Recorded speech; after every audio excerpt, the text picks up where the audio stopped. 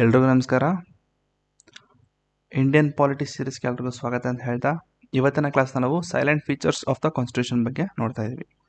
So last class ನೀಟಾಗಿ ಅರ್ಥ ಆಗಿರುತ್ತೆ ಅನ್ಕೋತೀನಿ. ಕಾನ್ಸೆಪ್ಟ್ ಆಫ್ ಕಾನ್ಸ್ಟಿಟ್ಯೂಷನ್ ಬಗ್ಗೆ ಆಯಿತಾ. ಈಸಿ ಇದೆ, ಅಲ್ಲೇನಿಲ್ಲ. ಇದು ಕೂಡ ತುಂಬ easy. Silent feature of the constitution ಒಟ್ಟು 17 ಟಾಪಿಕ್ ಅಂದರೆ 17 ಫೀಚರ್ಸ್ ಇದೆ. 17 ಫೀಚರ್ಸು ಕೂಡ ಇಂಪಾರ್ಟೆಂಟ್. ಯಾಕೆ ಅಂತಂದರೆ ಮೈನ್ಸಲ್ಲಿ ಅಕಸ್ಮಾತು ನಿಮಗೆ ಈ ಕ್ವಶನ್ಸು ಯಾವ ರೀತಿ ಬರುತ್ತೆ ಅಂತಂದರೆ ನೋಡ್ರಪ್ಪ, ಒಂದು ಕ್ವಶನ್ ಈ ರೀತಿ ಇರುತ್ತೆ. ಸೊ ಈಗ ಲೈಕ್ ಕ್ವಶನು ಇಲ್ಲಿಂದ ಶುರುವಾಗಿ ಇಲ್ಲಿ ಎಂಡಾಗಿ ಕ್ವಶನ್ ಮಾರ್ಕ್ ಇರುತ್ತೆ. ಮತ್ತು ಇನ್ನೊಂದು ಕ್ವಶನು ಸಬ್ ಕ್ವಶನ್ ಬರುತ್ತೆ ಆಯಿತಾ. ಈ ಸಬ್ ಕ್ವಶನು ಇಲ್ಲಿಂದ ಕೇಳ್ಬೋದು, ಸೈಲೆಂಟ್ ಫೀಚರ್ ಆಫ್ ದ ಕಾನ್ಸ್ಟಿಟ್ಯೂಷನ್ನಿಂದ ಕೇಳ್ಬೋದು. ಹಾಗಾಗಿ ಇಲ್ಲಿರುವಂತಹ ಎಲ್ಲ 17 ಸೈಲೆಂಟ್ ಫೀಚರ್ಸು ಕೂಡ ತುಂಬ ಇಂಪಾರ್ಟೆಂಟು ಆಯಿತಾ. ಓಕೆ, ನಿನ್ನೆ ನಾನು ಮಾಡಿದಂಥ ಕ್ಲಾಸಲ್ಲಿ ಒಂದು ಕ್ವಶನು ಸ್ವಲ್ಪ ಡಿಸ್ಕಸ್ ಮಾಡಬೇಕಾಯಿತು, ಮಾಡೋಕ್ಕಾಗಲಿಲ್ಲ.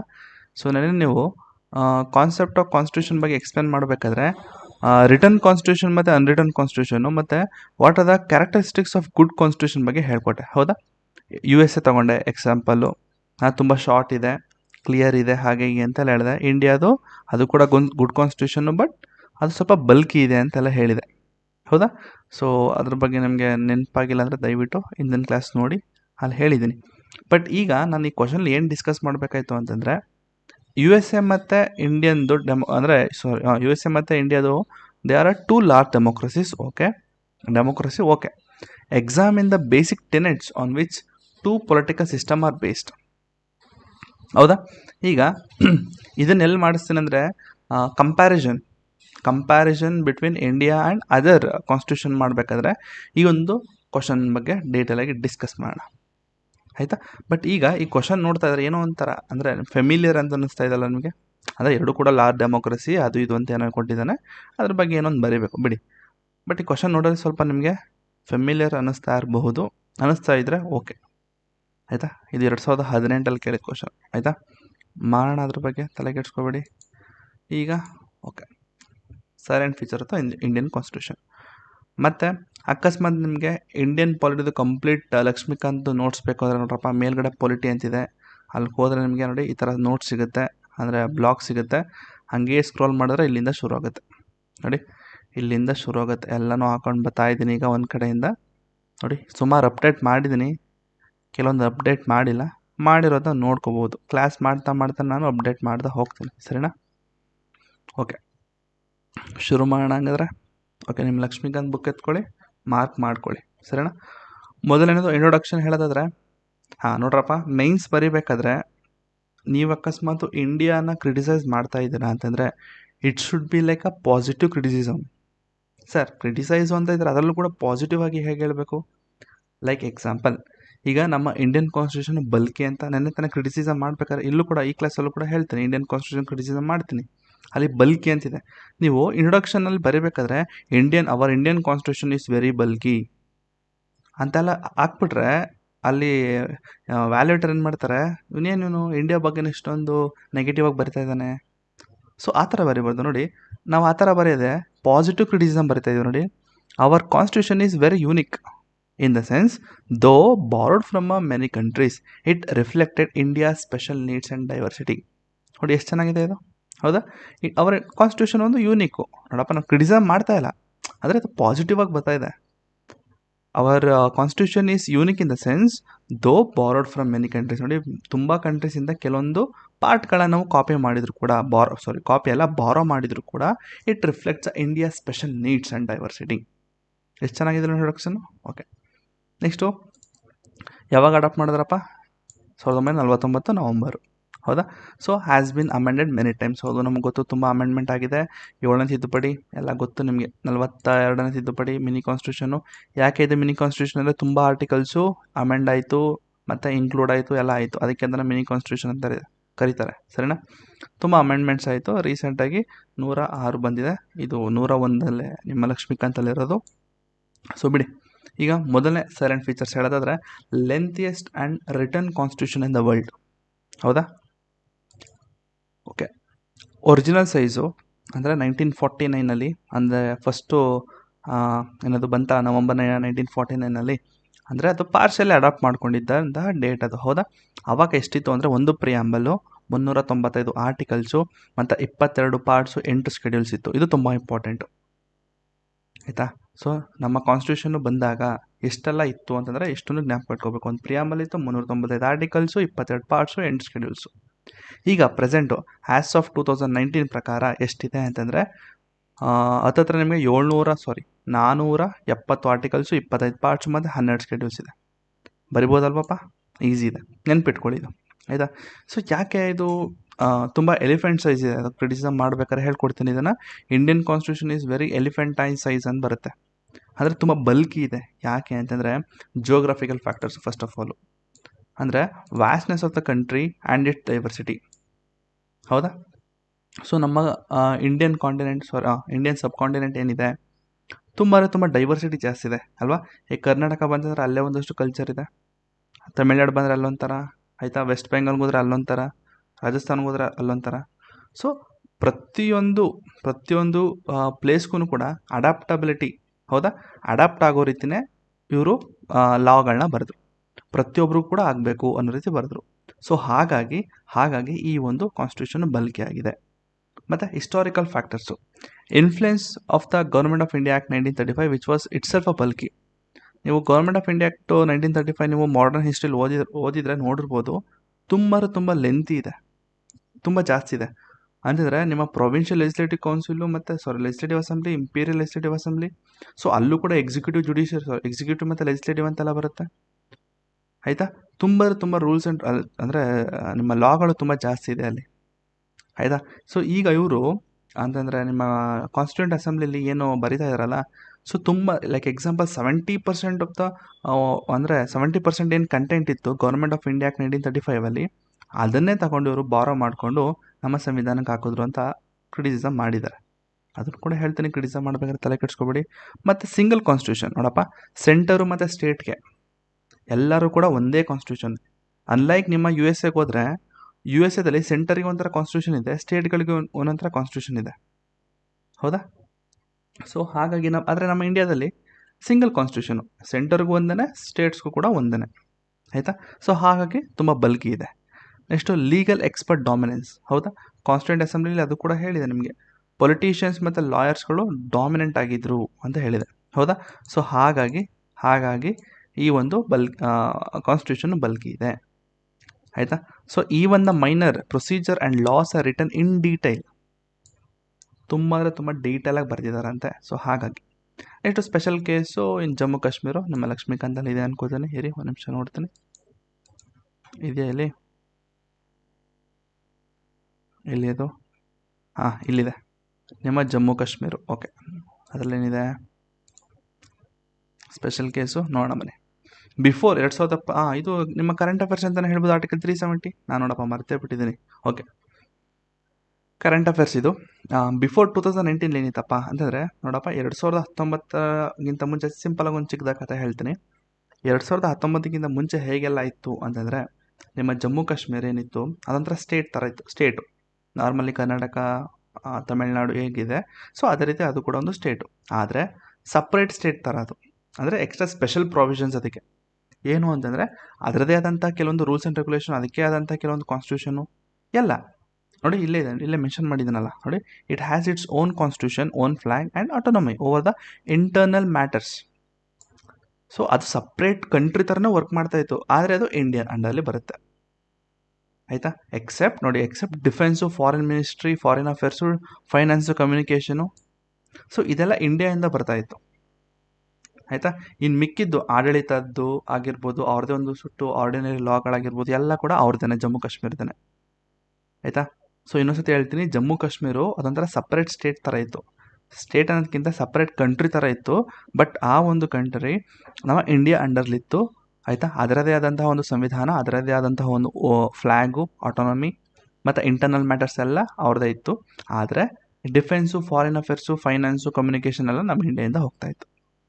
ಅದಕ್ಕೇ ಆರ್ಟಿಕಲ್ 370 ಅದನ್ನು ಏನು ಮಾಡ್ತಾರೆ, ಸ್ಪೆಷಲ್ ಪ್ರಾವಿಷನ್ಸ್ ಅಂತ ಕೊಟ್ಟು ಅದನ್ನು ಇಟ್ಟಿರ್ತಾರೆ, ಅಂದರೆ ಸ್ಪೆಷಲ್ ಸ್ಟೇಟಸ್. ಇಂಡಿಯನ್ ಯೂನಿಯನಲ್ಲಿ ಜಮ್ಮು ಕಾಶ್ಮೀರಿಗೆ ಅಂಡರ್ ಆರ್ಟಿಕಲ್ 370 ಈ ಒಂದು ಸ್ಪೆಷಲ್ ಸ್ಟೇಟಸನ್ನು ಕೊಟ್ಟಿರ್ತಾರೆ. ನೆಕ್ಸ್ಟು ಅಕಸ್ಮಾತ್ ಇಂಡಿಯನ್ ಪಾರ್ಲಿಮೆಂಟು ಏನಾದರೂ ಆ ಒಂದು ಜಮ್ಮು ಕಾಶ್ಮೀರಿಗೆ ಒಂದು ಲಾಗಳನ್ನ ಮಾಡಬೇಕು ಅಂತಂದರೆ, ಅಕಸ್ಮಾತ್ ಎನಿ ಒಂದು ಲಾಗಳನ್ನ ಅಪ್ಲೈ ಮಾಡಬೇಕು ಅಂತಂದರೆ ಸ್ಟೇಟ್ ಗೌರ್ಮೆಂಟ್ ಅಪ್ರೂವಲ್ ಬೇಕಾಗಿತ್ತು, ಎಲ್ಲ ಮುಂಚೆ ಆಯಿತಾ. Indian parliament need the state government approval to apply any law in Jammu Kashmir. ಹೌದಾ? ಓಕೆ. ಹಾಗಾದರೆ 2019 ಏನಾಯಿತು ಅಂತಂದರೆ ಪ್ರೆಸಿಡೆನ್ಷಿಯಲ್ ಆರ್ಡರ್ ಬಂತು. ಸೊ ಅದು constitution application to Jammu Kashmir order 2019 ಪ್ರಕಾರ ಯಾವಾಗ ಇಶ್ಯೂ ಮಾಡಿತ್ತು ಅಂದರೆ 5th August 2019 superseded the earlier 1954 order. 1954 ಆರ್ಡರ್ಲಿ ನಿಮ್ಗೇನು ಸ್ಪೆಷಲ್ ಸ್ಟೇಟಸ್ ಅಂತಿತ್ತು ಅದನ್ನು ಕ್ಯಾನ್ಸಲ್ ಮಾಡಿ ಈ ಒಂದು ಆರ್ಡರ್ನ ತಗೊಬಂದರು. It is extended all provisions of the Indian constitution including fundamental rights, DPSP etcetera to Jammu Kashmir. ಈಗ ಅವರದೇ ಆದಂಥ ಸಪ್ರೇಟ್ ಕಾನ್ಸ್ಟಿಟ್ಯೂಷನ್ ಇತ್ತಲ್ಲ ಅದನ್ನು ರದ್ದು ಮಾಡಿ ನಮ್ಮಲ್ಲಿದ್ದಂತಹ ಇಂಡಿಯನ್ ಕಾನ್ಸ್ಟಿಟ್ಯೂಷನ್ ಅವ್ರ ಮೇಲೆ ಅದನ್ನು ಎಕ್ಸ್ಟೆಂಡ್ ಮಾಡಿದ್ರು, including fundamental rights, DPSP. It means article 370 was made ineffective. ನೋಡಿ, what does this means? Article 370 was made ineffective ಅಂತಂದರೆ ಅವರಿಗೆ ಕೊಟ್ಟಂಥ ಸ್ಪೆಷಲ್ ಪ್ರಾವಿಷನ್ಸ್ ಏನಿತ್ತು ಅದನ್ನು ರದ್ದು ಮಾಡಲಾಗಿದೆ. ಇನ್ಮೇಲಿಂದ ಜಮ್ಮು ಕಾಶ್ಮೀರ ಮತ್ತು ಲಡಾಖು ಕೂಡ ಬರುತ್ತೆ. ಜಮ್ಮು ಕಾಶ್ಮೀರ ಏನಿದೋ ಅದು ಕಂಪ್ಲೀಟ್ ಇಂಡಿಯನ್ ಯೂನಿಯನ್ಗೆ ಸೇರ್ಕೊಂಡಿದೆ ಅಂತ ಅರ್ಥ, ಆಯಿತಾ. ಅಲ್ಲಿದೆ ನೋಡಿ, Jammu Kashmir recognition act 2019 passed by parliament August 2019. ನೋಡಿದ್ವಿ ಅದನ್ನು. Came into effect 31st October 2019. Bifurcated the state of Jammu Kashmir and into union territory. ನೋಡಿ, ನಾನು ಹೇಳಿದೆ ಅಲ್ವಾ, ಅದೊಂದು ಸ್ಟೇಟ್ ಆಗಿತ್ತು. ಆ ಸ್ಟೇಟ್ನವ್ರು ಏನು ಮಾಡಿದ್ರೆ ಈಗ ಯೂನಿಯನ್ ಟೆರಿಟರಿ ಈ ಥರ ಮಾಡಿದ್ರು, ಆಯಿತಾ. ಈ ಜಮ್ಮು ಕಾಶ್ಮೀರ್ಗೆ ಲೆಜಿಸ್ಲೇಟಿವ್ ಅಸೆಂಬ್ಲಿ ಕೊಟ್ಟರು, ಹೌದಾ. ಒಮಾರ್ ಅಬ್ದುಲ್ಲಾ ಗೊತ್ತಲ್ಲ ನಿಮ್ಗೆ ಯಾರು ಅಂತ.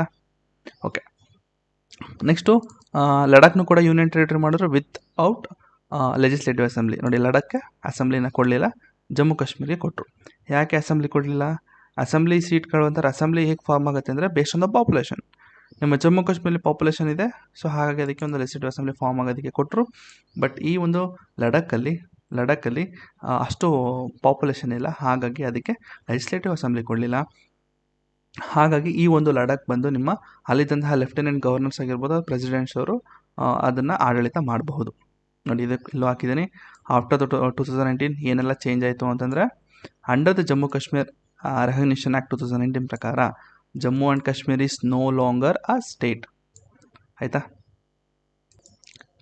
Next the state of Jammu Kashmir ceases to exist. State ಅಂತ ಅಂದ್ಕೊಳ್ಳಿಲ್ಲ, ಸ್ಟೇಟ್ಶಿಪ್ನ ಕಿತ್ಕೊಳ್ಳಲಾಗಿದೆ.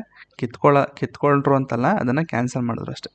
ನೆಕ್ಸ್ಟು ಇಟ್ ವಾಸ್ ಸ್ಪ್ಲಿಟ್ ಅಥವಾ ಬೈಫರ್ಕೇಟೆಡ್ ಇಂಟು 2 ಯೂನಿಯನ್ ಟೆರಿಟರಿ, ಆಯಿತಾ. ಸೊ ಈ ಜಮ್ಮು ಕಾಶ್ಮೀರ್ಗೆ ನಿಮ್ಮ ಲೆಜಿಸ್ಲೇಟಿವ್ ಅಸೆಂಬ್ಲಿಯನ್ನು ಕೊಟ್ಟರು. ನೋಡಿ, ಲೆಜಿಸ್ಲೇಟಿವ್ ಅಸೆಂಬ್ಲಿ ಕೊಟ್ಟರು, ಎಸ್ ಅಂತ ಹಾಕಿದ್ದೀನಿ. ಸ್ಪೆಷಲ್ ನೋಟ್ಸ್ ಹೇಳಿದಾರೆ ಲೈಕ್ ಡೆಲ್ಲಿ ಆ್ಯಂಡ್ ಪುದುಚೇರಿ, ಆಯಿತಾ. ನೆಕ್ಸ್ಟು ಲಡಾಖ್ಗೆ ನಿಮ್ಮ ಅಸೆಂಬ್ಲಿನ ಕೊಡಲಿಲ್ಲ. So it is directly govern by the centre all lieutenant governor, ಹೇಳಿದೆ ಅಲ್ವಾ ನಿಮಗೆ. ಓಕೆ, ಇದು ಮೊದಲನೇ ಸೈಲೆಂಟ್ ಫೀಚರ್ಸ್ ಆಯಿತು. Next borrowed from multiple sources. Okay, ಇದನ್ನು ನಾನು ಫಸ್ಟ್ ಕ್ಲಾಸಲ್ಲೂ ಮಾಡಿಸಿದೆ, ಇದನ್ನು ಎಲ್ಲೆಲ್ಲಿ ಬಾರೋ ಮಾಡಿದರು ಅಂತ. ಸೊ ಅದೇನೆಲ್ಲ ಈಸಿ ನೋಡ್ಕೊಳ್ಳಿ. ಇದನ್ನು ಕೇಳ್ತಾರೆ, ಆಯಿತಾ. Indian constitution was like mix of all the ಅಂದರೆ ಮಲ್ಟಿಪಲ್ ಸೋರ್ಸಸ್ ಹಂಗೆ ಅಂತ ಕೇಳಿದ್ರೆ ಬರಿಬೋದಲ್ವ ನೀವು. ಇದನ್ನು ಒಂದು 5 ರಿಂದ 6 ತಿಳ್ಕೊಳ್ಳಿ, ಪ್ಯಾರಾಗ್ರಾಫ್ ರೆಡಿ ಮಾಡ್ಕೊಳ್ಳಿ, ಬರೀರಿ, ಆಯಿತಾ. ಸೊ UK ಏನಂತ ತೊಗೊಂಡ್ರು? ಪಾರ್ಲಿಮೆಂಟ್ರಿ ಸಿಸ್ಟಮ್ ತೊಗೊಂಡ್ರು, rule of law, cabinet system. USA fundamental rights, judicial review, impeachment. ಐರ್ಲೆಂಡಿಂದ DPSP, ಕೆನಡಾಯಿಂದ ಕ್ಲಾಸಿಫೈಡ್ ಸ್ಟ್ರಕ್ಚರು, ಆಯಿತಾ. ನೆಕ್ಸ್ಟು ಆಸ್ಟ್ರೇಲಿಯಾದಿಂದ ಕಂಕರೆಂಟ್ ಲಿಸ್ಟ್ ಮತ್ತು ಫ್ರೀಡಮ್ ಆಫ್ ಟ್ರೇಡ್. ಫ್ರಾನ್ಸಿಂದ republican values, liberty, equality, fraternity. ಜರ್ಮನಿಯಿಂದ ಎಮರ್ಜೆನ್ಸಿ ಪವರ್ಸ್. ನೆಕ್ಸ್ಟು ಜಪಾನಿಂದ procedure establish by law.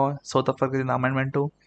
Government of India act 1935 absolutely ನಿಮಗೆ ಹೇಳ್ಬೋದು more than 70% of the content whatever the present in government of India act 1935 ಅದನ್ನು ಏನು ಮಾಡಿದ್ರು?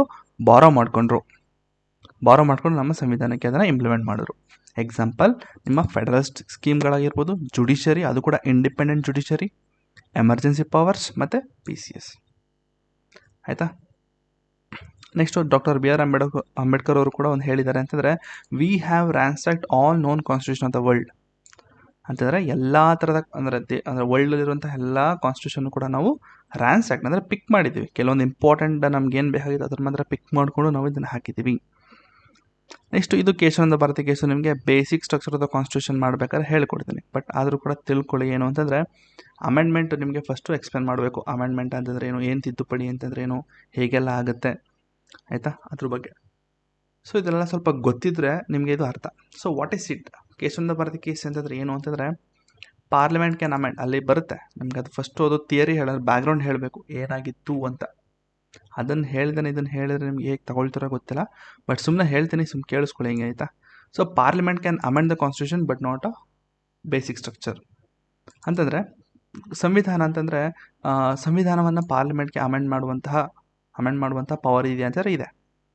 But ಸಂವಿಧಾನದಲ್ಲಿ ನಿಮ್ಮ fundamental rights ಅಂತ ಬರುತ್ತೆ ಆಯಿತಾ. ಈ ಫಂಡಮೆಂಟಲ್ ರೈಟ್ಸ್ನ ಅಮೆಂಡ್ಮೆಂಟ್ ಮಾಡಬೇಕಾ ಮಾಡಬಾರ್ದಾ ಅಂತ ಒಂದು ಕ್ವಶನ್ ರೈಸ್ ಆಗುತ್ತೆ. ಅವಾಗ ಏನಾಗುತ್ತೆ, ಕೇಶವಂತ ಬರೆದ ಕೇಸಲ್ಲಿ ನೋಡಪ್ಪ, ಹೌದು parliament can amend the constitution but not a basic structure ಆಯಿತಾ. ಅದ್ರ ಬಗ್ಗೆ ಹೇಳ್ಕೊಡ್ತೀನಿ, ಬೇಡ ಬಿಡಿ, ಇದು ಸ್ವಲ್ಪ ಲೆಂತಿ ಇದೆ. ಯಾಕಂದರೆ ನಿಮಗೆ ಕೇಶವಂತ ಭಾರತಿ ಕೇಸಲ್ಲಿ ನಿಮಗೆ ಹಿಸ್ಟ್ರಿ ಹೇಳಬೇಕು. ಹಿಸ್ಟ್ರಿ ಹೇಳಾದ್ಮೇಲೆ ಅದು ಏನೇನಾಯಿತು ಅನ್ನೋದೆಲ್ಲ ಕೇಸ್ ಸ್ಟಡಿ ಡಿಸ್ಕಸ್ ಮಾಡಬೇಕು ಆಯಿತಾ. ನಾನು ಹಿಸ್ಟ್ರಿ ಹೇಳ್ದೇ ನಿಮಗೆ ಸುಪ್ರೀಂ ಕೋರ್ಟ್ ಆ ಥರ ಹೇಳ್ತು ಈ ಥರ ಹೇಳ್ತು ಅಂತಂದರೆ ತಲೆಗೆ ಹೋಗಲ್ಲ, ಸರಿನಾ. ಜಸ್ಟು ಇಟ್ಕೊಂಡಿರಿ ಆಯಿತಾ. ಓಕೆ, ನೆಕ್ಸ್ಟು ಮೂರನೇ ಸೈಲೆಂಟ್ ಫೀಚರ್ಸ್ ಏನು ಅಂತಂದರೆ blend of rigidity and flexibility. What due mean by rigidity and flexibility? ನೆನ್ನೆ ಕ್ಲಾಸಲ್ಲಿ ಹೇಳಿದೆ ಅಲ್ವಾ ನಿಮಗೆ. Rigidity is something hard to amend, ಅಂದರೆ ತಿದ್ದುಪಡಿ ಮಾಡೋದಕ್ಕೆ ತುಂಬ ಕಷ್ಟ, ನಮ್ಮ ಸಂವಿಧಾನವನ್ನು ತಿದ್ದುಪಡಿ ಮಾಡೋದಕ್ಕೆ ತುಂಬ ಕಷ್ಟ. ಫ್ಲೆಕ್ಸಿಬಿಲಿಟಿ ಅಂದರೆ ಈಸಿ ಟು ಅಮೆಂಡ್ಮೆಂಟ್, ಸರಿನಾ. Okay, next constitution are either rigid. ನೋಡಿ, ಈ ರಿಜಿಡ್ ಅಂದರೆ ಹಾರ್ಡ್ ಟು ಅಮೆಂಡ್ ಹೇಳಿದೆ, ಫ್ಲೆಕ್ಸಿಬಿಲಿಟಿ ಅಂದರೆ easy to amendment. Example USA, UK ಆಯಿತಾ. ಹಾರ್ಡ್ ಟು ಅಮೆಂಡ್ ಅಂತಂದರೆ ಏನು ಅಂದರೆ, ಸರ್ ತುಂಬ ಅಂದರೆ ತಿದ್ದುಪಡಿ ಮಾಡೋದಕ್ಕೆ ತುಂಬ ಅಳಿಸಿ ಬರೀಬೇಕಾ ಸರ್? ಆ ಥರ ಅಲ್ಲ. ಅಂದರೆ ತಿದ್ದುಪಡಿ ಮಾಡೋದಕ್ಕೆ ಒಂದು ಪ್ರೊಸೀಜರ್ ಇರುತ್ತೆ ಅಲ್ಲ, ಆ ಪ್ರೊಸೀಜರು ತುಂಬ ಕಾಂಪ್ಲೆಕ್ಸ್ ಅಂತ ಅರ್ಥ. ಈಗ ನಮ್ಮ ಇಂಡಿಯಾದಲ್ಲಿದೆ ನಮಗೆ ಸ್ಪೆಷಲ್ ಮೆಜಾರಿಟಿ, ಸಿಂಪಲ್ ಮೆಜಾರಿಟಿ ಅಂತಲೇ ಇದೆ ನಮ್ಮ ಇಂಡಿಯನ್ ಕಾನ್ಸ್ಟಿಟ್ಯೂಷನಲ್ಲಿ. ಸೊ ಅಲ್ಲೂ ಕೂಡ ಇದೆ, ಅಂದರೆ USA ಕೂಡ ಇದೆ. ಸೊ USA ತುಂಬ ಕಷ್ಟ. ಅಲ್ಲೂ ಕೂಡ ಒಂದಷ್ಟು ಅಂದರೆ ಒಂದು ಹೌಸಿಂದ ಇನ್ನೊಂದು ಹೌಸ್ಗೆ ಹೋಗಬೇಕು, ಅದಕ್ಕೂ ಕೂಡ ಸ್ಪೆಷಲ್ ಮೆಜಾರಿಟಿ ಅಂತಿರುತ್ತೆ, ಅದು ಕೂಡ ಸ್ಟೇಟ್ ಕನ್ಸೆಂಟ್ ಬೇಕಾಗಿರುತ್ತೆ, ಅದೆಲ್ಲ ಇರುತ್ತದೆ. ಸೊ ಆ ಥರ ಒಂದು ಪ್ರೊಸೀಜರ್ ಏನಿದೆ ತುಂಬ ಕಷ್ಟ, ಸರಿನಾ. ಹಾಗಾದರೆ ಇಂಡಿಯಾ ಅಂತ ಕೇಳಿದ್ರೆ, India is a mix of both ಅಥವಾ blend of both rigidity and flexibility, ಹೌದಾ. ಓಕೆ, ನೆಕ್ಸ್ಟು ಇದು ನಿಮಗೆ ಮೆಜಾರಿಟಿ ಕೂಡ ಇಲ್ಲಿ ಹಾಕಿದ್ದೀನಿ.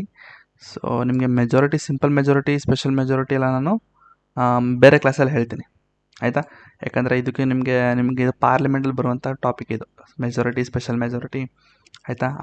ಲೈಕ್ ಸಿಂಪಲ್ ಮೆಜಾರಿಟಿ ಅಂತ ಬರುತ್ತೆ ನೋಡಿ, ಇಲ್ಲಿದೆ ಸಿಂಪಲ್ ಮೆಜಾರಿಟಿ. ಸೊ ಸಿಂಪಲ್ ಮೆಜಾರಿಟಿಯಲ್ಲಿ ಏನೆಲ್ಲ ತಿದ್ದುಪಡಿ ಮಾಡಬಹುದು, ಸ್ಪೆಷಲ್ ಮೆಜಾರಿಟಿಯಲ್ಲಿ ಏನೇನು ತಿದ್ದುಪಡಿ ಮಾಡ್ಬೋದು, absolute majority, effective majority. Next ಈ ಸ್ಪೆಷಲ್ ಮೆಜಾರಿಟಿಲೇ ನೋಡಿ 2 ಬರುತ್ತೆ, 3 ಬರುತ್ತೆ ಅನ್ಕೋತೀನಿ. ಸ್ಟೇಟ್ ರಾಟಿಫಿಕೇಷನ್ ಬೇರೆ, ಸ್ಪೆಷಲ್ ಮೆಜಾರಿಟಿ ಬೇರೆ. ಹೇಳ್ಕೊಡ್ತೀನಿ, ಈಗ ಸದ್ಯಕ್ಕೆ ಬೇಡ, ಸುಮ್ಮನೆ ಹಾಕಿದ್ದೀನಿ ಅಷ್ಟೇ. ಅಂದರೆ ನೀವು ನೀವು ಈ ಮೆಜಾರಿಟಿ ತಿಳ್ಕೊಂಡಾದ್ಮೇಲೆ ಇದನ್ನು ರಿವಿಷನ್ ಮಾಡ್ಬೇಕಾದ್ರೆ ಈಸಿ ಆಗಲಿ ಅಂತ ಅಷ್ಟೇ ಆಯಿತಾ. Next Indian constitution is not completely rigid like USA nor fully flexible like UK. It is a unique combination of both, ಅಥವಾ it is a blend of both rigidity and flexibility ಅಂತ ಹೇಳ್ಬೋದು.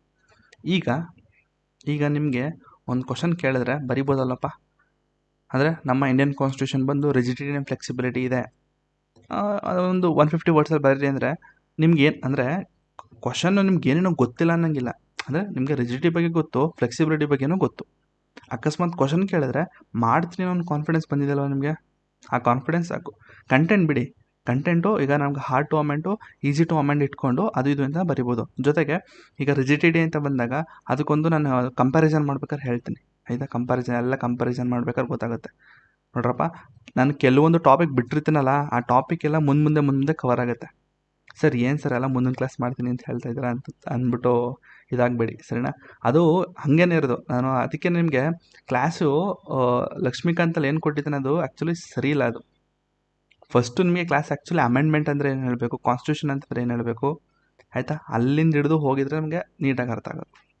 ಆದರೂ ಪರವಾಗಿಲ್ಲ, ಒಂದೊಂದು ಬಿಡೋಣ, ಅದನ್ನು ಮುಂದೆ ಕ್ಲಾಸಲ್ಲಿ ಕವರ್ ಮಾಡೋಣ, ಸರಿನಾ. ಓಕೆ, ಮುಗೀತು. 3ನೇದು ಮುಗೀತು. 4ನೇದು federal structure with unitary bias. ನಿನ್ನೆ ತಾನೇ ಹೇಳಿದ್ದೀನಿ, ಅದು ಕೂಡ ಯೂನಿಟರಿ ಅಂತಂದ್ರೇನು, ಫೆಡರಲ್ ಅಂತಂದ್ರೇನು ಹೇಳಿದಲ್ವಾ. ಓಕೆ, ಮೊದಲೇದು federal features in India. Okay, what due mean by federal ಹೇಳ್ರಪ್ಪ. ನಿನ್ನೆ ಕ್ಲಾಸ್ ನೋಡಿದ್ರಲ್ವಾ, ಫೆಡರಲ್ ಹೇಳ್ತಾರಾ. ಸೊ ಫೆಡರಲ್ ಅಂದರೆ 2 ಗೌರ್ಮೆಂಟು, ಅಂದರೆ ಸೆಂಟ್ರಲ್ ಒಂದಿರುತ್ತೆ, ಸ್ಟೇಟಲ್ಲಿ ಒಂದಿರುತ್ತೆ, ಹೌದಾ. ಸೊ ಡಿವಿಷನ್ ಆಫ್ ಪವರ್ ಹೇಳೋದಾದರೆ ಅದು 3 ಲಿಸ್ಟ್ ಬರುತ್ತೆ, ಯೂನಿಯನ್ ಆಫ್ ಸ್ಟೇಟ್ ಮತ್ತು ಕನ್ಕರೆಂಟ್ ಲಿಸ್ಟ್ ಅಂತ ಬರುತ್ತೆ. ಸುಪ್ರಮಸಿ ಆಫ್ ದ ಕಾನ್ಸ್ಟಿಟ್ಯೂಷನ್. ಈ ಒಂದು ಫೆಡರಲ್ ಸ್ಟ್ರಕ್ಚರಲ್ಲಿ, ಫೆಡರಲ್ ಫೀಚರ್ಸಲ್ಲಿ ಸಂವಿಧಾನವೇ ನಿಮಗೆ ಸುಪ್ರೀಮ್ ಆಗಿರುತ್ತೆ. ಕಾನ್ಸ್ಟಿಟ್ಯೂಷನ್ ಇಸ್ ದ ಹೈಯೆಸ್ಟ್ ಲಾ ಆಯಿತಾ. ಮತ್ತು ಇದು ರಿಟರ್ನ್ ಕಾನ್ಸ್ಟಿಟ್ಯೂಷನ್ ಆಗಿರುತ್ತೆ, ಅಂದರೆ clearly written in one document with using ನಿಮ್ಮ ಕಾನ್ಸ್ಟಿಟ್ಯೂಂಟ್ ಅಸೆಂಬ್ಲಿ ಆಗಿರ್ಬೋದು. ಮತ್ತು ರಿಜಿಡಿಟಿ ಆಫ್ ದ ಕಾನ್ಸ್ಟಿಟ್ಯೂಷನ್ ಅಂದರೆ ಸ್ವಲ್ಪ ರಿಜಿಡಿಟಿ ಇದ್ದೇ ಇರುತ್ತೆ. ನಾನು ಬ್ಲೆಂಡ್ ಅಂತ ಹೇಳಿದೆ, blend of flexibility and rigidity ಅಂತ ಹೇಳಿದೆ. ಹಾಗಂತ ಹೇಳಿ ತುಂಬ ಅಂದರೆ ತುಂಬ ಈಸಿ ಅಂತ ಹೇಳೋದಕ್ಕಾಗಲ್ಲ, ಯಾಕಂದರೆ ನಿಮಗೆ ನೋಡಿ ಸ್ಪೆಷಲ್ ಮೆಜಾರಿಟಿ ಅಂತ ಬರುತ್ತೆ, plus special majority in state ratification ಬರುತ್ತೆ.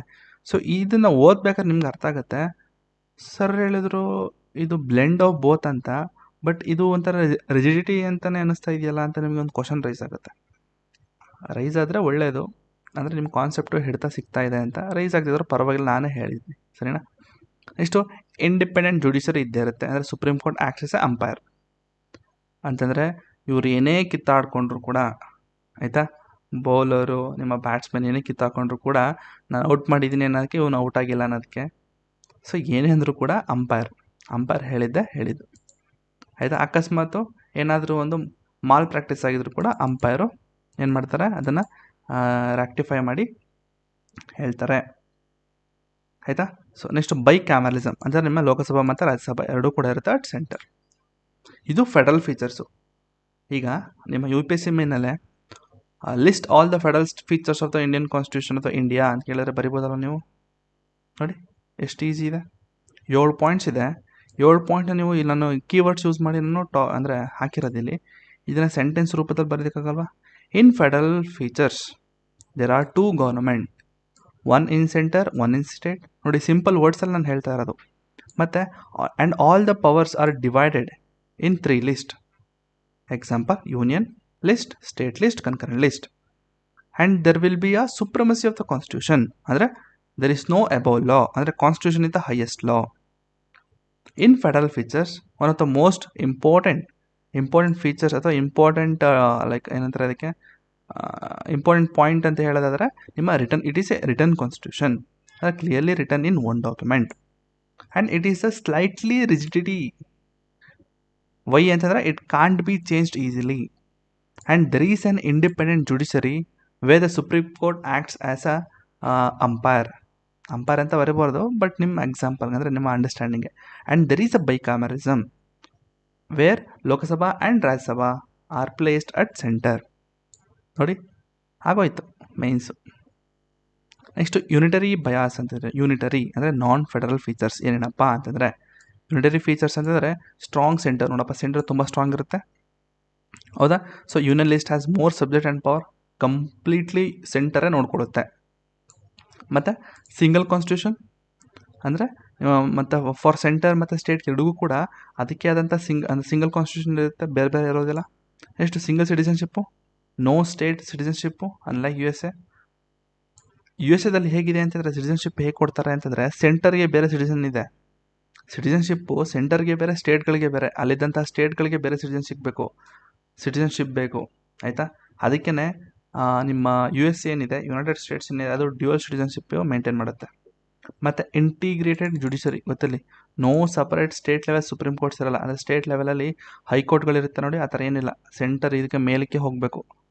ಅಕಸ್ಮಾತ್ ಕರ್ನಾಟಕದಲ್ಲಿ ಹೆಚ್ಚು ಕಮ್ಮಿ ಆಯಿತು ಅಂದರೆ ನೀವು ಡೆಲ್ಲಿಗೆ ಹೋಗಬೇಕು, ಸುಪ್ರೀಂ ಕೋರ್ಟಲ್ಲಿದೆ ಅಲ್ಲೇ ಹೋಗಬೇಕು, ಆ ಥರ. Next emergency provisions completely centre can take control of the state. Next governor appointed by the centre, ಆಯಿತಾ, ಅಂದರೆ state do not elect their head. Next all India service ಬಗ್ಗೆ ಹೇಳಿದರೆ ಲೈಕ್ IAS IPS ಎಲ್ಲ common for both. Next parliament can change the state boundaries, ನಮ್ಮಲ್ಲೂ ಕೂಡ ಇದೆ. ಈಗ state don't need to approve, ಹೌದಾ. ಈಗ ಇದು ಫೆಡರಲ್ ಮತ್ತು ಯೂನಿಟರಿ ಆಯಿತು, ಅರ್ಥ ಆಗಿರುತ್ತೆ ಅನ್ಕೋತೀನಿ, ಈಸಿ ಇದೆ, ಅಲ್ಲಿ ಏನೂ ಇಲ್ಲ ಗುಡು, ಆಯಿತಾ. ಹಾಗಾದರೆ ನಮ್ಮ ಇಂಡಿಯಾ ಈಸ್ ಬೋತ್ ಫೆಡರಲ್ ಮತ್ತು ಯೂನಿಟರಿ ಬಯಾಸ್. ಅದಕ್ಕೆ ನಮ್ಮ ಇಂಡಿಯಾನ ಕ್ವಾಸಿ ಫೆಡರಲ್ ಅಂತಾರೆ. ನೆನ್ನೆ ಕ್ಲಾಸಲ್ಲಿ ಹೇಳಿದೆ, KC ವೇರ್ ಅವ್ರು ಹೇಳಿದ್ರು ಕ್ವಾಸಿ ಫೆಡರಲ್, ಹೌದಾ. ಆರ್ಟಿಕಲ್ 1ಅಲ್ಲಿದೆ, India that is Bharat shall be union of state. ಇದು ಆರ್ಟಿಕಲ್ 1 ನಿಮಗೆ ಯೂನಿಯನ್ ಆಫ್ ಸ್ಟೇಟ್ ಅಂತಂದರೆ ಏನು ಅನ್ನೋದೆಲ್ಲ ಹೇಳ್ಕೊಡ್ತೀನಿ, ಆಯಿತಾ. ಇಲ್ಲೇ ಹೇಳ್ಬಿಡ್ತೀನಿ ಬಿಡಿ, ಸಿಂಪಲಾಗಿ ಹೇಳೋದಾದರೆ ನಿಮ್ಮ US ಎದಲ್ಲಿ ಹೇಗಿದೆ ಅಂತಂದರೆ, US ಎದವರೆಲ್ಲ ಒಂದು ಅಗ್ರಿಮೆಂಟ್ ಬಂದಿದ್ದಾರೆ, ಅಂತಂದರೆ ಎಲ್ಲ ಕೂಡ ಒಂದು ಜಾಯಿನ್ ಆಗಿ ಒಂದು ಸೆಂಟರ್ನ ಕ್ರಿಯೇಟ್ ಮಾಡೋಣ. ಅದು ಅಗ್ರಿಮೆಂಟ್ ಮಾಡಿಕೊಂಡು ಆಗಿರುವಂಥ ಸ್ಟೇಟು ನಿಮ್ಮ US ಯುನೈಟೆಡ್ ಸ್ಟೇಟ್ಸು ಅಂತ ನಂದು, ಅದಕ್ಕೆ ಏನಂತಾರೆ ಯುನೈಟೆಡ್ ಸ್ಟೇಟ್ಸ್ ಅಂತಾರೆ. ಅಂತಂದರೆ ಎಲ್ಲ ಸ್ಟೇಟ್ಗಳು ಕೂಡ ಯುನೈಟ್ ಆಗಿ ಒಂದು ಅಗ್ರಿಮೆಂಟ್ ಮಾಡಿಕೊಂಡು ಒಂದು ಸೆಂಟರ್ನ ಕ್ರಿಯೇಟ್ ಮಾಡಿದ್ದಾರೆ. ಆದರೆ ನಮ್ಮ ಇಂಡಿಯಾ ಥರ ಒಂದು ಎಲ್ಲ ಸ್ಟೇಟ್ಗಳು ಕೂಡ ಯುನೈಟ್ ಆಗಿ ಮಾಡಿರುವಂತಹ ಸೆಂಟರ್ ಅಲ್ಲ ನಮ್ಮದು ಇಂಡಿಯಾ. ಆಯಿತಾ, it is not created by an agreement between states. ಸರಿ, next state can not secede ಅಥವಾ break away from the union. ಅಂದರೆ ಯಾವುದೇ ಒಂದು ಸ್ಟೇಟ್ ಕೂಡ ನಮ್ಮ ಇಂಡಿಯಾದಿಂದ ಬಿಟ್ಟು ಹೋಗೋದಕ್ಕೆ ಸಾಧ್ಯವಿಲ್ಲ. ಅದನ್ನು ಮುಂದೆ ಆರ್ಟಿಕಲ್ಸ್ ಬಂದಾಗ ನೋಡೋಣ. ಯೂನಿಯನ್ ಆ್ಯಂಡ್ ಇಟ್ ಟೆರಿಟರಿ ಅಂತ ಬರುತ್ತೆ, ಆರ್ಟಿಕಲ್ 1 to 4 ನೋಡೋಣ, ಡೀಟೇಲ್ ತಲೆ ಕೆಡಿಸ್ಕೊಬೇಡಿ. Next what are the labels given by scholars. So scholars ಅಂತ ಏನಿದ್ದಾರೆ ದೊಡ್ಡ ದೊಡ್ಡ ಮೇಧಾವಿಗಳು. ಸೊ ಅವ್ರೇನು ಹೇಳಿದ್ದಾರೆ ಅಂತಂದರೆ ಇಂಡಿಯನ್ ಫೆಡರಲಿಸಮ್ ಏನಂತ ಹೇಳಿದ್ದಾರೆ ಅಂತಂದರೆ ಕ್ವಾಸಿ ಫೆಡರಲ್ ಅಂತ ಹೇಳಿದ್ದಾರೆ. ಮೋರಿಸ್ ಜೋನ್ಸ್ ಅವರು ಬಾರ್ಗೇನಿಂಗ್ ಫೆಡರಲಿಸಮ್, ಆಸ್ಟಿನ್ ಅವರು ಕೋಆಪರೇಟಿವ್ ಫೆಡರಲಿಸಮ್, ಮತ್ತು ಇವೋರ್ ಜೆನ್ನಿಂಗ್ ಅವರು ಫೆಡರೇಷನ್ ವಿತ್ ಸೆಂಟ್ರಲೈಸಿಂಗ್ ಟೆಂಡೆನ್ಸಿ. ಆಯಿತಾ. So next parliamentary form of government. So India adopted the British parliamentary system. ಹೌದಾ, ನಾನು ಅದರ ಬಾರೋಯಿಂಗು ನಾನು 2ನೇ ಸೆಲೆಂಟ್ ಫೀಚರ್ಸ್ ಹೇಳಬೇಕಾದ್ರೆ ಹೇಳಿದೆ ಅಲ್ವಾ. ಸೊ ಇಂಡಿಯನ್ ಕಾನ್ಸ್ಟಿಟ್ಯೂಷನ್ಲಿ ತುಂಬ ಕಡೆಯಿಂದ ಬಾರೋ ಮಾಡಲಾಗಿದೆ ಅಂತ. ಸೊ ಅದರಲ್ಲಿ ಬ್ರಿಟಿಷ್ ಕಡೆಯಿಂದ ಪಾರ್ಲಿಮೆಂಟರಿ ಫಾರ್ಮ್ ಆಫ್ ಗವರ್ನಮೆಂಟ್ನ ಬಾರೋ ಮಾಡಲಾಗಿದೆ ಅಂತ ಹೇಳಿದೆ. Parliamentary system, not the American presidential system. ಅದು ಕೂಡ ಏನದು ಅಮೇರಿಕನ್ ಪ್ರೆಸಿಡೆನ್ಷಿಯಲ್ ಸಿಸ್ಟಮು, ಅದನ್ನು ನಿಮಗೆ ಪ್ರೆಸಿಡೆಂಟ್ ಬಂದಾಗ ಹೇಳ್ಕೊಡ್ತೀನಿ. ಆಯಿತಾ. Next it is based on the cooperation coordination between the legislative and executive unlike the present system with strict separation of power. ಬಿಡಿ. Next ಇದನ್ನಿದೆ parliamentary form of government. Okay, ಅಂದರೆ ನಮ್ಮ ಲೋಕಸಭಾ ಮತ್ತು ರಾಜ್ಯಸಭಾ ಅಷ್ಟೇ, ಇನ್ನೇನಿಲ್ಲ, ಅಲ್ಲಂಥದ್ದೇನಿಲ್ಲ. ಬ್ರಿಟಿಷ್ ಪಾರ್ಲಿಮೆಂಟರಿ ಸಿಸ್ಟಮ್ ಇದೆ, ಅದು ಅಮೇರಿಕನ್ದಿಲ್ಲ ಅಂತ ಕೇಳಿದ್ದಾರೆ. ಸೊ ಅದಕ್ಕೆ ಇದನ್ನು ಕಂಪ್ಲೀಟ್ಲಿ ವೆಸ್ಟ್ ಮಿನ್ಸ್ಟರ್ ಮಾಡೆಲ್ ಅಂತ ಕರೀತಾರೆ, ರೆಸ್ಪಾನ್ಸಿಬಲ್ ಗವರ್ನಮೆಂಟ್ ಅಂತ ಕರೀತಾರೆ, ಮತ್ತು ಕ್ಯಾಬಿನೆಟ್ ಗವರ್ನಮೆಂಟ್ ಅಂತ ಕರೀತಾರೆ. ಯಾಕೆ ಅಂದರೆ ಇದನ್ನು ಬ್ರಿಟಿಷಿಂದ ಕಾಪಿ ಮಾಡಲಾಗಿದೆ ಅಲ್ವಾ. ಸೊ ಅಂದರೆ ವೆಸ್ಟಿಂದ ಕಾಪಿ ಮಾಡಲಾಗಿದೆ, ಹಾಗಾಗಿ ಇದು ವೆಸ್ಟ್ ಮಿನ್ಸ್ಟರ್ ಮಾಡೆಲ್ ಅಂತ ಕರೀತಾರೆ. ಹೌದಾ, ಈ ಯುರೋಪಿಯನ್ ಕಂಟ್ರೀಸ್ ಅಂದರೆ ವೆಸ್ಟ್ ಅಲ್ವಾ, ಅದೆಲ್ಲ ಕಂಪ್ಲೀಟ್ ವೆಸ್ಟಲ್ಲಿದೆ. ಸೊ ಹಾಗೆ ವೆಸ್ಟ್ ಮಿನ್ಸ್ಟರ್ ಮಾಡೆಲ್ ಅಂತ ಕರೀತಾರೆ. ರೆಸ್ಪಾನ್ಸಿಬಲ್ ಗವರ್ನಮೆಂಟು ಅದೆಲ್ಲ ಅಷ್ಟೇ. ಅದು ಬಿಟ್ಟರೆ ಕೀ ಫೀಚರ್ಸ್ ಇನ್ ಇಂಡಿಯಾ ಹೇಳೋದಾದರೆ ನಾಮಿನಲ್ ಆ್ಯಂಡ್ ರಿಯಲ್ ಎಕ್ಸಿಕ್ಯೂಟಿವ್. ಆಯಿತಾ. ಸೊ ಪ್ರೆಸಿಡೆಂಟು, ಗವರ್ನರ್ ಇವ್ರನ್ನೆಲ್ಲ ನಾವು ನಾಮಿನಲ್ ಎಕ್ಸಿಕ್ಯೂಟಿವ್ ಅಂತ ಕರಿತೀವಿ. ಬಟ್ ರಿಯಲ್ ಎಕ್ಸಿಕ್ಯೂಟಿವ್ ಯಾರು ಅಂತಂದರೆ ನಿಮ್ಮ ಪ್ರೈಮ್ ಮಿನಿಸ್ಟರ್ ಮತ್ತು CM ಅವರು. Next majority party rule. ಹೌದಾ, ಆಬ್ಸಲ್ಯೂಟ್ ಮೆಜಾರಿಟಿ ಬರುತ್ತೆ. Party with majority forms government. ಯಾವ ಒಂದು ಗವರ್ನಮೆಂಟ್ಗೆ ಮೆಜಾರಿಟಿ ಇರುತ್ತೋ ಆ ಒಂದು ಗವರ್ನಮೆಂಟು ರೂಲಿಂಗ್ ಆಗಿರುತ್ತೆ, ಅಂದರೆ ಆಬ್ಸಲ್ಯೂಟ್ ಮೆಜಾರಿಟಿ. 272 ಅಲ್ವಾ ಸೀಟ್ಸ್ಗಳು, 272, 73. ನೆಕ್ಸ್ಟು ಕಲೆಕ್ಟಿವ್ ರೆಸ್ಪಾನ್ಸಿಬಿಲಿಟಿ, ಅಂದರೆ council of minister is responsible for Lok Sabha ಮತ್ತು ಸ್ಟೇಟ್ ಅಸೆಂಬ್ಲಿ. ಹೌದಾ. Next ministers are the member of legislature. ಹೌದಾ, ನಿಮ್ಮ ಅಲ್ಲಿ ಅಂದರೆ ಮೆಂಬರ್ಸ್ಗಳು ಏನು ಎಲೆಕ್ಟ್ ಮಾಡಿ ಕಳಿಸ್ತೀವಲ್ಲ ನಾವು, ಅವರಲ್ಲೇ ಒಬ್ಬರನ್ನ ಮಿನಿಸ್ಟ್ರಾಗಿ ಚೂಸ್ ಮಾಡ್ತಾರೆ. ಯಾರು? ಪ್ರೆಸಿಡೆಂಟ್ ಅವರು. ಯಾರ ಒಂದು ಇದರಿಂದ ಚೂಸ್ ಮಾಡ್ತಾರೆ ಹೇಳಿ? PM ಅವರ ಒಂದು ಅಡ್ವೈಸ್ ಅಥವಾ ಏನಂತಾರೆ ರೆಕಮೆಂಡೇಶನ್ ಮೇರೆಗೆ ಈ ಮಿನಿಸ್ಟ್ರುಗಳನ್ನ ಚೂಸ್ ಮಾಡ್ತಾರೆ. ಆಯಿತಾ. Next minister must be MP or MLA. Next prime ministerial leadership. ಹೌದಾ. So head of a government ಯಾರಾಗಿರ್ತಾರೆ? PM ಮತ್ತು CM. Next dissolution of lower house ಬಂದು ಲೋಕಸಭಾ ಮತ್ತು ಅಸೆಂಬ್ಲಿ ಮಾತ್ರ ಡಿಸಾಲ್ವ್ ಆಗುತ್ತೆ before the term ends. Dissolve ಅಂದರೆ ಕಂಪ್ಲೀಟ್ ಅದು government ಬಿದ್ದೋಗೋದು ಕಂಡ್ರಪ್ಪ, ಅಷ್ಟೇ, ಇನ್ನೇನಿಲ್ಲ. ಇದು ನಿಮ್ಮ ಏನದು ಪಾರ್ಲಿಮೆಂಟರಿ ಫಾರ್ಮ್ ಆಫ್ ಗವರ್ನಮೆಂಟ್. ಎಷ್ಟು ಈಸಿ ಇದೆ ಅಲ್ವಾ? ಇಲ್ಲ ಅಂತಂದು ಏನಿಲ್ಲ. ಸ್ವಲ್ಪ ಕಷ್ಟ ಆಗ್ತಾಯಿದೆ ಅಂತಂದರೆ ನಿಮಗೆ ಇದು ಯಾವಾಗ ಅರ್ಥ ಆಗುತ್ತೆ ಅಂದರೆ ಒನ್ಸ್ ನಿಮಗೆ ಎಕ್ಸಿಕ್ಯೂಟಿವ್ ಮತ್ತು ಲೆಜಿಸ್ಲೇಟಿವ್ ಬಾಡಿ ನಾನು ಮುಗಿಸ್ತೀನಲ್ಲ ಕಂಪ್ಲೀಟಾಗಿ, ಆವಾಗ ಅರ್ಥ ಆಗುತ್ತೆ. ಸ್ವಲ್ಪ ಕಷ್ಟ ಆಗ್ತಾಯಿದ್ದಾರೆ ನೋಡ್ರಪ್ಪ, ಕರೆಕ್ಟಾಗಿದೆ. ನಿಮಗೆ ಯಾಕೆ ಕಷ್ಟ ಆಗ್ತಿದೆ ಅಂದರೆ ಫಸ್ಟ್ ಟೈಮ್ ಓದ್ತಾ ಇದ್ದೀರಲ್ಲ, ಅದಕ್ಕೆ ಕಷ್ಟ ಆಗ್ತದೆ. ಏನಿದು ನಾಮಿನಲ್ ಎಕ್ಸಿಕ್ಯೂಟಿವ್ ಅಂತಂದ್ರೆ ಏನು, ರಿಯಲ್ ಎಕ್ಸಿಕ್ಯೂಟಿವ್ ಅಂತಂದ್ರೆ ಏನು, ಮೆಜಾರಿಟಿ ಪಾರ್ಟಿ ರೂಲ್ ಅಂತಂದ್ರೆ ಕಲೆಕ್ಟಿವ್ಲಿ ರೆಸ್ಪಾನ್ಸಿಬಿಲಿಟಿ ಅಂತಂದ್ರೆ ಏನು, ಮಿನಿಸ್ಟ್ರು, ಮೆಂಬರು, ಇದೆಲ್ಲ ತುಂಬ. ಮತ್ತು ಡೆಸೊಲ್ಯೂಷನ್ ತುಂಬ ಜನ ಕನ್ಫ್ಯೂಸ್ ಇರುತ್ತೆ. ಡೆಸೊಲ್ಯೂಷನ್ ಅಂತಂದ್ರೆ ಏನು, ಅದೆಲ್ಲ ಮುಂದೆ ಬಂದಾಗ ಒಂದು ಸತಿ ನಿಮಗೆ ಪ್ರೆಸಿಡೆಂಟ್ ಎಲ್ಲ ಶುರು ಆಗುತ್ತೆ ನೋಡಿ, ಅವಾಗೆಲ್ಲ ಡೌಟ್ಗಳು ಕ್ಲಿಯರ್ ಆಗುತ್ತೆ. ಆಯಿತಾ. So difference from the British system ಮೇಲೆ ಏನಿದೆ ಅಂತಂದರೆ, ಇಂಡಿಯಾದಲ್ಲಿ ಪಾರ್ಲಿಮೆಂಟ್ ಇಸ್ ನಾಟ್ ಸಾವರಿನ್. ಗೊತ್ತಿರಲಿ, parliament is not sovereign. Sovereign ಯಾವುದು ಅಂತಂದರೆ ಸುಪ್ರೀಂ ಕೋರ್ಟ್ ಇದೆ ಮೇಲ್ಗಡೆ, ಅದಕ್ಕಿಂತ ಮೇಲೆ ಯಾರಿದ್ದಾರೆ? ನಮ್ಮ ಸಂವಿಧಾನ ಇದೆ. ಬಟ್ ಬ್ರಿಟನಲ್ಲಿ ಹೇಳೋದಾದರೆ, ಬ್ರಿಟನ್ಲಿ ಪಾರ್ಲಿಮೆಂಟ್ ಇಸ್ ಸಾವರಿನ್. ಪಾರ್ಲಿಮೆಂಟ್ ಏನು ಹೇಳುತ್ತೋ ಅದು ಮಾಡಲೇಬೇಕು ಅಷ್ಟೇ. ಮತ್ತು ಇಂಡಿಯಾದಲ್ಲಿ elected head, president elected head ಆಗಿ ಹೋಗ್ತಾರೆ. ಅಂದರೆ ಎಲೆಕ್ಷನ್ನಿಂದ ಆಗಿ ಪ್ರೆಸಿಡೆಂಟ್ ಎಲೆಕ್ಷನ್ ಆಗಿ ಆಮೇಲೆ ಅವರು ಹೆಡ್ ಆಗಿ ಕೂರ್ತಾರೆ. ಬಟ್ ಬ್ರಿಟನ್ಲಿ ಏನಿದೆ ಅಂತಂದರೆ ಮೊನಾರ್ಕಿ, ಅಂದರೆ ಕ್ವೀನ್ ಕೂರ್ತಾರೆ. ಆಯಿತಾ. So in practice both in India and UK the prime minister plays a central powerful role called prime ministerial government, ಹೌದಾ? ಬಟ್ ಪ್ರೈಮ್ ಮಿನಿಸ್ಟರ್ ಅಂತ ಏನು ಪೋಸ್ಟ್ ಇದೆಯಲ್ಲ ಅದು ನಿಮ್ಮ UK ಮತ್ತು ಇಂಡಿಯಾದಲ್ಲಿ ಸೇಮ್ ಇದೆ ಅಷ್ಟೇ, ಇನ್ನೇನಿಲ್ಲ. Next synthesis of parliamentary sovereignty and judicial ಸುಪ್ರಮಸಿ, ಹೌದಾ? ನಾನು ಇವಾಗ ತಾನೇ ಹೇಳಿದೆ ನಮ್ಮ ಇಂಡಿಯಾದಲ್ಲಿರುವಂಥ ಪಾರ್ಲಿಮೆಂಟ್ ಇಸ್ ನಾಟ್ ಸಾವರಿನ್ ಅಂತ ಹೇಳಿದೆ, ಹೌದಾ? ಮತ್ತು ನಮ್ಮ ಇಂಡಿಯಾದಲ್ಲಿರುವಂಥ ಜುಡಿಷರಿ ಇಂಡಿಪೆಂಡೆಂಟ್ ಅಂತಲೂ ಕೂಡ ಹೇಳಿದೆ. ಹಾಗಾಗಿ ನಮ್ಮ ಇಂಡಿಯನ್ ಕಾನ್ಸ್ಟಿಟ್ಯೂಷನ್ ಏನಿದೆ ಅದು it is synthesis of both parliamentary and judicial ಸುಪ್ರಮಸಿ. ನೋಡೋಣ ಅದ್ರ ಬಗ್ಗೆ. ಸೊ ಇದು ಕಂಪ್ಲೀಟ್ ಬ್ರಿಟಿಷ್ ಮಾಡಲಿಂದ, ಅಂದರೆ ಪಾರ್ಲಿಮೆಂಟರಿ ಸಿಸ್ಟಮ್ ಏನಿದೆ ಅದು ಬ್ರಿಟಿಷಿಂದ ಕ್ಯಾರಿ ಮಾಡಲಾಗಿದೆ. ಸೊ ಹಾಗಾಗಿ ಬ್ರಿಟಿಷ್ ಮಾಡೆಲ್ ಏನಿದೆ, ಬ್ರಿಟಿಷ್ ಮಾಡಲ್ಲಿ parliament supreme. But American model ಏನಿದೆ ಅಂದರೆ ಅಲ್ಲಿ ಜುಡಿಷರಿ ಇಸ್ ಸುಪ್ರೀಂ, ಹೌದಾ? It can strike down any law using a due process. Next ನಿಮಗೆ ಬರುತ್ತೆ, ನಿಮಗೆ ಆರ್ಟಿಕಲ್ 21 ಅನಿಸುತ್ತೆ. 21 ಬಂದಾಗ ನಿಮಗೆ ಡ್ಯೂ ಪ್ರೊಸೆಸ್ ಮತ್ತು ಪ್ರೊಸೀಜರ್ ಎಸ್ಟಾಬ್ಲಿಷ್ ಬೈ ಲಾ ಅಂತ ಬರುತ್ತೆ. ಈಗ ಡ್ಯೂ ಪ್ರೊಸೆಸ್ ಅಂತಂದರೆ ಸಿಂಪಲಾಗಿ ಹೇಳ್ತೀನಿ, ಪ್ರೊಸೀಜರ್ ಎಸ್ಟಾಬ್ಲಿಷ್ ಬೈ ಲಾ ಮತ್ತು ಡ್ಯೂ ಪ್ರೊಸೆಸ್ ಬಗ್ಗೆ ಹೇಳೋದಾದರೆ, ಪ್ರೊಸೀಜರ್ ಎಸ್ಟಾಬ್ಲಿಷ್ ಬೈ ಲಾ ಅಂತಂದರೆ ಆ್ಯಕ್ಚುಲಿ ಲಾ ಏನಿದೆ ಅಂದರೆ ಕಾನ್ಸ್ಟಿಟ್ಯೂಷನ್ ಹೇಗಿದೆ ಆ ರೀತಿ ನಡ್ಕೋಬೇಕು. ಅದು ಒಳ್ಳೇದಾಗಲಿ ಕೆಟ್ಟದಾಗಲಿ ಗೊತ್ತಿಲ್ಲ, ಒಂದ್ಸತಿ ಲಾ ಅಲ್ಲಿ ತಂದಿದ್ದಾರೆ ಅಂತಂದರೆ ನಡ್ಕೊಳ್ಳೇಬೇಕು. ಬಟ್ ಡ್ಯೂ ಪ್ರೊಸೆಸ್ ಏನಿದೆ, ಡ್ಯೂ ಪ್ರೊಸೆಸ್ ಅಂತಂದರೆ ಲಾ ಪಡೆಗೆ ಲಾ ಇರಲಿ, ಆ ಲಾ ಜನಗಳಿಗೆ ಅಂದರೆ ಸಿಟಿಸನ್ಸ್ಗಳಿಗೆ ಅದು ಹೆಲ್ಪ್ ಆಗುತ್ತಾ, ಇಲ್ಲ ಅಂತಂದರೆ ಆ ಒಂದು ಲಾ ಇಂದ ಜನಗಳಿಗೆ ಏನಾದರೂ ಅಫೆಕ್ಟ್ ಆಗ್ತಾ ಇದೆಯಾ. ಅಕಸ್ಮಾತ್ ಅಫೆಕ್ಟ್ ಆಗ್ತಾ ಇದೆ ಅಂತಂದರೆ ಜುಡಿಷರಿ ಇದನ್ನು ಸ್ಟ್ರೈಕ್ ಡೌನ್ ಮಾಡುತ್ತೆ, ಅಂದರೆ ಕ್ಯಾನ್ಸಲ್ ಮಾಡುತ್ತೆ ಲಾನ. ಬಟ್ ನಮ್ಮ ಇಂಡಿಯಾದಲ್ಲಿ ಏನಿದೆ ಅಂತಂದರೆ ಪ್ರೊಸೀಜರ್ ಎಸ್ಟಾಬ್ಲಿಷ್ ಬೈ ಲಾ ಅಂತಿದೆ, ಅಂದರೆ ಲಾ ಏನಿದೆ ಹಾಗೆ ಕೇಳಬೇಕು, ಅದು ನಿಮಗೆ ಒಳ್ಳೇದು ಮಾಡೋದು ಕೆಟ್ಟದ್ದು ಮಾಡೋದು ನೋಡಲ್ಲ, ಆಯಿತಾ? ಸೊ ಆ ಥರ ಅಷ್ಟೇ, ಇನ್ನೇನಿಲ್ಲ. ನೆಕ್ಸ್ಟು ಇಂಡಿಯನ್ ಕಾನ್ಸ್ಟಿಟ್ಯೂಷನ್ ಹೇಳೋದಾದ್ರೆ it is combination of both ideas, ಹೌದಾ? ಸೊ ಇಲ್ಲಿ ನಮ್ಮ ಪಾರ್ಲಿಮೆಂಟ್ ಕೂಡ ಪವರ್ ಇದೆ, it can amend most of the constitution. Judiciary ಕೂಡ ಅದಕ್ಕೂ ಆದಂತಹ ಒಂದು ಸಪ್ರೇಟ್ ಪವರ್ ಇದೆ, that is called judicial review. Judicial review ಅಂತಂದರೆ ಏನಿಲ್ಲ, ಜುಡಿಷರಿ ಅದು ಅಂದರೆ ಇವರು ಲಾ ತಂದಿರೋದು ಕರೆಕ್ಟಾಗಿದೆಯಾ ಇಲ್ವಾ ಅಂತ ಚೆಕ್ ಮಾಡುತ್ತೆ. ಕರೆಕ್ಟಾಗಿದೆಯಾ ಅಥವಾ ಕರೆಕ್ಟಾಗಿಲ್ವ ಅಂತ ಚೆಕ್ ಮಾಡೋದು ಏನು ಹೇಳಿ ಅಂತಂದರೆ ಜನಗಳಿಗೆ ಹೆಲ್ಪ್ ಆಗ್ತಾಯಿದೆ ಅಥವಾ ಕೆಟ್ಟದಾಗ್ತಾಯಿದೆ ಅಂತಲ್ಲ, ಇವರು ಕರೆಕ್ಟಾಗಿ ರೂಲ್ಸ್ ಆ್ಯಂಡ್ ರೆಗ್ಯುಲೇಷನ್ ಫಾಲೋ ಮಾಡಿ ಇವರು ಮಾಡ್ತಾ ಇದ್ದಾರಾ ಅಂತ ನೋಡ್ತಾರೆ. ಯಾರು? Judiciary. That is called procedure establish by ಲಾ. ಅದು ಮುಂದೆ ಬರುತ್ತೆ, ಕಾನ್ಸೆಪ್ಟ್ ಅರ್ಥ ಆಗುತ್ತೆ, ನಮ್ಮ ತಲೆ ಕೆಡ್ಸ್ಕೊಬೇಡಿ, ನೀಟಾಗಿ ಹೇಳ್ಕೊಡ್ತೀನಿ. ಇಲ್ಲ ಅಂತಂದರೆ ನನ್ನ ಬ್ಲಾಗಲ್ಲೇ ಹಾಕಿದ್ದೀನಿ ಅದನ್ನು, difference between due process and procedure establish by law ಅಂತ, ಆಯಿತಾ? ನೆಕ್ಸ್ಟು ಕೀ ಡಿಫ್ರೆನ್ಸ್ ಬಗ್ಗೆ ಹೇಳೋದಾದರೆ, ಇಂಡಿಯಾದಲ್ಲಿ ನಿಮಗೆ ಪ್ರೊಸೀಜರ್ ಎಸ್ಟಾಬ್ಲಿಷ್ ಬೈ ಲಾ ಇಲ್ಲ ಆರ್ಟಿಕಲ್ 21 ಇದೆ, USA due process of law ಇದೆ.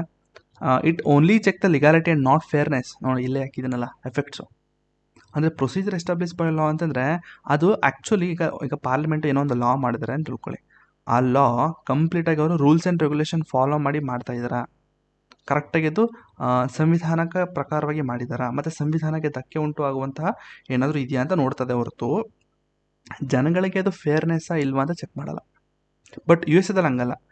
USA ಏನಾಗುತ್ತೆ, ಲಿಗಾಲಿಟಿ ಚೆಕ್ ಮಾಡ್ತಾರೆ, ಅಂದರೆ ರೂಲ್ಸ್ ಆ್ಯಂಡ್ ರೆಗ್ಯುಲೇಷನ್ ಫಾಲೋ ಮಾಡ್ಕೊಂಡು ಇವರು ಲಾನ ತಂದಿದ್ದಾರಾ, ಮತ್ತು ಅದು ಆ ಲಾ ಜನಗಳಿಗೆ ಅದು ಹೆಲ್ಪ್ ಆಗುತ್ತಾ ಅಥವಾ ಅದು ಕೆಟ್ಟದಾಗುತ್ತಾ ಅಂತ ಚೆಕ್ ಮಾಡುತ್ತೆ.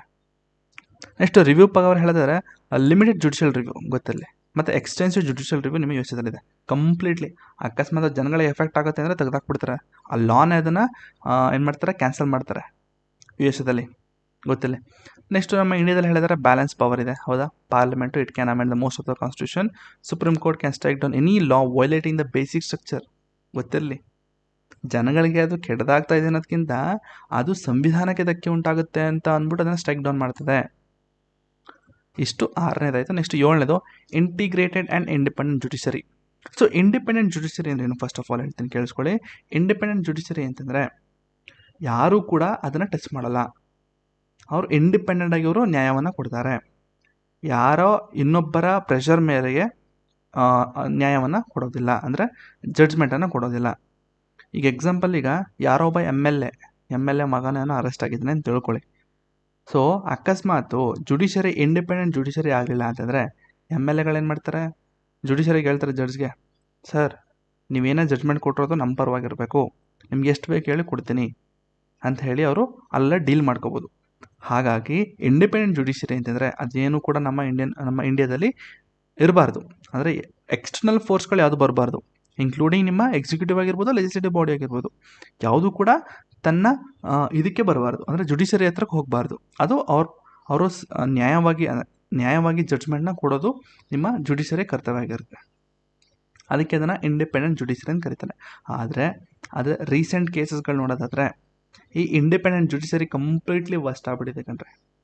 ಸೊ ನೀವೇನಾದ್ರು ಅಂದ್ಕೊಳ್ಳಿ, ಯಾಕೆ ಸರ್ ಹಂಗಂತೀರ, ಇಂಡಿಪೆಂಡೆಂಟ್ ನಮ್ಮ ಇಂಡಿಯಾ ಜುಡಿಷರಿ ಆ ಥರ ಇಲ್ಲ ಸರ್ ಅಂತ ಹೇಳೋದಾದ್ರೆ ನೋಡಿ, ತುಂಬ ರೀಸೆಂಟ್ ಕೇಸಸ್ ಹೇಳೋದಾದ್ರೆ ಒಬ್ಬ ಏನದು ಕಾರಲ್ಲಿ ಗುದ್ದಿದ್ದಾನೆ ಗುರು, ಗುದ್ಬಿಟ್ಟು ಒಂದು ಹುಡುಗಿ ಸಹಿಸ್ಬಿಟ್ಟಿದ್ದಾನೆ ಆಯಿತಾ. ಫುಲ್ಲು ಯಾವುದೋ ಪಾರ್ಸ್ ಅನ್ಕೋತೀನಿ, ಪಾರ್ಸ್ ಕಾರ್ ಅದು ಬಂದಿದ್ದಾನೆ, ಗುದ್ದಿದ್ದಾನೆ, ಸಾಯಿಸಿದ. ಅಂದರೆ ಅಂಡರ್ 18 ಇದ್ದಾನೆ ಹುಡುಗ.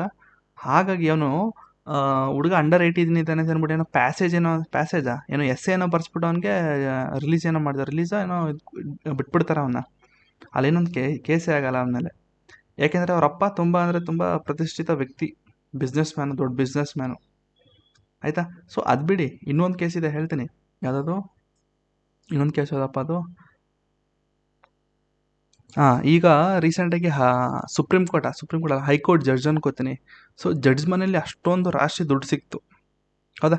ಇನ್ನೊಂದು ಹೇಳಬೇಕು ನಿಮಗೆ, ನಮ್ಮ ಜುಡಿಷರಿಯಲ್ಲಿ ಏನಿದೆ ಅಂತಂದರೆ ಒಂದು ಲೂಪ್ ಹೋಲ್ ಇದೆ ಕಣ್ರಿ. ಏನು ಅಂತಂದರೆ, ಅಕಸ್ಮಾತು ಯಾರೊಬ್ಬ ಜಡ್ಜು ಅವನು ಕರಪ್ಷನಿಂದ ಏನೋ ಒಂದು ಕಡೆ ಸಿಗಾಕೊಂಡ ಅಂತ ತಿಳ್ಕೊಳ್ಳಿ. ಸಿಗಾಕೊಂಡ್ರೆ ಅವನು ಜಡ್ಜ್ ಆಗಿದ್ರೆ ಮಾತ್ರ ಅವನ ಮೇಲೆ ಕೇಸ್ ಹಾಕ್ಬೋದು.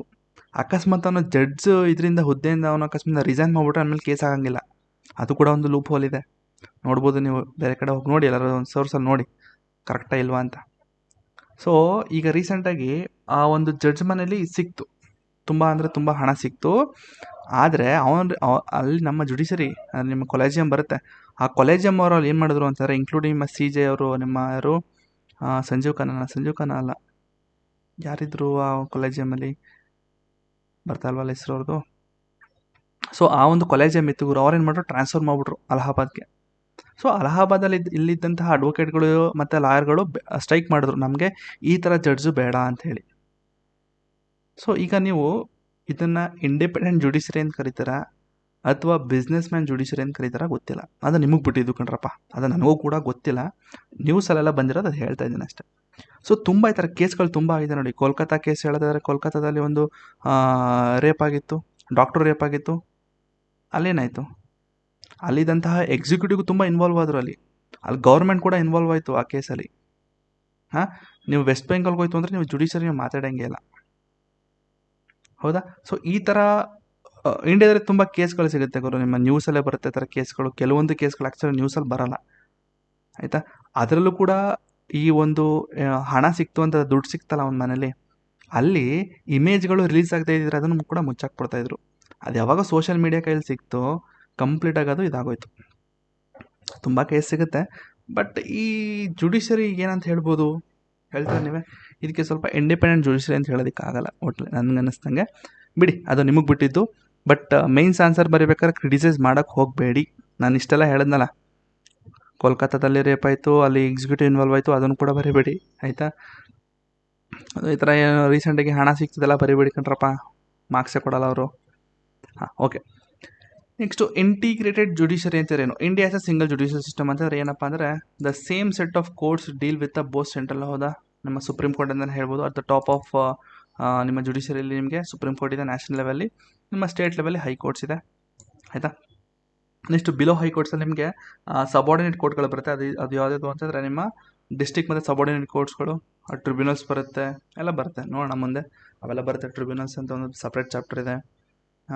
ಗ್ರಾಮ ನ್ಯಾಯಾಲಯ ಅಂತ ಒಂದು ಬರುತ್ತೆ, ಫ್ಯಾಮಿಲಿ ಕೋರ್ಟ್ಸ್ಗಳಂತೆಲ್ಲ ಬರುತ್ತೆ. ಮುಂದೆ ನೋಡೋಣ ಅದ್ರ ಬಗ್ಗೆ.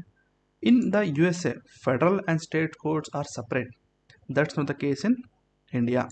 ಅಂದರೆ USA ಹೇಗಿದೆ ಅಂತಂದರೆ, ಸೆಂಟ್ರಲ್ಲು ಬೇರೆ, ಸೆಂಟ್ರಲ್ಲಿ ಬೇರೆ ಸುಪ್ರೀಂ ಕೋರ್ಟ್ ಥರ, ಮತ್ತು ಸ್ಟೇಟಲ್ಲಿ ಬೇರೆ ಸುಪ್ರೀಂ ಕೋರ್ಟ್ ಥರ ಇದೆ ಆಯಿತಾ. ಅಲ್ಲಿ 2 ಥರ ಇರೋದು ಆಯಿತಾ.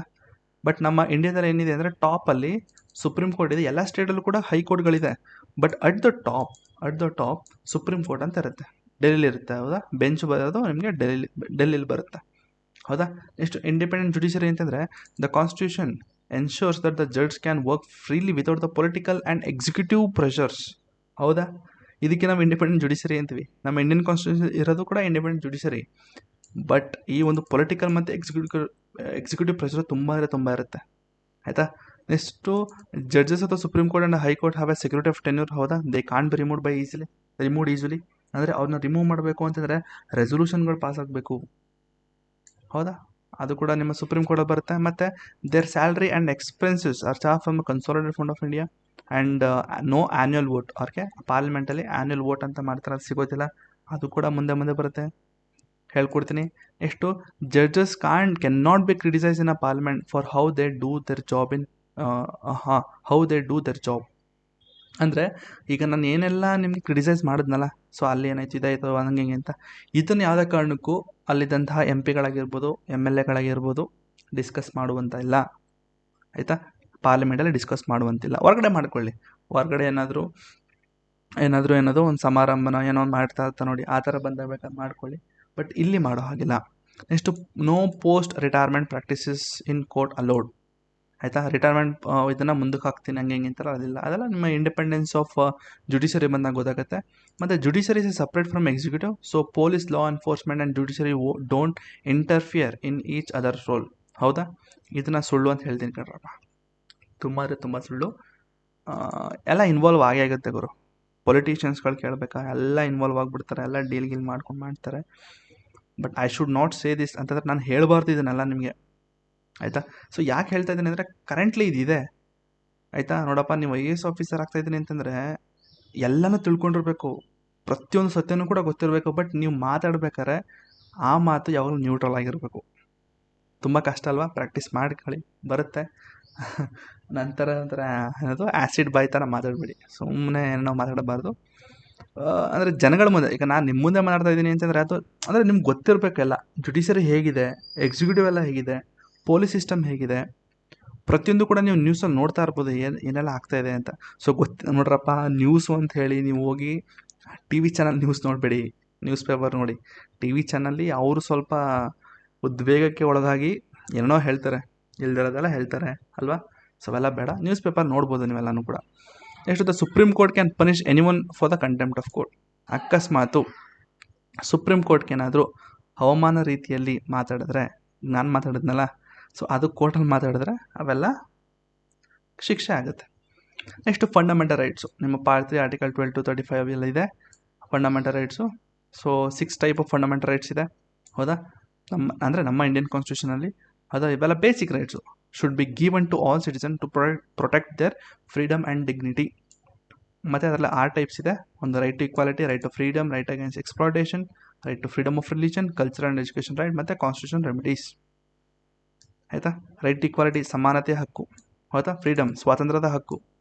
ರೈಟ್ ಅಗೇನ್ಸ್ಟ್ ಎಕ್ಸ್ಪ್ಲಾಯ್ಟೇಷನ್ ಏನಂತಾರವ ಕನ್ನಡದಲ್ಲಿ ಅದಕ್ಕೆ, ban on forced labour and child labour, ಹೌದಾ. ಸೊ ಬಾಲ ಕಾರ್ಮಿಕರು ಮಾಡ್ತಾರೆ ನೋಡಿ, ಅವೆಲ್ಲ ಎಕ್ಸ್ಪ್ಲಾಯ್ಟೇಷನ್ ಮಾಡಬಾರ್ದು. Next right to freedom of religion ಅಂತಂದರೆ ಈ ಒಂದು ಧರ್ಮದ ಹಕ್ಕು ಅಂತ ಹೇಳ್ತಾರೆ, ಅದಕ್ಕೆ ಧರ್ಮದ ಹಕ್ಕು ಅಂತ ಹೇಳ್ತಾರೆ. So right to follow then practice in religion ಅಂದರೆ ಯಾರೊಬ್ಬ ಇಂಡಿಯಾದಲ್ಲಿ ಯಾವ ಒಂದು ರಿಲಿಜನ್ ಆದರೂ ಫಾಲೋ ಮಾಡಬಹುದು. ಯಾಕಂದರೆ ನಮ್ಮ ಇಂಡಿಯಾ ಒಂದು ಸೆಕ್ಯುಲರ್ ಕಂಟ್ರಿ, ಹೌದಾ. ಸೆಕ್ಯುಲರ್ ಕಂಟ್ರಿ ಜೊತೆಗೆ ಸೆಕ್ಯುಲರ್ ಅಂತ ಹೇಳಿದ್ಮೇಲೆ ನಿಮ್ಗೊಂದು ಕ್ವಶನ್ನ ರೈಸ್ ಆಗುತ್ತೆ, ಸರ್ ನಿಜವಾಗ್ಲೂ ನಮ್ಮ ಕಂಟ್ರಿ ಸೆಕ್ಯುಲರಾ? No no no no way, ನಮ್ಮ ದೇಶ ಇನ್ನೂ ಸೆಕ್ಯುಲರ್ ಕಂಟ್ರಿ ಆಗಿಲ್ಲ. ಸೊ ಸೆಕ್ಯುಲರ್ ಅಂತ ಅನ್ನೋದು ಬರೀ ಒಂದು ಸೈಡಿಂದ ಬರೋದಲ್ಲ ಗುರು. ಈಗ ನಾನು ರಿಲಿಜನ್ A ಅಂತ ತಿಳ್ಕೊಳ್ಳಿ, ನನ್ನ ಧರ್ಮ A ಅಂತಂದರೆ ಇನ್ನೊಂದು ಧರ್ಮ B ಅಂತ ಇರುತ್ತೆ. ಈಗ ನಾನು ಅವನನ್ನು ಸಮಾನತೆಯಿಂದ ಕಂಡ್ರೆ ನೋಡಪ್ಪ, ನಾನು ಅವನು ಧರ್ಮ ಬೇರೆ ಇರ್ಬೋದು, ನಾನು ಇಬ್ಬರು ಒಂದೇ ಅಂದರೆ ಮನುಷ್ಯ ಅಂತ ತಿಳ್ಕೊಂಡ್ರೆ ಅವನು ಅದೇ ರೀತಿ ತಿಳ್ಕೊಬೇಕು ತಾನೆ. ಅವನು ಬೇರೆ ಥರ ನಾಟಕ ಆಡ್ತು ಅಂತಂದರೆ how can it be a religion, secular country. So secular ಅನ್ನೋ ವರ್ಡ್ಗೆ ತುಂಬ ಕ್ರಿಟಿಸೈಸ್ ಮಾಡ್ಬೋದು ಗುರು, ಆಯಿತಾ. ಈಗ ರೀಸೆಂಟಾಗಿ ಯಾರು ಹೇಳಿದ್ರು ಅದನ್ನು, ಪವನ್ ಕಲ್ಯಾಣ್ ಹೇಳಿದ ಅನಿಸುತ್ತೆ. ಸೆಕ್ಯುಲರ್ ಅನ್ನೋದು ಒಂದು ಸೈಡಿಂದ ಬರೋದಲ್ಲ, 2 ಸೈಡಿಂದನೂ ಬರಬೇಕು, 3 ಸೈಡಿಂದನೂ ಬರ್ಬೇಕಂತ ಹೇಳಿದ. ಸೊ ಆ ಥರ ಇಂಟರ್ವ್ಯೂಗಳು ನೋಡ್ತಾರೆ, ನಿಮ್ಗೊಂಥರ ವರ್ಡ್ಸ್ಗಳು ಬರುತ್ತೆ. Next cultural and education rights, protection against protection of language script, ಅದು right of minorities. Next constitution remedies ಬರುತ್ತೆ, ನಿಮ್ಮ ರಿಟ್ಸ್ ಬರುತ್ತೆ. ಅಂದರೆ ಅಕಸ್ಮಾತು ಅದು ಹೀಗೆ ಹೇಳ್ಬೋದು, ಅದನ್ನು ಬೇಡ, ಹೇಳ್ಬೋದು. ನಿಮ್ಮ ಫಂಡಮೆಂಟಲ್ ರೈಟ್ಸು ವೈಲೇಟ್ ಆಯಿತು ಅಂತಂದರೆ ಅಫ್ಕೋರ್ಸ್ ನೀವು ಸುಪ್ರೀಂ ಕೋರ್ಟ್ಗೆ ಹೋಗ್ಬೋದು, ಹೌದಾ.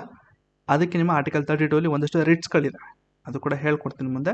ಸೊ ಹಾಗಾಗಿ ಆರ್ಟಿಕಲ್ 32ನ heart and soul of the constitution ಅಂತ ಕರೀತಾರೆ. ಯಾರು? ನಮ್ಮ BR ಅಂಬೇಡ್ಕರ್ ಅವರು ಈ ಒಂದು ಆರ್ಟಿಕಲ್ 32ನ heart and soul of the constitution ಅಂತ ಕರೀತಾರೆ. ಬಟ್ ಫಂಡಮೆಂಟಲ್ ರೈಟ್ಸ್ ಬಂದು ಎನ್ಫೋರ್ಸಬಲ್ ಇನ್ ಕೋರ್ಟ್. ಅಕಸ್ಮಾತ್ ನಿಮ್ಮ ಒಂದು ಫಂಡಮೆಂಟಲ್ ರೈಟ್ಸು ಏನಾದರೂ ವೈಲೇಟ್ ಆಯಿತು ಅಂತಂದರೆ ನೀವು ಕೋರ್ಟ್ಗೆ ಹೋಗಿ ನ್ಯಾಯವನ್ನು ದೊರಕಿಸಿ ಅಂತ ಕೇಳಬಹುದು, ಆಯಿತಾ. ನಾಟ್ ಆಬ್ಸಲ್ಯೂಟ್ ಅಂತಂದರೆ ರೈಟ್ಸ್ ಹ್ಯಾವ್ ಅ ರೀಸನಲ್ ರೆಸ್ಟ್ರಿಕ್ಷನ್, ಹೌದಾ. ಈಗ ಲೈಕ್ ಎಕ್ಸಾಂಪಲ್ ನಿಮ್ಮ ಆರ್ಟಿಕಲ್ 19 ಇದೆ, ಹೌದಾ? Article 19 freedom of speech and expression ಅಂತ ಬರುತ್ತೆ. ಅಂದರೆ ನೀವು ಮಾತನಾಡುವ ಹಕ್ಕು, ವಾಕ್ ಸ್ವಾತಂತ್ರ್ಯದ ಹಕ್ಕು ಅಂತ ಬರುತ್ತೆ ಅಲ್ವಾ ಕನ್ನಡದಲ್ಲಿ. ಓಕೆ, ಈಗ ಮಾತನಾಡುವ ಹಕ್ಕು ಅಂತಂದರೆ ನೀವು ಏನಾದ್ರು ಮಾತಾಡ್ಬೋದಾ?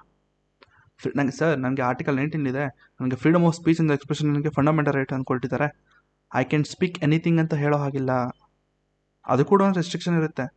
ಅಕಸ್ಮಾತ್ ನಿಮ್ಮ ಮಾತಿನಲ್ಲಿ ನ್ಯಾಷನಲ್ ಇಂಟಿಗ್ರಿಟಿಗೆ ಏನಾದ್ರು ಧಕ್ಕೆ ಉಂಟಾಗ್ತಾ ಇದ್ದಾರೆ, ನಿಮ್ಮ ಅರೆಸ್ಟ್ ಮಾಡ್ತಾರೆ, ಹೌದಾ?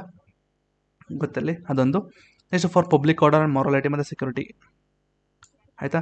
ಈಗ ರೀಸೆಂಟಾಗಿ ಹೇಳೋದಾದ್ರೆ ಯಾವುದದು ರಣವೀರ್ ಅಲಹಾಬಾದಿ ಅಂತ ಅಂದ್ಬಿಟ್ಟು ಯಾರೊಬ್ಬ ಯೂಟ್ಯೂಬರ್ ಇದ್ದ, ನೋಡಿದ್ದೀರಾ? ಕೇಳಿರ್ಬೇಕಲ್ವಾ? ಈಗ ಅವನು ಕೂಡ ಏನೋ ಮಾತಾಡ್ದ, ಅವ್ನು ಕೆಟ್ಟದಾಗೆಲ್ಲ ಮಾತಾಡ್ದ. ಈಗ ಫ್ರೀಡಮ್ ಆಫ್ ಸ್ಪೀಚ್ ಇಂದ ಎಕ್ಸ್ಪ್ರೆಷನ್ ಇದೆ ಅಂತ ಹೇಳಿದ ಮಟ್ಟಿಗೆ ಏನಾದ್ರು ಮಾತಾಡ್ಬೋದಾ? ಈ ಪಾಯಿಂಟ್ಗೆ ಎಕ್ಸಾಂಪಲ್ ಅವನದೇ ಹೇಳ್ಬೋದು ಕೇಸು, ರಣವೀರ್ ಅಲಹಾಬಾದಿಯಾ ಅಂತ ಅಂದ್ಬಿಟ್ಟು ಹುಡುಗಂದು. ಅವನೇನೋ ಮಾತಾಡ್ದ, ಹಾಕಿದ್ರು ಕೇಸ್. ಅವನು ಹೇಳ್ದ, sir I have my own fundamental rights, article 19 ನಂದು, ನೀವು ಅಂದರೆ ನಾನು ಮಾತಾಡ್ಬೋದಲ್ವಾ ಅಂತ ಕೇಳ್ದ ಅವನು ಕೂಡ. ನೋಡಪ್ಪ, ಮಾತಾಡ್ಬೋದು, ಆದರೆ ಮೊರಾಲಿಟಿ ಪಬ್ಲಿಕ್ ಏನಾಗ್ತಾ ಇದೆ, ನೀನು ಮಾತಾಡೋದ್ರಿಂದ ಪಬ್ಲಿಕ್ಗೆ ಒಂದು ಏನಂತಾರೆ ಅದಕ್ಕೆ, ಏನೋ ವರ್ಡ್ ಬರ್ತಾ ಇದೆ, ಅವರು ಬರ್ತಾಯಿಲ್ಲ ಅದ್ರ ಬಗ್ಗೆ. ಪಬ್ಲಿಕ್ ಎಫೆಕ್ಟ್ ಆಗ್ತಾ ಇದೆ, ಪಬ್ಲಿಕಲ್ಲಿ ಒಂದು ಆರ್ಡರ್ ಇರ್ತದೆ, ಅದು ಒಂದು ಸ್ವಲ್ಪ ಇದಾಗ್ತಾ ಇದೆ, ಏನಂತಾರೆ ಅದಕ್ಕೆ. ಈಗ ಲೈಕ್ ಎಕ್ಸಾಂಪಲ್, ಈಗ ಒಂದು ಸಮಾರಂಭ ಮಾಡಿದ್ರು ಅಂತಂದರೆ ಅದು ಪ್ರತಿಯೊಬ್ಬ ಮಕ್ಕಳು ಕೂಡ ನೋಡ್ತಾ ಇರ್ತಾರಲ್ವ. ಸೊ ಜನರು ನೋಡ್ತಾ ಇರ್ತಾರೆ, ವಯಸ್ಸಾದವರು ನೋಡ್ತಾ ಇರ್ತಾರೆ. ಅಲ್ಲೇನಾದರೂ ಕೆಟ್ಟದಾಗ ಮಾತಾಡ್ತು ಅಂತಂದರೆ ತುಂಬ ಜನಗಳಿಗೆ ಎಫೆಕ್ಟ್ ಆಗುತ್ತೆ ಅಲ್ವಾ. ಸೊ ಹಾಗಾಗಿ ಕೆಲವೊಂದು ರೆಸ್ಟ್ರಿಕ್ಷನ್ ಇದ್ದೇ ಇರುತ್ತೆ, ಹೌದಾ? ಓಕೆ, ನೆಕ್ಸ್ಟ್ ಡ್ಯೂರಿಂಗ್ ನ್ಯಾಷನಲ್ ಎಮರ್ಜೆನ್ಸಿಯಲ್ಲಿ ಈ ಒಂದು ಫಂಡಮೆಂಟಲ್ ರೈಟ್ಸ್ಗಳು ಕೂಡ ಸಸ್ಪೆಂಡ್ ಆಗುತ್ತೆ, ಆಟೋಮೆಟಿಕಲಿ ಸಸ್ಪೆಂಡ್ ಆಗುತ್ತೆ. ಎಕ್ಸಾಂಪಲ್, ಆರ್ಟಿಕಲ್ 19 ಆಟೋಮೆಟಿಕಲಿ ಸಸ್ಪೆಂಡ್ ಆಗುತ್ತೆ, ಎಕ್ಸೆಪ್ಟ್ ಆರ್ಟಿಕಲ್ 20 ಮತ್ತು 21 ಬಿಟ್ಟು ಇನ್ನು ಮಿಕ್ಕಿದೆಲ್ಲ ಫಂಡಮೆಂಟಲ್ ರೈಟ್ಸು ಸಸ್ಪೆಂಡ್ ಆಗುತ್ತೆ. Next parliament can amend or limit their rights through constitutional amendments. ಅಂದರೆ ಪಾರ್ಲಿಮೆಂಟು ಈ ಒಂದು ಫಂಡಮೆಂಟಲ್ ರೈಟ್ಸ್ಗಳನ್ನ ತಿದ್ದುಪಡಿ ಮಾಡಿ ಅದನ್ನು ಲಿಮಿಟ್ ಮಾಡ್ಬೋದು. ಓಕೆ, ನೆಕ್ಸ್ಟ್ ಸೈಲೆಂಟ್ ಫೀಚರ್ಸ್ ಏನು ಅಂತಂದರೆ ನಿಮ್ಮ directive principle of state policy. Okay, ಈಗ ನಾನು ಫಂಡಮೆಂಟಲ್ ರೈಟ್ಸ್ ಅಂದರೆ ಏನಂತ ಹೇಳಿದೆ, it's a basic right given to the citizens ಅಂತ ಹೇಳಿದೆ. ಈಗ DPSP ಅಂತಂದ್ರೆ ಏನು, ಇದನ್ನು ನಾವು ಡೀಟೇಲ್ ಆಗಿ ನಾವು DPSP ಕ್ಲಾಸಲ್ಲಿ ನೋಡೋಣ. ಬಟ್ ಈಗ ನಾನು as per the silent features ಏನು ತಿಳ್ಕೊಳ್ಳೋಣ. ಸೊ DPSP ಅಂತಂದ್ರೆ ಏನು, ಫಸ್ಟ್ ಆಫ್ ಆಲ್ ಹೇಳಿ, ನಿಮ್ಗೇನಾದರೂ ಗೊತ್ತಾ ಏನು ಅಂತ? ಈಗ ಅಕಸ್ಮಾತ್ ನೀವು ಬೇರೆ ಥರ ತಿಳ್ಕೊಂಡಿದ್ರೆ ಸ್ವಲ್ಪ ಅದನ್ನು ಸೈಡಲ್ಲಿ ಇಟ್ಕೊಳ್ಳಿ, ನಾನೇನು ಹೇಳ್ತೀನಿ ಜಸ್ಟ್ ಕೇಳಿಸ್ಕೊಳ್ಳಿ, ಆಯಿತಾ? ಈಗ ಒಂದು ಎಕ್ಸಾಂಪಲ್ ಮುಖಾಂತರ ನಾವು ಅರ್ಥ ಮಾಡ್ಕೊಳ್ಳೋಣ DPSP ಅಂದರೆ ಏನು ಅಂತ. ಈಗ ಒಂದು ಕಿಂಗ್ಡಮ್ ಇರುತ್ತೆ, ಆಯಿತಾ? ಸೊ ಸುಮ್ಮನೆ ಕೇಳಿಸ್ಕೊಳ್ಳಿ, ಹಂಗೆ ಜಸ್ಟ್ ಎಕ್ಸಾಂಪಲ್ ಅಷ್ಟೇ. ಇದು ನನ್ನ ಎಕ್ಸಾಂಪಲು, ನಾನೇ ಏನೋ ಒಂದು ಮಾಡಿ ಹೇಳ್ತಾ ಇದ್ದೀನಿ. ಸೊ ತಪ್ಪಾಗಿತ್ತು ಅಂದರೆ ಕ್ಷಮಿಸಿ, ಸರಿನಾ? ಓಕೆ, ಈಗ ಒಂದು ಕಿಂಗ್ಡಮ್ ಇತ್ತು, ಒಬ್ಬ ರಾಜ ಇದ್ದ. ಸೊ ಅವನ ಒಂದು ರಾಜ್ಯದ ಪ್ರಾಂತ್ಯದಲ್ಲಿ ಏನಾಗಿತ್ತು ಅಂತಂದರೆ ತುಂಬ ಹೆಲ್ತ್ ಪ್ರಾಬ್ಲಮ್ ಜಾಸ್ತಿ ಇತ್ತು. ಹೆಲ್ತ್ ಪ್ರಾಬ್ಲಮ್ ಇರೋ ಕಾರಣಕ್ಕೆ ತುಂಬ ಜನ ಅಗ್ರಿಕಲ್ಚರ್ ಮಾಡಲಿಲ್ಲ, ಹಾಗಾಗಿ ಫುಡ್ ಸ್ಕ್ಯಾರ್ಸಿಟಿ ತುಂಬ ಜಾಸ್ತಿ ಇತ್ತು. ಅಂದರೆ ತಿನ್ನೋದಕ್ಕೆ ಆಹಾರ ಇರಲಿಲ್ಲ, ಮೆಡಿಸನ್ ಇರಲಿಲ್ಲ, ಆಯಿತಾ? ಮತ್ತು ಅವ್ರಿಗೆ ಒಂದು ಉದ್ಯೋಗ, ಹೌದಾ? ಸೊ ಉದ್ಯೋಗ ಕೂಡ ಇರಲಿಲ್ಲ. ಸೊ ಇದರಿಂದ ಏನಾಗಿತ್ತು, ಅವನ ಪ್ರಾಂತ್ಯದಲ್ಲಿ ಫುಲ್ ಎಕನಾಮಿಕ್ ಏನಂತಾರೆ ಅದಕ್ಕೆ, ಎಕನಾಮಿಕ್ ಬೂಸ್ಟ್ ಅಂತಿರಲಿಲ್ಲ, ತುಂಬ ಬಿದೋಗಿರುತ್ತೆ, ಆಯಿತಾ? ಮತ್ತು ಜನಗಳು ಈಗ ಅಫ್ಕೋರ್ಸ್ ಒಬ್ಬ ರಾಜ ಅಂತ ಅಂದ ತಕ್ಷಣ ಬರೀ ದುಡ್ಡು ಮಾಡೋದಲ್ಲ, ತನ್ನ ಜನರನ್ನು ಕೂಡ ಕಾಪಾಡಬೇಕು, ಹೌದಾ? ಅದು ಒಂದು ರಾಜನ ಕರ್ತವ್ಯ, ಹೌದಾ? ಓಕೆ, ಈಗ ಅವನೇನು ಮಾಡ್ತಾನೆ, ರಾಜ ಮಂತ್ರಿನ ಕರಿತಾನೆ, ಮಂತ್ರಿ ಈ ಥರ ನಮ್ಮ ಜನ ಎಲ್ಲ ಸಾವು ನೋವು ಎಲ್ಲ ಅಂದರೆ ಹೆಲ್ತ್ ಪ್ರಾಬ್ಲಮಿಂದ ಎಲ್ಲ ಇದಾಗ್ತಾ ಇದೆ, ಸರಿಯಾಗಿ ಕೆಲಸ ಇಲ್ಲ, ತಿನ್ನೋದಕ್ಕೆ ಊಟ ಇಲ್ಲ, ಸೊ ಏನೇನು ಮಾಡಬಹುದು ಹೇಳ್ತೀಯಾ ಅಂತ ಹೇಳಿದಾಗ ಮಂತ್ರಿ ಯೋಚನೆ ಮಾಡಿ ಒಂದು ಲಿಸ್ಟ್ ಕೊಡ್ತಾನೆ. ರಾಜ, ನೀವೇನು ಮಾಡಬೇಕಾಗಿಲ್ಲ, ಈ ಲಿಸ್ಟ್ ತೊಗೊಳ್ಳಿ. ಏನು ಅಂತಂದರೆ ಯಾರ್ಯಾರು ಹಸ್ಕೊಂಡಿದ್ದಾರೋ ಅವ್ರಿಗೆಲ್ಲ ಊಟ ಕೊಡಿ, ಸಿಂಪಲ್ಲು. ಹಸ್ಕೊಂಡಿದ್ರೆ ಊಟ ಕೊಡಿ. ಈಗ ನಿಮ್ಮ ರಾಜನ ಆಸ್ಥಾನದಲ್ಲಿ ಒಂದಷ್ಟು ಸ್ಟೋರ್ ಮಾಡಿ ಇಟ್ಟಿರ್ತಾರಲ್ವ, ಎತ್ಕೊಡಿ ಅದನ್ನೇ, ಹೌದಾ? ಅಂದರೆ ಸಿಂಪಲಾಗಿ ಹೇಳೋದಾದ್ರೆ ಯಾರು ಹಸ್ಕೊಂಡಿದ್ರು ಅವ್ರಿಗೆ ಊಟ ಕೊಡಿ, ಯಾರಿಗೆ ಹೆಲ್ತ್ ಸರಿ ಇಲ್ವೋ ಅವ್ರಿಗೆ ಮೆಡಿಸನ್ನು ಬೇರೆ ಕಡೆ ಎಲ್ಲರೂ ಅಂದರೆ ಏನಾರು ಒಂದು ಅರೇಂಜ್ ಮಾಡಿ ಮೆಡಿಸನ್ ಕೊಡಿಸಿ ಅಷ್ಟೇ, ಆಯಿತಾ? ಅಕಸ್ಮಾತ್ ಯಾರಿಗೆ ಎಂಪ್ಲಾಯ್ಮೆಂಟ್ ಸಿಕ್ಕಿಲ್ಲ ಅವ್ರಿಗೆ ಎಂಪ್ಲಾಯ್ಮೆಂಟ್ ಸಿಗೋ ರೀತಿ ಮಾಡಿ. ಸೊ ಈಗ ಮಂತ್ರಿ ರಾಜನಿಗೆ ಹೇಳ್ದ, ಹೌದಾ? ಸೊ ರಾಜ ಏನು ಮಾಡ್ತಾನೆ, ಲಿಸ್ಟ್ ನೋಡ್ತಾನೆ, ಹೌದು ಈ ಥರ ಎಲ್ಲ ನಾನು ಮಾಡಿದ್ರೆ ಅಫ್ಕೋರ್ಸ್ ನನ್ನ ರಾಜ್ಯ ಚೆನ್ನಾಗಿರುತ್ತೆ, ನನ್ನ ಜನಗಳು ಕೂಡ ಚೆನ್ನಾಗಿರ್ತಾರೆ. ಸೊ ಆ ಒಂದು ಲಿಸ್ಟ್ ಏನಿದೆ, ಟು ಡೂ ಲಿಸ್ಟ್ ಅಂತ ಅಂದರೆ ಈ ಲಿಸ್ಟನ್ನು ಮಾಡಿದ್ರೆ ನಿನ್ನ ಜನಗಳು ಚೆನ್ನಾಗಿರ್ತಾರೆ, ನಿನ್ನ ಜನರು ಯೋಗಕ್ಷೇಮವಾಗಿರ್ತಾರೆ ಅಂತ ಏನೊಂದು ಲಿಸ್ಟ್ ಇತ್ತಲ್ಲ, ಆ ಲಿಸ್ಟೇ DPSP, directive principle of state policy. ಅಂತಂದರೆ ಒಂದು ರಾಜ ಅಂದರೆ ಅಲ್ಲಿ ಗೌರ್ಮೆಂಟ್ ಅಂತ ತಿಳ್ಕೊಳ್ಳಿ, ಅಲ್ಲಿದ್ದಂತಹ ಜನರು ನಾರ್ಮಲ್ ನಮ್ಮ ಅಂದರೆ ನಾವು ಪೀಪಲ್ ಅಂತ ತಿಳ್ಕೊಳ್ಳಿ, ಆಯಿತಾ? ಈ ಗೌರ್ಮೆಂಟು ಗೌರ್ಮೆಂಟು ಈಗ ಆ್ಯಕ್ಚುಲಿ DPSP ಏನು ಹೇಳುತ್ತೆ ಅಂದರೆ ವೆಲ್ಫೇರ್ ಆಫ್ ಅ ಸ್ಟೇಟ್ ಅಂತ ಹೇಳುತ್ತೆ. ಅಂತಂದರೆ ಗೌರ್ಮೆಂಟು ಒಂದು ಸಮಾಜದ ಒಳಿತಿಗಾಗಿ ಒಂದಷ್ಟು ಲಾಗಳನ್ನ ತರಬೇಕು ಅಂತಿದೆ. ಹೌದಾ? ಅಂದರೆ ಗೌರ್ಮೆಂಟು ಅವ್ರು ಏನೇ ಲಾ ತರಲಿ ಆ್ಯಕ್ಚುಲಿ ಸೊಸೈಟಿಗೆ ಏನು ಬೇಕು, ತನ್ನ ಸೊಸೈಟಿನ ಅಂದರೆ ಚೆನ್ನಾಗಿ ಬೆಳಿಬೇಕು ಅನ್ನೋ ರೀತಿ ಏನಾದ್ರು ಮಾಡಬೇಕು ಅಷ್ಟೇ. ವೆಲ್ಫೇರ್ ಆಫ್ ಅ ಸ್ಟೇಟ್, ಒಳಿತಿಗಾಗಿ, ಅಂದರೆ ಸಮಾಜದ ಒಳಿತಿಗಾಗಿ ಏನಾದ್ರು ಮಾಡಬೇಕು ಅಂದರೆ ಈ ಒಂದು ಲಿಸ್ಟನ್ನು ತಲೆಯಲ್ಲಿ ಇಟ್ಕೊಂಡು ಅವ್ರು ಮಾಡಬೇಕು ಅಂತ ಅಷ್ಟೇ. ಇನ್ನೊಂದು ಎಕ್ಸಾಂಪಲ್ ಕೊಡ್ತೀನಿ. ಈಗ ಗೌರ್ಮೆಂಟ್ ಸ್ಕೂಲಲ್ಲಿ ಊಟ ಕೊಡ್ತಾರಲ್ವ, ಮಧ್ಯಾಹ್ನದ ಊಟ ಕೊಡ್ತಾರೆ, ಹಾಲು ಕೊಡ್ತಾರೆ. ಯಾಕೆ ಕೊಡ್ತಾರಪ್ಪ ಅಂದರೆ ಪೂರ್ ಪೀಪಲ್, ಅಂದರೆ ಪೂರ್ ಸ್ಟೂಡೆಂಟ್ಸ್ ಕೂಡ ಬರ್ತಾರೆ, ಅಲ್ಲಿದ್ದಂಥ ಹಳ್ಳಿ ಮಕ್ಕಳಿಗೆ ತುಂಬ ಬಡವರಾಗಿರ್ತಾರೆ, ಅವ್ರಿಗೊಂದು ಊಟ ಮತ್ತು ಹಾಲು ಮೊಟ್ಟೆ ಎಲ್ಲ ಸಿಗಲಿ ಅಂತ, ನ್ಯೂಟ್ರಿಷನ್ನು ಸಿಗುತ್ತೆ, ಫ್ರೀ ಎಜುಕೇಷನ್ ಸಿಗುತ್ತೆ. ಸೊ ಇದರಿಂದ ಏನಾಗುತ್ತೆ ಅಂತಂದರೆ ಒಂದು ರಾಜ್ಯದಲ್ಲಿರುವಂತಹ ಏನು ಜನರಿದ್ದಾರೆ ಅವ್ರಿಗೆ ಒಂದು ವೆಲ್ಫೇರ್ ಆಗುತ್ತೆ. ಹೌದಾ? ಸೊ ಜನರು ಮುಂದೆ ಬರ್ತಾರೆ. ಸೊ ಆ್ಯಕ್ಚುಲಿ ಗೌರ್ಮೆಂಟ್ ಕೆಲಸ ಏನಪ್ಪ? ಗೌರ್ಮೆಂಟ್ ಕೆಲಸ ಏನು ಅಂತಂದರೆ ಒಂದು ರಾಜ್ಯನ ಮುಂದೆ ತರಬೇಕು ಅಂತ. ಅವ್ರಿಗೆ ಸಮಸ್ಯೆ ಬಂದಾಗ ಆ ಸಮಸ್ಯೆನ ತೀರಿಸ್ಬೇಕು ಅಷ್ಟೇ. ಗೌರ್ಮೆಂಟ್ ಕೆಲಸ ಅಷ್ಟೇನೇನಿಲ್ಲ. ಸೊ ಆ ಥರ ಒಂದಷ್ಟು ಸಮಸ್ಯೆನ ಸಾಲ್ವ್ ಮಾಡಬೇಕಾದ್ರೆ ಗೌರ್ಮೆಂಟ್ ಏನು ಮಾಡಬೇಕು, ಒಂದಷ್ಟು ತಲೆಯಲ್ಲಿ ಇಟ್ಕೋಬೇಕು. ಅದೇ DPSP. ನಾನು ಈ ಥರ ಮಾಡಿದ್ರೆ ಈ ಥರ ಆಗುತ್ತೆ. ಜಸ್ಟ್ ಸಿಂಪಲಾಗಿ ಹೇಳಿದ್ರೆ ಟು ಡೂ ಲಿಸ್ಟ್ ಅಂತ ಅಷ್ಟೇ. ಆಯಿತಾ? ಅಕಸ್ಮಾತ್ ಗೌರ್ಮೆಂಟ್ ಅದನ್ನು ಫಾಲೋ ಮಾಡಲಿಲ್ಲ ಅಂತಂದರೆ ಯಾರು ಕೂಡ ಕೋರ್ಟ್ ಮೊರೆ ಹೋಗೋದಕ್ಕೆ ಆಗೋದಿಲ್ಲ. ನೋಡಿ, ಗೌರ್ಮೆಂಟ್ ಈ ಥರ ಫಾಲೋ ಮಾಡಿಲ್ಲ, ಗೌರ್ಮೆಂಟು ನಮ್ಮ ಕಷ್ಟನ ಸಾಲ್ವ್ ಮಾಡಿಲ್ಲ ಅಂತ ಹೇಳಿ ನೀವೆಲ್ಲೂ ಕೂಡ ಕೋರ್ಟ್ಗೆ ಹೋಗೋದಕ್ಕೆ ಆಗೋದಿಲ್ಲ. But they are still very important and the constitution calls them a fundamental in the governance of the country. ಹೌದಾ? ಓಕೆ, ಅರ್ಥ ಆಗಿರುತ್ತೆ ಅನ್ಕೋತೀನಿ DPSP ಅಂತಂದರೆ. ಸೊ DPSP ಅಂತಂದರೆ ಆ್ಯಕ್ಚುಲಾಗಿ ಒಂದು ಟು ಡೂ ಲಿಸ್ಟ್ ಅಂತ.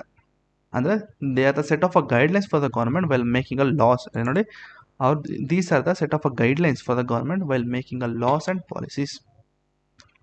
ಹೌದಾ?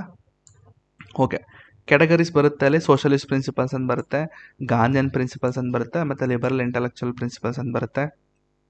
ಸೊ ಅದನ್ನು ನಾವು DPSP ಕವರ್ ಮಾಡ್ತೀವಿ. ಇನ್ನೊಂದು ಮಿನರ್ವಾ ಮಿಲ್ಸ್ ಕೇಸ್ ಕೂಡ ನಾನು ಡಿಸ್ಕಸ್ ಮಾಡಬೇಕು, ಅದು ಕೂಡ ಅಲ್ಲಾಗುತ್ತೆ. ಅಲ್ಲಿ ಒಂದು ಎಲ್ಲಿಂದ ಅಂತಂದರೆ ನಿಮಗೆ ಚಂಪಕಂ ದೊರೆರಾಜನ್ ಕೇಸ್ ಅಂತ ಬರುತ್ತೆ ಒಂದು, ಯಾವಾಗ ಅಂದರೆ 1951 ಅಂದರೆ ಫಂಡಮೆಂಟಲ್ ದೊಡ್ಡದ ಅಥವಾ DPSP ದೊಡ್ಡದ ಅಂತ ಅಂದ್ಬಿಟ್ಟು ಒಂದು ಡಿಸ್ಕಷನ್ ಆಗುತ್ತೆ. ಸೊ ಅಲ್ಲಿಂದ ಅಂದರೆ ಸ್ಟಾರ್ಟಿಂಗಲ್ಲಿ ಏನಾಗುತ್ತೆ ಅಂದರೆ ಅಲ್ಲಿ ಫಂಡಮೆಂಟಲ್ ರೈಟೇ ದೊಡ್ಡದು ಅಂತ ಬರುತ್ತೆ. ಸೊ ಅಲ್ಲಾದ್ಮೇಲೆ ನಿಮಗೆ ಚಂಪಕಂ ದೊರೆರಾಜನ್, ಗೋಲಕ್ನಾಥ್ ಕೇಸು, ಕ್ವೇಶಾನಂದ ಭಾರತಿ ಕೇಸು, ಕೊನೆಗೆ ಮಿನರ್ವಾ ಮಿಲ್ಸ್ ಕೇಸಲ್ಲಿ ಬಂದು ಏನಾಗುತ್ತೆ, it is like a harmony balance. It should B harmony balance between fundamental rights and DPSP R essential. ಆಯಿತಾ? ಸೊ ಅದೆಲ್ಲ ಡಿಸ್ಕಸ್ ಮಾಡೋಣ, ತಲೆ ಕೆಡ್ಸ್ಕೊಬೇಡಿ. ಜಸ್ಟ್ DPSP ಅಂದರೆ ಏನು ಅಂತ ತಿಳ್ಕೊಳ್ಳಿ. DPSP are the set of rules and regulation that the government should follow while making a laws and policies to make India as a welfare state. ನೋಡಿ ಎಷ್ಟು ಚೆನ್ನಾಗಿದೆ ಡೆಫಿನೇಷನು, ಅರ್ಥ ಆಗಿರುತ್ತೆ ಅನ್ಕೋತೀನಿ. Okay, next fundamental duties. ಇದು ಕೂಡ ನಿಮ್ಗೆ ಬರುತ್ತೆ, ಆರ್ಟಿಕಲ್ 51A ಪಾರ್ಟ್ 4A ಬರುತ್ತೆ. ಇದು ಕೂಡ ಸೆಟ್ ಆಫ್ ಡ್ಯೂಟೀಸ್. ಅಂದರೆ ಫಂಡಮೆಂಟಲ್ ಡ್ಯೂಟೀಸ್ ಅಂದರೆ ಏನಪ್ಪ, ನಾರ್ಮಲಾಗಿ ಒಂದಷ್ಟು ಲಿಸ್ಟ್ ಇದೆ. ಆ ಲಿಸ್ಟ್ ಪ್ರಕಾರ ಜನರು, ಸಾಮಾನ್ಯ ಜನರು ಅದನ್ನು ನಡ್ಕೋಬೇಕು. ಆಯಿತಾ? ಲೈಕ್ ಈಗ ನಮ್ಮ ನ್ಯಾಷನಲ್ ಫ್ಲಾಗ್ಗೆ ಸಲ್ಯೂಟ್ ಹೊಡಿಬೇಕು. ಆಯಿತಾ? ನಮ್ಮ ಕಾನ್ಸ್ಟಿಟ್ಯೂಷನ್ಗೆ ರೆಸ್ಪೆಕ್ಟ್ ಮಾಡಬೇಕು. ನ್ಯಾಷನಲ್ ಆ್ಯಂಥಮ್ ಬಂದಾಗ ರೆಸ್ಪೆಕ್ಟ್ ಮಾಡಬೇಕು. ಇಲ್ಲ, ಇದನ್ನು ಮೆನ್ಷನ್ ಮಾಡಿದ್ದೀನಿ ಅನ್ಕೋತೀನಿ ನೋಡಿ. Respect the constitution, national flag, anthem, uphold sovereignty, unity, integrity, ಮತ್ತು ಎಲ್ಲರನ್ನೂ ಕೂಡ ಅಣ್ಣ ತಮ್ಮಂದ್ರ ಥರ ನೋಡಬೇಕು.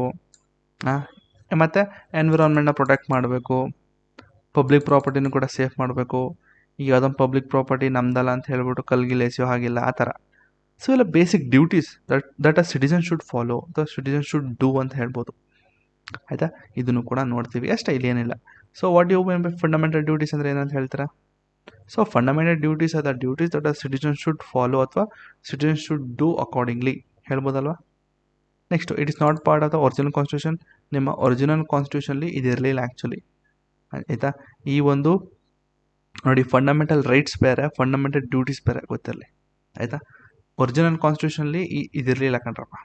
ಸೊ ಆಮೇಲೆ 42ನೇ ತಿದ್ದುಪಡಿ ಮಾಡಿ ಎಮರ್ಜೆನ್ಸಿ ಆದಮೇಲೆ ಸ್ವರ್ಣ ಸಿಂಗ್ ಕಮಿಟಿ ಮುಖಾಂತರ ಈ ಒಂದು ಫಂಡಮೆಂಟಲ್ ಡ್ಯೂಟೀಸ್ ಇರಬೇಕು ಅಂತಂದ್ಬಿಟ್ಟು ತೊಗೊಂಡು ಬಂದರು. ಆಯಿತಾ? ಸೊ ನೆಕ್ಸ್ಟ್ 86ನೇ ತಿದ್ದುಪಡಿ ಮುಖಾಂತರ ಈ ಒಂದು 11 ಫಂಡಮೆಂಟಲ್ ಡ್ಯೂಟೀಸ್ನ ಹಾಕಿದ್ದಾರೆ. ಒಟ್ಟು 11 ಫಂಡಮೆಂಟಲ್ ಡ್ಯೂಟೀಸ್ ಇದೆ ಟೋಟಲಾಗಿ. ಅದನ್ನು ಇಡಲೇಬೇಕಂಡ್ರಪ್ಪ ನೀವು. ಆಯಿತಾ? ನಿಮಗೆ ಎಲ್ಲಿ ಕೇಳ್ತಾನೆ ಅಂದರೆ ಇಂಟರ್ವ್ಯೂಲಿ ಕೇಳ್ಬಿಡ್ತಾನಂತೆ. ಸೊ ತುಂಬ ಜನ ಇಂಟರ್ವ್ಯೂಲಿ ನೋಡಿದ್ದೆ ನಾನು ಯೂಟ್ಯೂಬಲ್ಲೆಲ್ಲ. ಸೊ ತುಂಬ ಜನ ಕೇಳಿದಾರಂತೆ list all the 11 fundamental rights ಅಂತ, ಫಂಡಮೆಂಟಲ್ ಡ್ಯೂಟೀಸ್ ಅಂತ ಕೇಳಿದಾರಂತೆ. ಆಯಿತಾ? ಸೊ ಗೊತ್ತಿರಲಿ ಅದೊಂದು. ಇವೆಲ್ಲ ಡ್ಯೂಟೀಸ್ ಅಂದರೆ ದಟ್ ಸಿಟಿಸನ್ ಅವರು ಆ ಡ್ಯೂಟಿನ ಮಾಡಲೇಬೇಕು ಅಂತ. ಆಯಿತಾ? ಇದು ಕೂಡ ನಾನ್ ಜಸ್ಟಿಸಬಲ್ ಗೊತ್ತಿರಲಿ. ಆ ಡ್ಯೂಟಿನ ನೀವು ನೋಡಿ, ಈಗ ರೀಸೆಂಟಾಗಿ ಕರೆಂಟ್ ಅಫೇರ್ಸ್ ನೋಡಿ, ಕರೆಂಟ್ ಅಫೇರ್ಸ್ ಬಂತು, ಅದನ್ನು ಕೂಡ ಲಿಂಕ್ ಮಾಡ್ಬಿಟ್ಟು ಹೇಳ್ತೀನಿ ನೋಡಿ. ರೀಸೆಂಟಾಗಿ ತಮಿಳ್ನಾಡಲ್ಲಿ ಏನಾಗಿತ್ತು ಅಂತಂದರೆ, ಅವರು ಫಸ್ಟು ನ್ಯಾಷನಲ್ ಆ್ಯಂಥಮನ್ನ ಪ್ಲೇ ಮಾಡಿದೆ.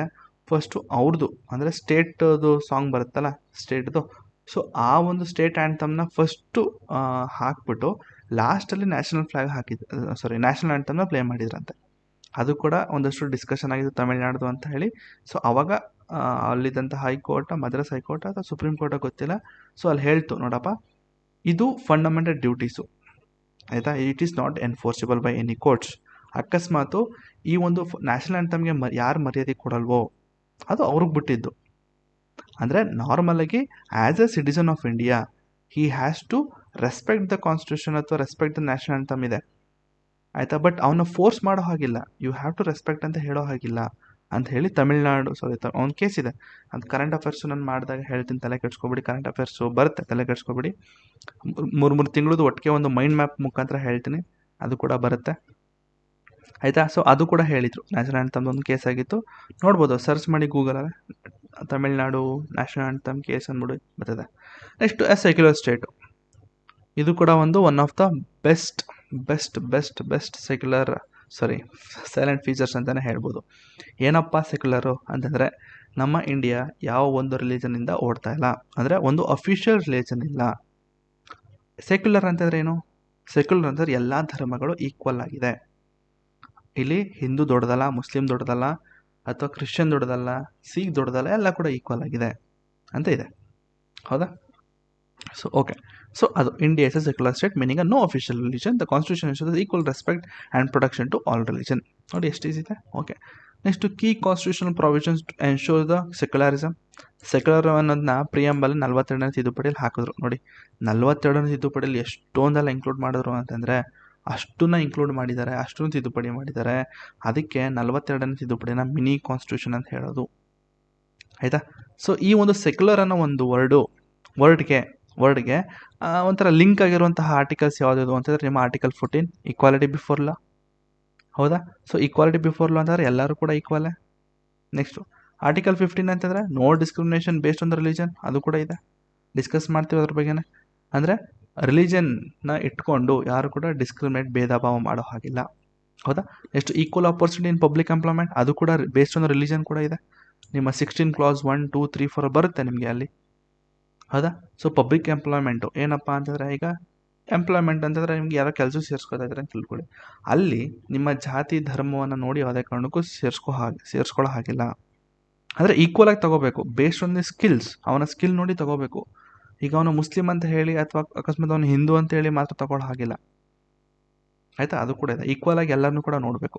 ನೆಕ್ಸ್ಟ್ ಆರ್ಟಿಕಲ್ 25 ಏನಂತ ಹೇಳಿದೆ ಅಂದರೆ ಫ್ರೀಡಮ್ ಆಫ್ ರಿಲಿಜನ್, ಅಂದರೆ ನೀ ಯಾವ ರಿಲಿಜನ್ ಆದರೂ, ನೀನು ಧರ್ಮವನ್ನಾದರೂ, ಯಾವ ಧರ್ಮನಾದರೂ ನೀನು ಫಾಲೋ ಮಾಡಬಹುದು, ಪ್ರಾಕ್ಟೀಸ್ ಮಾಡ್ಬೋದು ಮತ್ತು ಪ್ರೊಪಗೇಟ್ ಮಾಡಬಹುದು, ಆಯಿತಾ. ನೆಕ್ಸ್ಟ್ ಆರ್ಟಿಕಲ್ 26 ಏನು ಹೇಳುತ್ತೆ ಅಂದರೆ right of religious denomination to manage affairs ಅಂತಂದರೆ, ಅಲ್ಲೂ ಕೂಡ 26 ಒಂದಷ್ಟು ಸಬ್ ಕ್ಲಾಸ್ಗಳು ಬರುತ್ತೆ, ಆಯಿತಾ. ಅಲ್ಲೂ ಕೂಡ ಇದು ಸ್ವಲ್ಪ ನಿಮ್ಮ ವಫ್ಕ್ ಇದರಲ್ಲಿ ಸ್ವಲ್ಪ ಮಾತುಕತೆ ಆಗೈತಿ ಒಂದು ಆರ್ಟಿಕಲ್ 26. ಮುಂದೆ ಮಾತಾಡೋಣ ಅದ್ರ ಬಗ್ಗೆ. ಅಂದರೆ ಆ ಒಂದು ರಿಲಿಜಿಯಸ್, ಈಗ ಲೈಕ್ ಎಕ್ಸಾಂಪಲ್, ಈಗ ನಮ್ಮ ಹಿಂದೂ ದೇವಾಲಯಗಳಲ್ಲಿ ನಮ್ಮ ಹಿಂದೂ ಅಂದರೆ ಲೈಕ್ ಬ್ರಾಹ್ಮಣರು, ಸೊ ಇಂಥವರು ಪೂಜೆ ಮಾಡಬೇಕು ಅಂತ ಏನೋ ಒಂದು ಲಿಸ್ಟ್ ಇರುತ್ತೆ ಅಂತ ಹೇಳ್ಕೊಳ್ಳಿ, ಹೌದಾ. ಸೊ ಇವರೇ ಪೂಜೆ ಮಾಡಬೇಕು.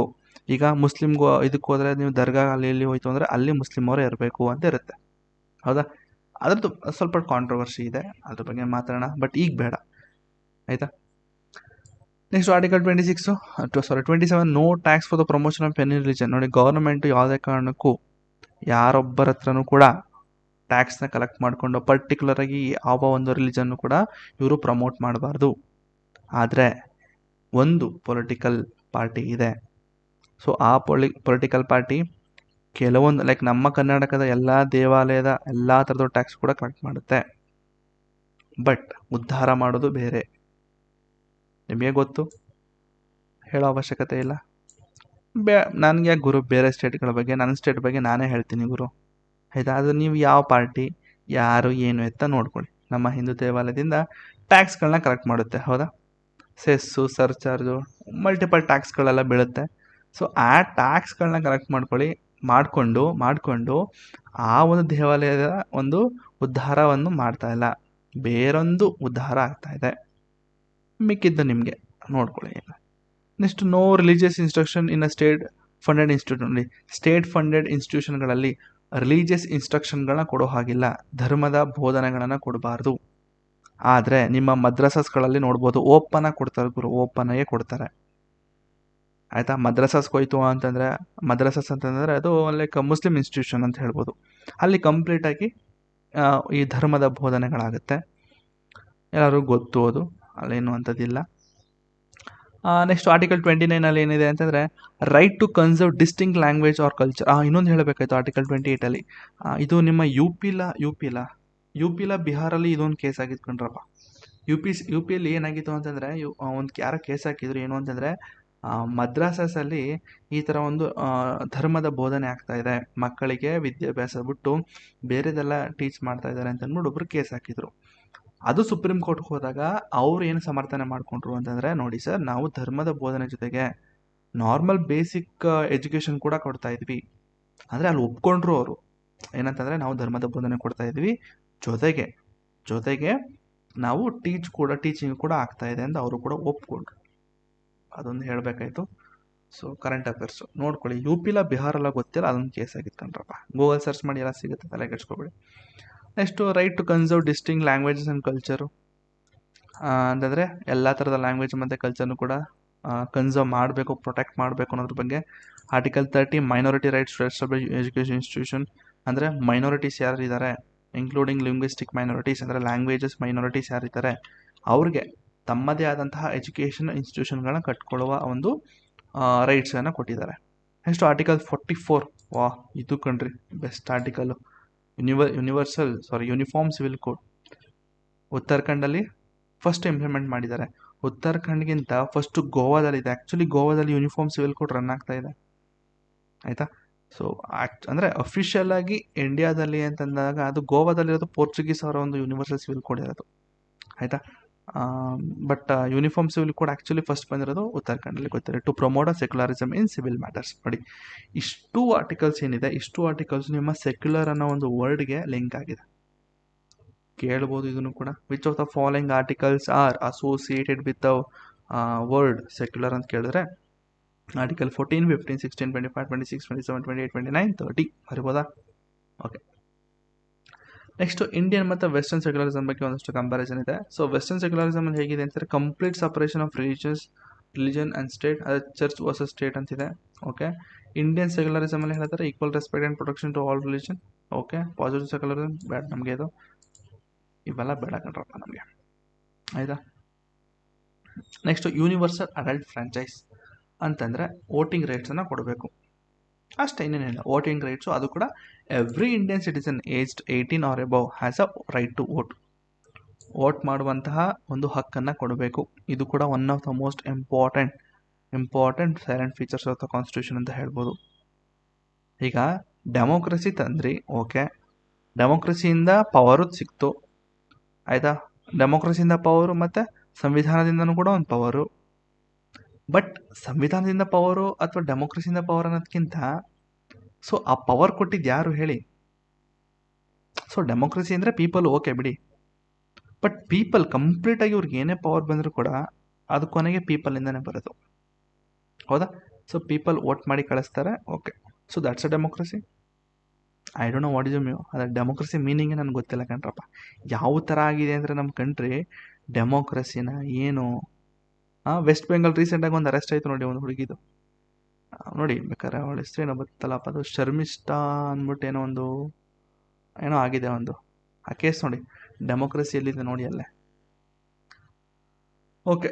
ಸೊ ಏನು ಅಂತಂದರೆ ಸಿಂಪಲ್ಲಾಗಿ ಇದು ಯೂನಿವರ್ಸಲ್ ಅಡಲ್ಟ್ ಫ್ರಾಂಚೈಸ್ ಅಂತಂದರೆ ಎಲ್ಲ ಒಂದು ಸಿಟಿಸನ್ಸ್ಗೆ ವೋಟಿಂಗ್ ರೈಟ್ಸನ್ನು ಕೊಡಬೇಕು. So without discrimination. ನೋಡಪ್ಪ, ವೋಟಿಂಗ್ ರೈಟ್ಸ್ ಕೊಡ್ತೀವಿ ಅಂತ ಹೇಳಿ ಬರೀ ಮೇಲ್ ಜಾತಿಯವ್ರು ಕೊಡಬೇಕು ಅಥವಾ ಕೆಳ ಜಾತಿಯವ್ರಿಗೆ ಕೊಡಬಾರ್ದು. ಸೊ ಆ ಥರ ಇಲ್ಲ, ಎಲ್ಲರೂ ಕೂಡ ಈಕ್ವಲ್ ರೆಪ್ರೆಸೆಂಟೇಷನ್ ಇರಬೇಕು. ಈಕ್ವಲ್ ಅಪ್ಲಿಕೇಶನ್ ಇರಬೇಕು. ಅಲ್ಲೇ ನೋಡಿ, without discrimination based on the caste, religion, race, sex, literacy, wealth. Next 61ನೇ ತಿದ್ದುಪಡಿ ಮುಖಾಂತರ ಏಜನ್ನು, ವೋಟಿಂಗ್ ಏಜನ್ನು 21ರಿಂದ 18ಗೆ ಇಳಿಸ್ತಾರೆ. ಸೊ ನೀವು ಎಲೆಕ್ಷನ್ ಕಮಿಷನ್ ಓದಬೇಕಾದ್ರೆ ಆವಾಗ ಅದು ಸಿಂಗಲ್ ಮೆಂಬರ್ ಬಾಡಿ ಆಗಿರುತ್ತೆ. ಅದಾದಮೇಲೆ ಮಲ್ಟಿ ಮೆಂಬರ್ ಬಾಡಿ ಆಯಿತು. ಯಾಕೆ ಮಲ್ಟಿ ಮೆಂಬರ್ ಬಾಡಿ ಆಯಿತು ಅಂತಂದರೆ, ಈ ಒಂದು 18ರಿಂದ 21ಗೆ ಏನು ಏಜನ್ನು ಇಳಿಸ್ತಾರೆ ಲಿಮಿಟ್ನ, 21ರಿಂದ 18ಗೆ ಏನು ಇಳಿಸ್ತಾರಲ್ಲ ಏಜನ್ನ, ಸೊ ಆ ಥರ ಇಳಿಸಿದಾಗ ಸ್ವಲ್ಪ ಕೆಲಸ ಜಾಸ್ತಿ ಆಗುತ್ತೆ. ಆವಾಗ ನಿಮ್ಮ ಎಲೆಕ್ಷನ್ ಕಮಿಷನ್ದು ಮಲ್ಟಿ ಮೆಂಬರ್ ಬಾಡಿಗೆ ಕನ್ವರ್ಟ್ ಮಾಡ್ತದೆ. ನಿಮ್ಮ ಎಲೆಕ್ಷನ್ ಕಮಿಷನ್ ಬಂದಾಗ ಹೇಳ್ಕೊಡ್ತೀನಿ ಅದನ್ನು ಕೂಡ. ನೋಡಿ, ಎಲ್ಲ ಫುಲ್ಲು ಲಿಂಕ್ ಆಗಿದೆ ಗುರು. ಸೈಲೆಂಟ್ ಫೀಚರ್ಸ್ ಹೇಳ್ತಾ ಇದ್ದೀನಿ ಅಂತಂದರೆ ಕಂಪ್ಲೀಟ್ ಕಾನ್ಸ್ಟಿಟ್ಯೂಷನಲ್ಲಿ ಲಿಂಕ್ ಆಗಿದೆ ಅಲ್ಲಿ. ಬಟ್ ನಾನು ಯಾವುದನ್ನು ಕೂಡ ಈಗ ಲೈಕ್ ಎಕ್ಸಾಂಪಲ್ ನಿಮ್ಗೆ ಎಲ್ಲನೂ ಹೇಳ್ತಾ ಹೋಗ್ತೀನಿ ಅಂತಂದರೆ ನಿಮ್ಮ ಸೈಲೆಂಟ್ ಫೀಚರ್ ಅಥವಾ ಕಾನ್ಸ್ಟಿಟ್ಯೂಷನ್ನೇ ನಿಮಗೆ ಲೈಕ್ 5 to 6 hours ಆಗ್ಬಿಡುತ್ತೆ, ಆ ರೀತಿ ಇರುತ್ತೆ. ಅದ್ರ ಕೂಡ ಸುಮಾರು ಪಾರ್ಟ್ನ ನಾವು ಮುಂದಿನ ಕ್ಲಾಸಲ್ಲಿ ಕವರ್ ಮಾಡ್ಕೋತೀವಿ, ಆಗ ನಮಗೆ ಈಸಿಯಾಗಿ ಅರ್ಥ ಆಗುತ್ತೆ. ಒಂದಷ್ಟು ಸಿಗ್ನಿಫಿಕೆನ್ಸ್ ಕೊಟ್ಟಿದ್ದೀನಿ, ನೋಡ್ಕೊಳ್ಳಿ. ಇದರಿಂದ ಏನಾಗುತ್ತೆ ಅಂದರೆ Indian democracy broad based and inclusive ಆಗಿರುತ್ತೆ, ಸೆಲ್ಫ್ ರೆಸ್ಪೆಕ್ಟ್ನ ಬೂಸ್ಟ್ ಮಾಡುತ್ತೆ, uphold the principle of equality, ಮತ್ತು ಮೈನಾರಿಟಿ ಮತ್ತು ವೀಕರ್ ಸೆಕ್ಷನ್ ಕೂಡ ಹೆಲ್ಪ್ ಆಗುತ್ತೆ. ಹೌದಾ? ಅವರು ಕೂಡ ಒಂದು ವೋಟಿಂಗ್ ರೇಟ್ ಸಿಕ್ತು ಅಂತಂದರೆ ಎಲ್ಲರೂ ಕೂಡ ಒಂದು ಏನು ಸಿಗುತ್ತೆ, ಅಂತಂದರೆ ಅವ್ರಿಗೊಂಥರ ಏನದು ಒಂದು ಫ್ರೀಡಮ್ ಥರ ಏನೋ ಸಿಕ್ತಂಗೆ ಆಗುತ್ತೆ. ನಾನು ಕೂಡ ವೋಟ್ ಮಾಡಿ ಅವನ್ನ ಗೆಲ್ಸಿದ್ದೀನಿ ಅಂತ ಹೇಳಿ. ಹೌದಾ? Next single citizenship. ನಮ್ಮ ದೇಶದಲ್ಲಿ ಸಿಂಗಲ್ ಸಿಟಿಸನ್ಶಿಪ್ ಮಾತ್ರ ಕೊಡ್ತಾರೆ, ಆಯಿತಾ. ಓನ್ಲಿ 1 ಸಿಟಿಸನ್ಶಿಪ್ಪು, ಇಂಡಿಯಾ ಮಾತ್ರ. ಸ್ಟೇಟಿಗೆ ಬೇರೆ, ಸೆಂಟ್ರಲ್ ಬೇರೆ ಅಂತ ಏನಿಲ್ಲ. ಸೊ USA ಹೋಯ್ತು ಅಂತಂದರೆ ಅಲ್ಲಿ ಡ್ಯುಯಲ್ ಸಿಟಿಸನ್ಶಿಪ್ ಇದೆ. ಒಂದು ನ್ಯಾಷನಲ್ ಸಿಟಿಸನ್ಶಿಪ್ ಸಿಗುತ್ತೆ, ಮತ್ತು ಇನ್ನೊಂದು ಸ್ಟೇಟ್ ಲೆವೆಲ್ ಇನ್ನೊಂದು ಸಿಟಿಸನ್ಶಿಪ್ ಸಿಗುತ್ತೆ, ಆಯಿತಾ. ಸೊ ಇದು ಕೂಡ ಒಂದು ಕರೆಂಟ್ ಅಫೇರ್ಸ್ ಹೇಳ್ತೀನಿ ಕೇಳ್ಕೊಳ್ಳಿ. ರಾಹುಲ್ ಗಾಂಧಿದು ಒಂದು ಕೇಸ್ ಆಗಿತ್ತು. ಸೊ ಅಲ್ಲೇನಾಗಿತ್ತು ಅಂದರೆ ಅವನಿಗೆ 2 ಅಂದರೆ ಡ್ಯುಯಲ್ ಸಿಟಿಸನ್ಶಿಪ್ ಇದೆ ಅಂತ. ಅಂದರೆ ಒಂದು ಇಂಡಿಯಾದೊಂದು, ಒಂದು UKದೊಂದು, ಆಯಿತಾ. ಈ ಒಂದು ಸಿಟಿಸನ್ಶಿಪ್ದು ಅಂತ ಎಲ್ಲ ಬರುತ್ತೆ ನಿಮಗೆ ಮಿನಿಸ್ಟ್ರಿ ಆಫ್ ಹೋಮ್ ಅಫೇರ್ಸ್ ಅಂಡಲ್ಲೇ ಬರುತ್ತೆ, ಆಯಿತಾ. ಸೊ ಆ್ಯಕ್ಚುಲಿ ಅಲ್ಲಿ ಕೇಸ್ ಅಂದರೆ ಹೇಗೆ ಗೊತ್ತಾಯಿತು ಅಂತ ಹೇಳೋದಾದರೆ, ರಾಹುಲ್ ಗಾಂಧಿದು ಒಂದು ಕಂಪನಿ ಇದೆ UKದಲ್ಲೋ ಎಲ್ಲ ಒಂದು ಯುರೋಪ್ ಎಲ್ಲ ಒಂದು ಕಂಪ್ನಿ ಇದೆ ಅವರು. ಆ ಕಂಪ್ನಿ ಹೆಸರು ನನಗೆ ಗೊತ್ತಿಲ್ಲ, ಬಟ್ ಒಂದು ಕಂಪ್ನಿ ಇದೆ. ಸೊ ಆ ಕಂಪ್ನಿಲಿ ಅವರ ಒಂದು ರೂಲ್ಸ್ ಏನು ಅಂತಂದರೆ, ಆ ಕಂಪನಿಯ ಬೋರ್ಡ್ ಆಫ್ ಡೈರೆಕ್ಟರ್ ಯಾರೇ ಆದರೂ ಕೂಡ ಅವರು UK ಸಿಟಿಸನ್ಶಿಪ್ ಆಗಿರಬೇಕು. UK ಸಿಟಿಸನ್ಶಿಪ್ ಆಗಿದ್ರೆ ಮಾತ್ರ ಅವ್ರಿಗೆ ಈ ಒಂದು ಬೋರ್ಡ್ ಆಫ್ ಡೈರೆಕ್ಟರ್ ಸ್ಥಾನ ಸಿಗುತ್ತೆ ಅಂತಿದೆ, as per the rules. Okay. ಆದರೆ ರಾಹುಲ್ ಗಾಂಧಿ ಹೆಸರು ಕೂಡ ಇದೆ ಅಲ್ಲಿ. ಸೊ ಅಲ್ಲಿ ತುಂಬ ಜನಕ್ಕೆ ಅಂದರೆ BJP ಅವ್ರಿಗೆ ಒಂಥರ ಏನೋ ಒಂಥರ ಸಿಕ್ಬಿಡ್ತು ಅವ್ರಿಗೆ. ಓಹೋ, ಸಿಕ್ತು, ಇವರು ಮಾಡ್ತೀನಿ ಅಂತ ಹೇಳಿ ಎಲ್ಲ ಇನ್ವೆಸ್ಟಿಗೇಟ್ ಮಾಡಿ ಎಲ್ಲ ಇದು ಮಾಡಿ ತಗೊಬಂದು ಕೇಸ್ ಹಾಕಿದ್ರು. ಇನ್ನೂ ಕೇಸ್ ಅದು ಓಡ್ತಾ ಇದೆ ಈಗ ಅವರು ಏನು ಮಾಡಬೇಕು ಅಂತ. ಒಂದು ತ್ಯಾಗ ಮಾಡಬೇಕು, ಸಿಟಿಸನ್ಶಿಪ್ ತ್ಯಾಗ ಮಾಡಬೇಕು, ಇಲ್ಲ ಅಂತಂದರೆ MP ಸ್ಥಾನದಿಂದ ಕೆಳಗಡೆ ಇಳಿಬೇಕು. ಹೌದಾ? ಓಕೆ. ಸೊ ಇದೊಂದು ಕರೆಂಟ್ ಅಫೇರ್ಸು, ಆಯಿತಾ. ಸಿಟಿಸನ್ಶಿಪ್ ಮೇಲೆ ಕೇಳ್ಬೋದು. ಇಲ್ಲ ಸರ್, ಯಾಕೆ ಸರ್ ನಮ್ಮ ರಾಹುಲ್ ಗಾಂಧಿ ಸಾಹೇಬ್ರಿಗೆ ಹಿಂಗೆ ಹೇಳ್ತೀರಾ ಅಂತ ಕೇಳಿದ್ರೆ, ನೋಡ್ರಪ್ಪ, ನಾನೇನು ಸುಳ್ಳು ಹೇಳ್ತಾ ಇಲ್ಲ. ನೀವು ಹೋಗಿ ಹುಡುಕಿ, ಗೂಗಲ್ ಮಾಡಿ ರಾಹುಲ್ ಗಾಂಧಿ ಡ್ಯುಯಲ್ ಸಿಟಿಸನ್ಶಿಪ್ ಅಥವಾ ಡಬಲ್ ಸಿಟಿಸನ್ಶಿಪ್ UK ಅಂತ ಹೊಡೀರಿ, ಬರ್ತದೆ, ಆಯಿತಾ.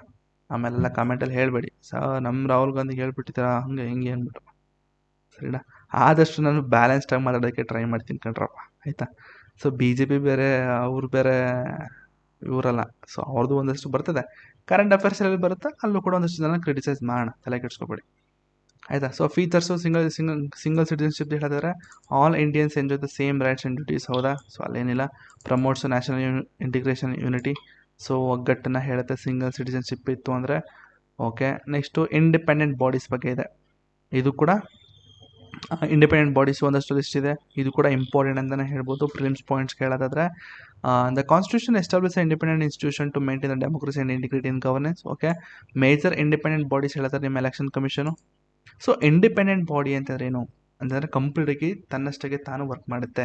ಯಾರ ಒಂದು ಎಕ್ಸ್ಟರ್ನಲ್ ಪ್ರೆಷರಿಂದ, ಯಾರೊಬ್ಬರ ಮಾತನ್ನು ಕೇಳ್ಕೊಂಡು ಮಾಡಲ್ಲ. ಈಗ ಎಲೆಕ್ಷನ್ ಕಮಿಷನ್ ಅಂತ ತಿಳ್ಕೊಳ್ಳಿ, ಎಲೆಕ್ಷನ್ ಬಂದಾಗ ಇದು ಇಂಡಿಪೆಂಡೆಂಟ್ ಬಾಡಿ. ಈಗ ಲೈಕ್ ಪ್ರೆಸಿಡೆಂಟ್ ಅವ್ರು ಅಪಾಯಿಂಟ್ ಮಾಡ್ತಾರೆ, ಎಲ್ಲ ಓಕೆ. ಬಟ್ ಅವರು ಪ್ರೆಸಿಡೆಂಟ್ ಅವರು ಇಂಥದ್ದೇ ಮಾಡಿ ಅಂತ ಹೇಳೋದಕ್ಕಾಗಲ್ಲ. ಅವ್ರ ಕೆಲಸ ಏನಪ್ಪ, ಎಲೆಕ್ಷನ್ ಮಾಡಬೇಕು, ಮಾಡ್ತಾರೆ, ಹೋಗ್ತಾರೆ. ಬಟ್ ಇನ್ನೊಬ್ಬರ ಮಾತುಗಳು ಕೇಳ್ಕೊಂಡು, ಲೈಕ್ ಎಕ್ಸಾಂಪಲ್ ನಿಮ್ಮ MP MLAಗಳ ಮಾತುಗಳನ್ನ ಕೇಳಿಕೊಂಡು ಇವತ್ತೇ ಮಾಡಬೇಕು, ಅವತ್ತೇ ಮಾಡಬೇಕು, ಆ ಥರ ಅಲ್ಲ. ಇಂಡಿಪೆಂಡೆಂಟಾಗಿ ವರ್ಕ್ ಮಾಡ್ತಾರೆ, ಸ್ವತಃ ತಮ್ಮಷ್ಟಕ್ಕೆ ತಾವೇ ವರ್ಕ್ ಮಾಡ್ತಾರೆ, ಆ ಥರ ನೋಡಿ. It conduct a free and fair election to the parliament. State legislature president and vice president only ಅಂತ ಹಾಕ್ಬೇಕಾಯ್ತು, ನನ್ನಲ್ಲಿ ಮಿಸ್ ಆಗೋಯ್ತು ಬಿಡಿ. ನೋಡ್ರಮ್ಮ, ಈ ಒಂದು ಎಲೆಕ್ಷನ್ ಕಮಿಷನ್ ಯಾರ್ಯಾರಿಗೆ ಎಲೆಕ್ಷನ್ ಮಾಡುತ್ತೆ ಅಂತಂದರೆ, ನಿಮ್ಮ ಪಾರ್ಲಿಮೆಂಟ್ ಮಾಡುತ್ತೆ, ಸ್ಟೇಟ್ ಲೆಜಿಸ್ಲೇಚರ್ ಮಾಡುತ್ತೆ, ಪ್ರೆಸಿಡೆಂಟು ಮತ್ತು ವೈಸ್ ಪ್ರೆಸಿಡೆಂಟು, ಅಷ್ಟೇ, ಇನ್ಯಾರಿಗೂ ಮಾಡೋದ. ಹಾಗಾದರೆ ಸರ್ ನಮ್ಮ ಪಂಚಾಯತು ಮತ್ತು ಲೋಕಲ್ ಎಲೆಕ್ಷನ್ ಆದಾಗ ಯಾರು ಮಾಡ್ತಾರೆ ಅಂತಂದರೆ ನಿಮ್ಮ ಸ್ಟೇಟ್ ಎಲೆಕ್ಷನ್ ಕಮಿಷನು. ಆಯಿತಾ, ಈ ಎಲೆಕ್ಷನ್ ಕಮಿಷನು ಮೇಲಿರುತ್ತೆ, ಸೆಂಟ್ರಲ್ ಲೆವೆಲ್ ಇರುತ್ತೆ. ನಿಮ್ಮ ಸ್ಟೇಟ್ಗಳಲ್ಲೂ ಕೂಡ ಒಂದೊಂದಷ್ಟು ಸ್ಟೇಟ್ ಎಲೆಕ್ಷನ್ ಕಮಿಷನ್ ಅಂತ ಇರುತ್ತೆ, ಅವರು ನಿಮ್ಮ ಲೋಕಲ್ ಎಲೆಕ್ಷನ್ಗಳನ್ನ ಮಾಡಿಕೊಡ್ತಾರೆ. ಸರಿನಾ. ನೆಕ್ಸ್ಟ್ ಕಂಪ್ಟ್ರೋಲರ್ ಆ್ಯಂಡ್ ಆಡಿಟರ್ ಜನರಲ್ಲು. ಆಯಿತಾ, ಕಂಪ್ಲೀಟಾಗಿ ಗೌರ್ಮೆಂಟಲ್ಲಿರುವಂಥ ಎಲ್ಲ ಅಕೌಂಟ್ಸು ಎಷ್ಟೆಷ್ಟು ಟ್ರಾನ್ಸಾಕ್ಷನ್ ಆಗಿದೆ, ಎಕ್ಸ್ಪೆಂಡಿಚರ್ ಎಷ್ಟು, ರೆವೆನ್ಯೂ ಎಷ್ಟು ಅಂತೆಲ್ಲ ಒಂದು ಆಡಿಟ್ ಮಾಡೋದು ಯಾರು ಅಂದರೆ ಇವರೇ. ಮತ್ತು he is A guardian of the public purse, ಅಂದರೆ ಜನರ ಒಂದು ದುಡ್ಡಿಗೆ ಇವರು ಗಾರ್ಡಿಯನ್ ಆಗಿರ್ತಾರೆ. ಆದರೂ ಕೂಡ ಒಂದಷ್ಟು ಲಂಚ ಹೊಡಿತಾರೆ ಗುರು. ಆಯಿತಾ. ನೆಕ್ಸ್ಟ್ UPSC ಕೂಡ ಇದೆ, ಹೌದಾ, ಅದೇ ಎಕ್ಸಾಮ್ ತಾನೇ ಓಡ್ತಾ ಇರೋದು. ಓಕೆ.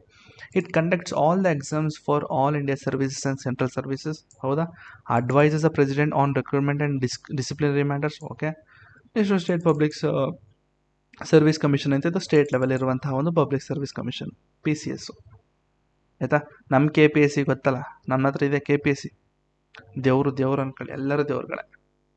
ಆಯಿತಾ. ಒಬ್ಬೊಬ್ಬರು ನನ್ನ ಫೋಟೋ ತಗೊಂಡು ಕೈ ಹಂಗೆ ಎತ್ತಿ ಮುಗಿಬೇಕು ಅವ್ರಿಗೆ. ಏನು ಗುರು, KS ಎಕ್ಸಾಮ್ ಇಂಟರ್ವ್ಯೂಗೆ ಹೋಯ್ತು ಅಂತಂದರೆ 1, 2 ಕೋಟಿ 3 ಕೋಟಿ ಅಂತಲ್ಲ ಗುರು.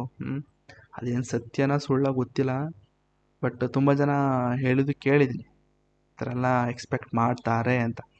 PSIಗಂತೂ ಕೇಳಂಗೆ 1 ಕೋಟಿ ಹೋಗೈತೆ ಗುರು PSIಗೆ, ಅಂದರೆ ಬಿಫೋರ್ ಎಕ್ಸಾಮು. ಈಗ ರೀಸೆಂಟಾಗಿ ಕೇಸ್ ಆಗಿತ್ತು ನೋಡಿ, ಸಿಕ್ಕಾಕೊಂಡ್ರಲ್ಲ ಎಲ್ಲರೂ. 1 ಕೋಟಿ 2 ಕೋಟಿ ನ್ಯೂಸಲ್ಲಿ ತೋರಿಸೋದು ಬರೀ ಲಕ್ಷ ಅಷ್ಟೇ, ಬಟ್ ಆ್ಯಕ್ಚುಲಿ ಇರೋದು ಕೋಟಿಗಳ ಲೆಕ್ಕತಾನೆ ಇರೋದು. PSIಗೆ ಹೇಳ್ತಾ ಇರೋದು, PSI. ಬಿಡಿ. Next independence ensured through. Independence ಹೇಗೆ ಕೊಡ್ತಾರೆ ಅಂತಂದರೆ, ಅಂದರೆ ಇವ್ರಿಗೆ ಈ ಒಂದು ಬಾಡೀಸ್ಗಳಿಗೆ ಇಂಡಿಪೆಂಡೆನ್ಸ್ ಹೇಗೆ ಸಿಕ್ಕಿದೆ ಅಂತಂದರೆ, ಸೆಕ್ಯೂರಿಟಿ ಆಫ್ ಟೆನ್ಯೂರು, ಹೌದಾ.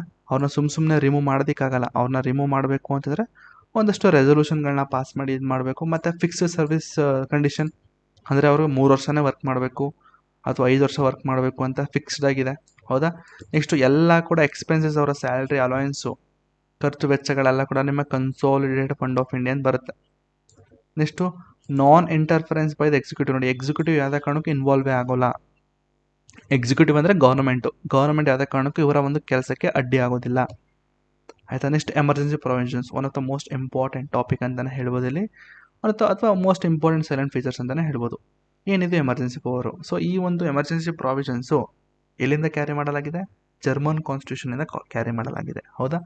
Okay. Next the constitution include special provision to deal with extraordinary situation. Next objective ಏನಂದರೆ to protect the sovereignty, unity, integrity, security and democratic system of India. Okay. ಅಕಸ್ಮಾತು ಈಗ emergency provisions ಅಂದರೆ ಏನು? Emergency ಇದ್ರೆ ಏನಪ್ಪ? ತುರ್ತು ಸಭೆ, ತುರ್ತು ಅಂತ ಹೇಳ್ತಾರ, ತುರ್ತು ಅಂತ ಏನೋ ಹೇಳ್ತಾರೆ ಅಲ್ವಾ ಕನ್ನಡದಲ್ಲಿ. ಓಕೆ. ಈಗ ಏನಾಗುತ್ತೆ ಅಂತಂದರೆ, ದೇಶದಲ್ಲಿ ಚೈನಾ ಅಟ್ಯಾಕ್ ಮಾಡ್ಬಿಡ್ತು ಅಂತ ತಿಳ್ಕೊಳ್ಳಿ, ಹೌದಾ. ಸೊ ಚೈನಾ ಅಟ್ಯಾಕ್ ಮಾಡಿದ್ರು. ಈಗ ನನ್ನ ಪಡವನ್ನು ಕ್ಲಾಸ್ ಮಾಡ್ತಾಯಿದ್ದೀನಿ. ಈಗ ಅವ್ರು ಎಮರ್ಜೆನ್ಸಿ ಘೋಷಣೆ ಅಂತ ಮಾಡಿದ್ರೆ ನಾನು ಸ್ವಲ್ಪ ಅಲರ್ಟಾಗಿರ್ತೀನಿ, ಹೌದಾ. ಸೊ ದೇಶದಲ್ಲಿ ಎಮರ್ಜೆನ್ಸಿ ಅಂತಂದ್ರೆ ಏನು? ಅಂದರೆ ಎಲ್ಲ ಜನರು ಕೂಡ ಅಲರ್ಟ್ ಆಗಿರಿ. ಯಾವುದೇ ಸಮಯದಲ್ಲಾದರೂ ಕೂಡ ಬಾಂಬ್ಗಳು ಬೀಳಬಹುದು, ಗುಂಡಿನ ಸದ್ದು ಕೇಳಬಹುದು. ಸೊ ಇದು ಎಮರ್ಜೆನ್ಸಿ, ಅಂದರೆ ದೇಶದಲ್ಲಿ ಎಮರ್ಜೆನ್ಸಿ ಇದೆ, ದಯವಿಟ್ಟು ಹುಷಾರಾಗಿರಿ ಅಂತ ಹೇಳೋದೇ ಎಮರ್ಜೆನ್ಸಿ. ಅದ್ರ ಬಗ್ಗೆ ಎಲ್ಲ ನಾವು ಡೀಟೇಲ್ ನೋಡೋಣ ಏನು ಎತ್ತ ಅಂತ. ಸೊ ನೆಕ್ಸ್ಟ್ ನ್ಯಾಷನಲ್ ಎಮರ್ಜೆನ್ಸಿ ಅಂತ.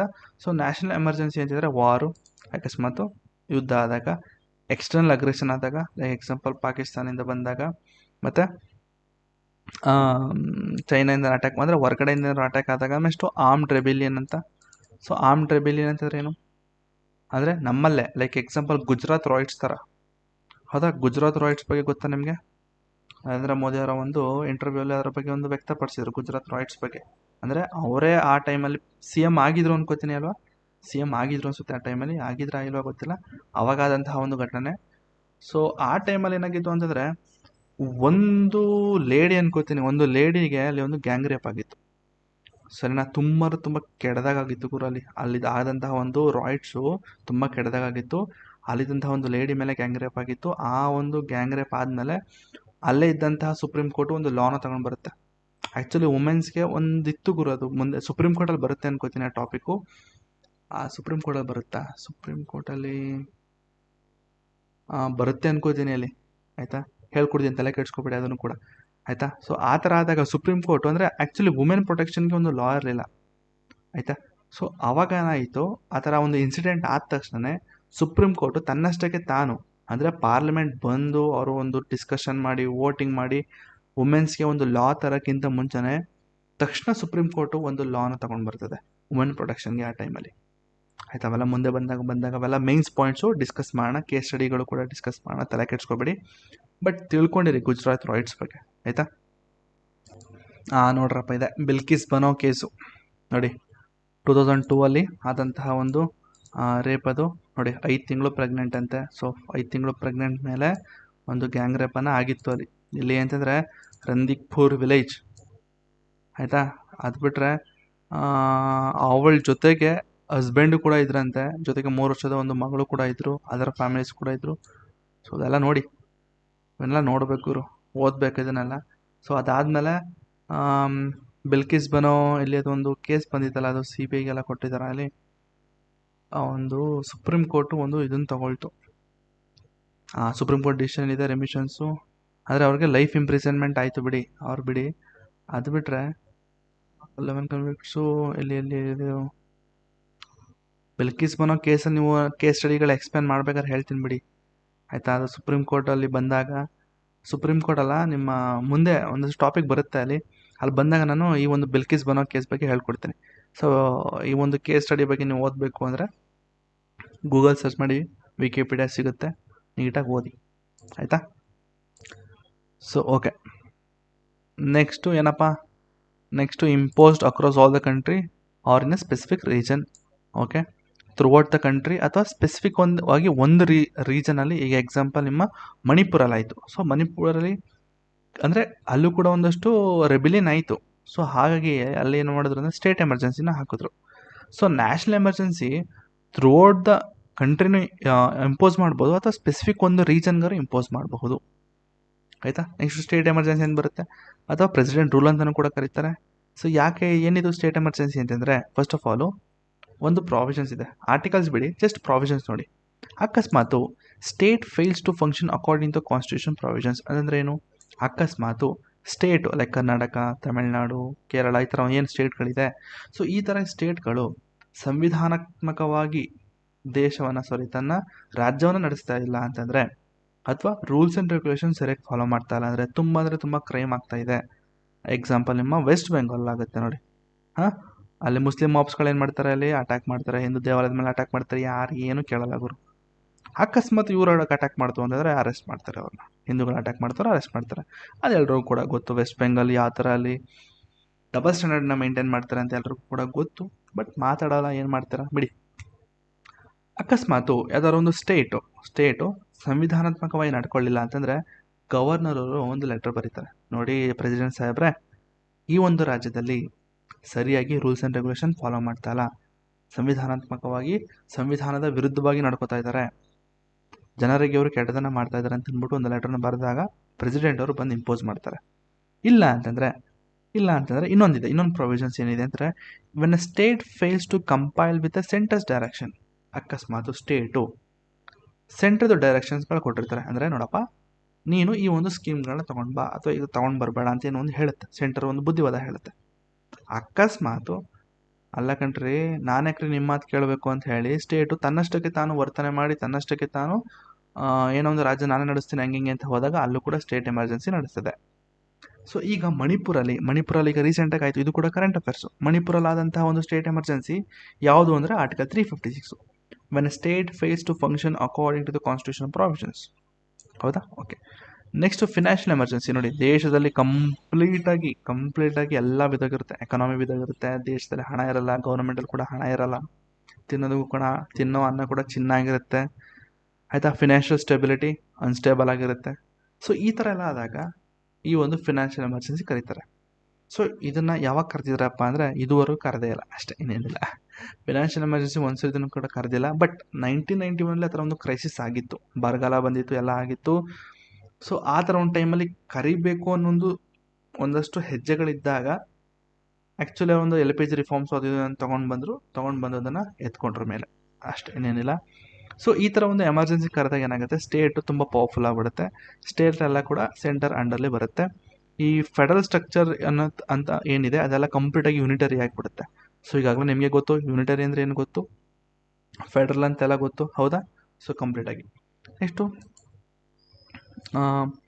This flexible shift from federal to unitary is a unique feature in the unique constitution. ನೋಡಿ ಸರ್, ಹೌ ಕ್ಯಾನ್ ಈ ಥರ ಒಂದು ಟ್ರಾನ್ಸ್ಫರ್ ಅಥವಾ ಶಿಫ್ಟ್ ಅಂತ ಏನಾಗ್ತಾ ಇದೆ ಅಂದರೆ ಫೆಡರಲ್ ಸ್ಟ್ರಕ್ಚರಿಂದ ಯೂನಿಟರಿ ಸ್ಟ್ರಕ್ಚರ್ಗೆ ಹೇಗೆ ಒಂದು ಶಿಫ್ಟ್ ಆಗ್ತಾ ಇದೆಯಲ್ಲ, ಇದನ್ನು ಹೇಗೆ ನೀವು ಯೂನಿಕ್ ಫೀಚರ್ ಅಂತ ಕರಿತಾ ಇದ್ದೀರಾ ಅಂತ ನಿಮಗೆ ಏನಾದ್ರು ಕ್ವಶನ್ ಬಂತು ಅಂದರೆ, ನೆನ್ನೆ ಅಲ್ಲ ಸ್ಟಾರ್ಟಿಂಗ್ ಕ್ಲಾಸಲ್ಲಿ ಹೇಳಿದೆ ಅಲ್ವಾ, ಅಕಸ್ಮಾತ್ ನೀವೇನಾದರೂ ನಮ್ಮ ಇಂಡಿಯಾನ ಕ್ರಿಟಿಸೈಸ್ ಮಾಡ್ತಾ ಇದ್ದೀರಾ ಅಂತಂದರೆ ಬೆಸ್ಟ್ ಯೂಸ್ ಯೂನಿಕ್ ಫೀಚರ್ ಅಲ್ವಾ.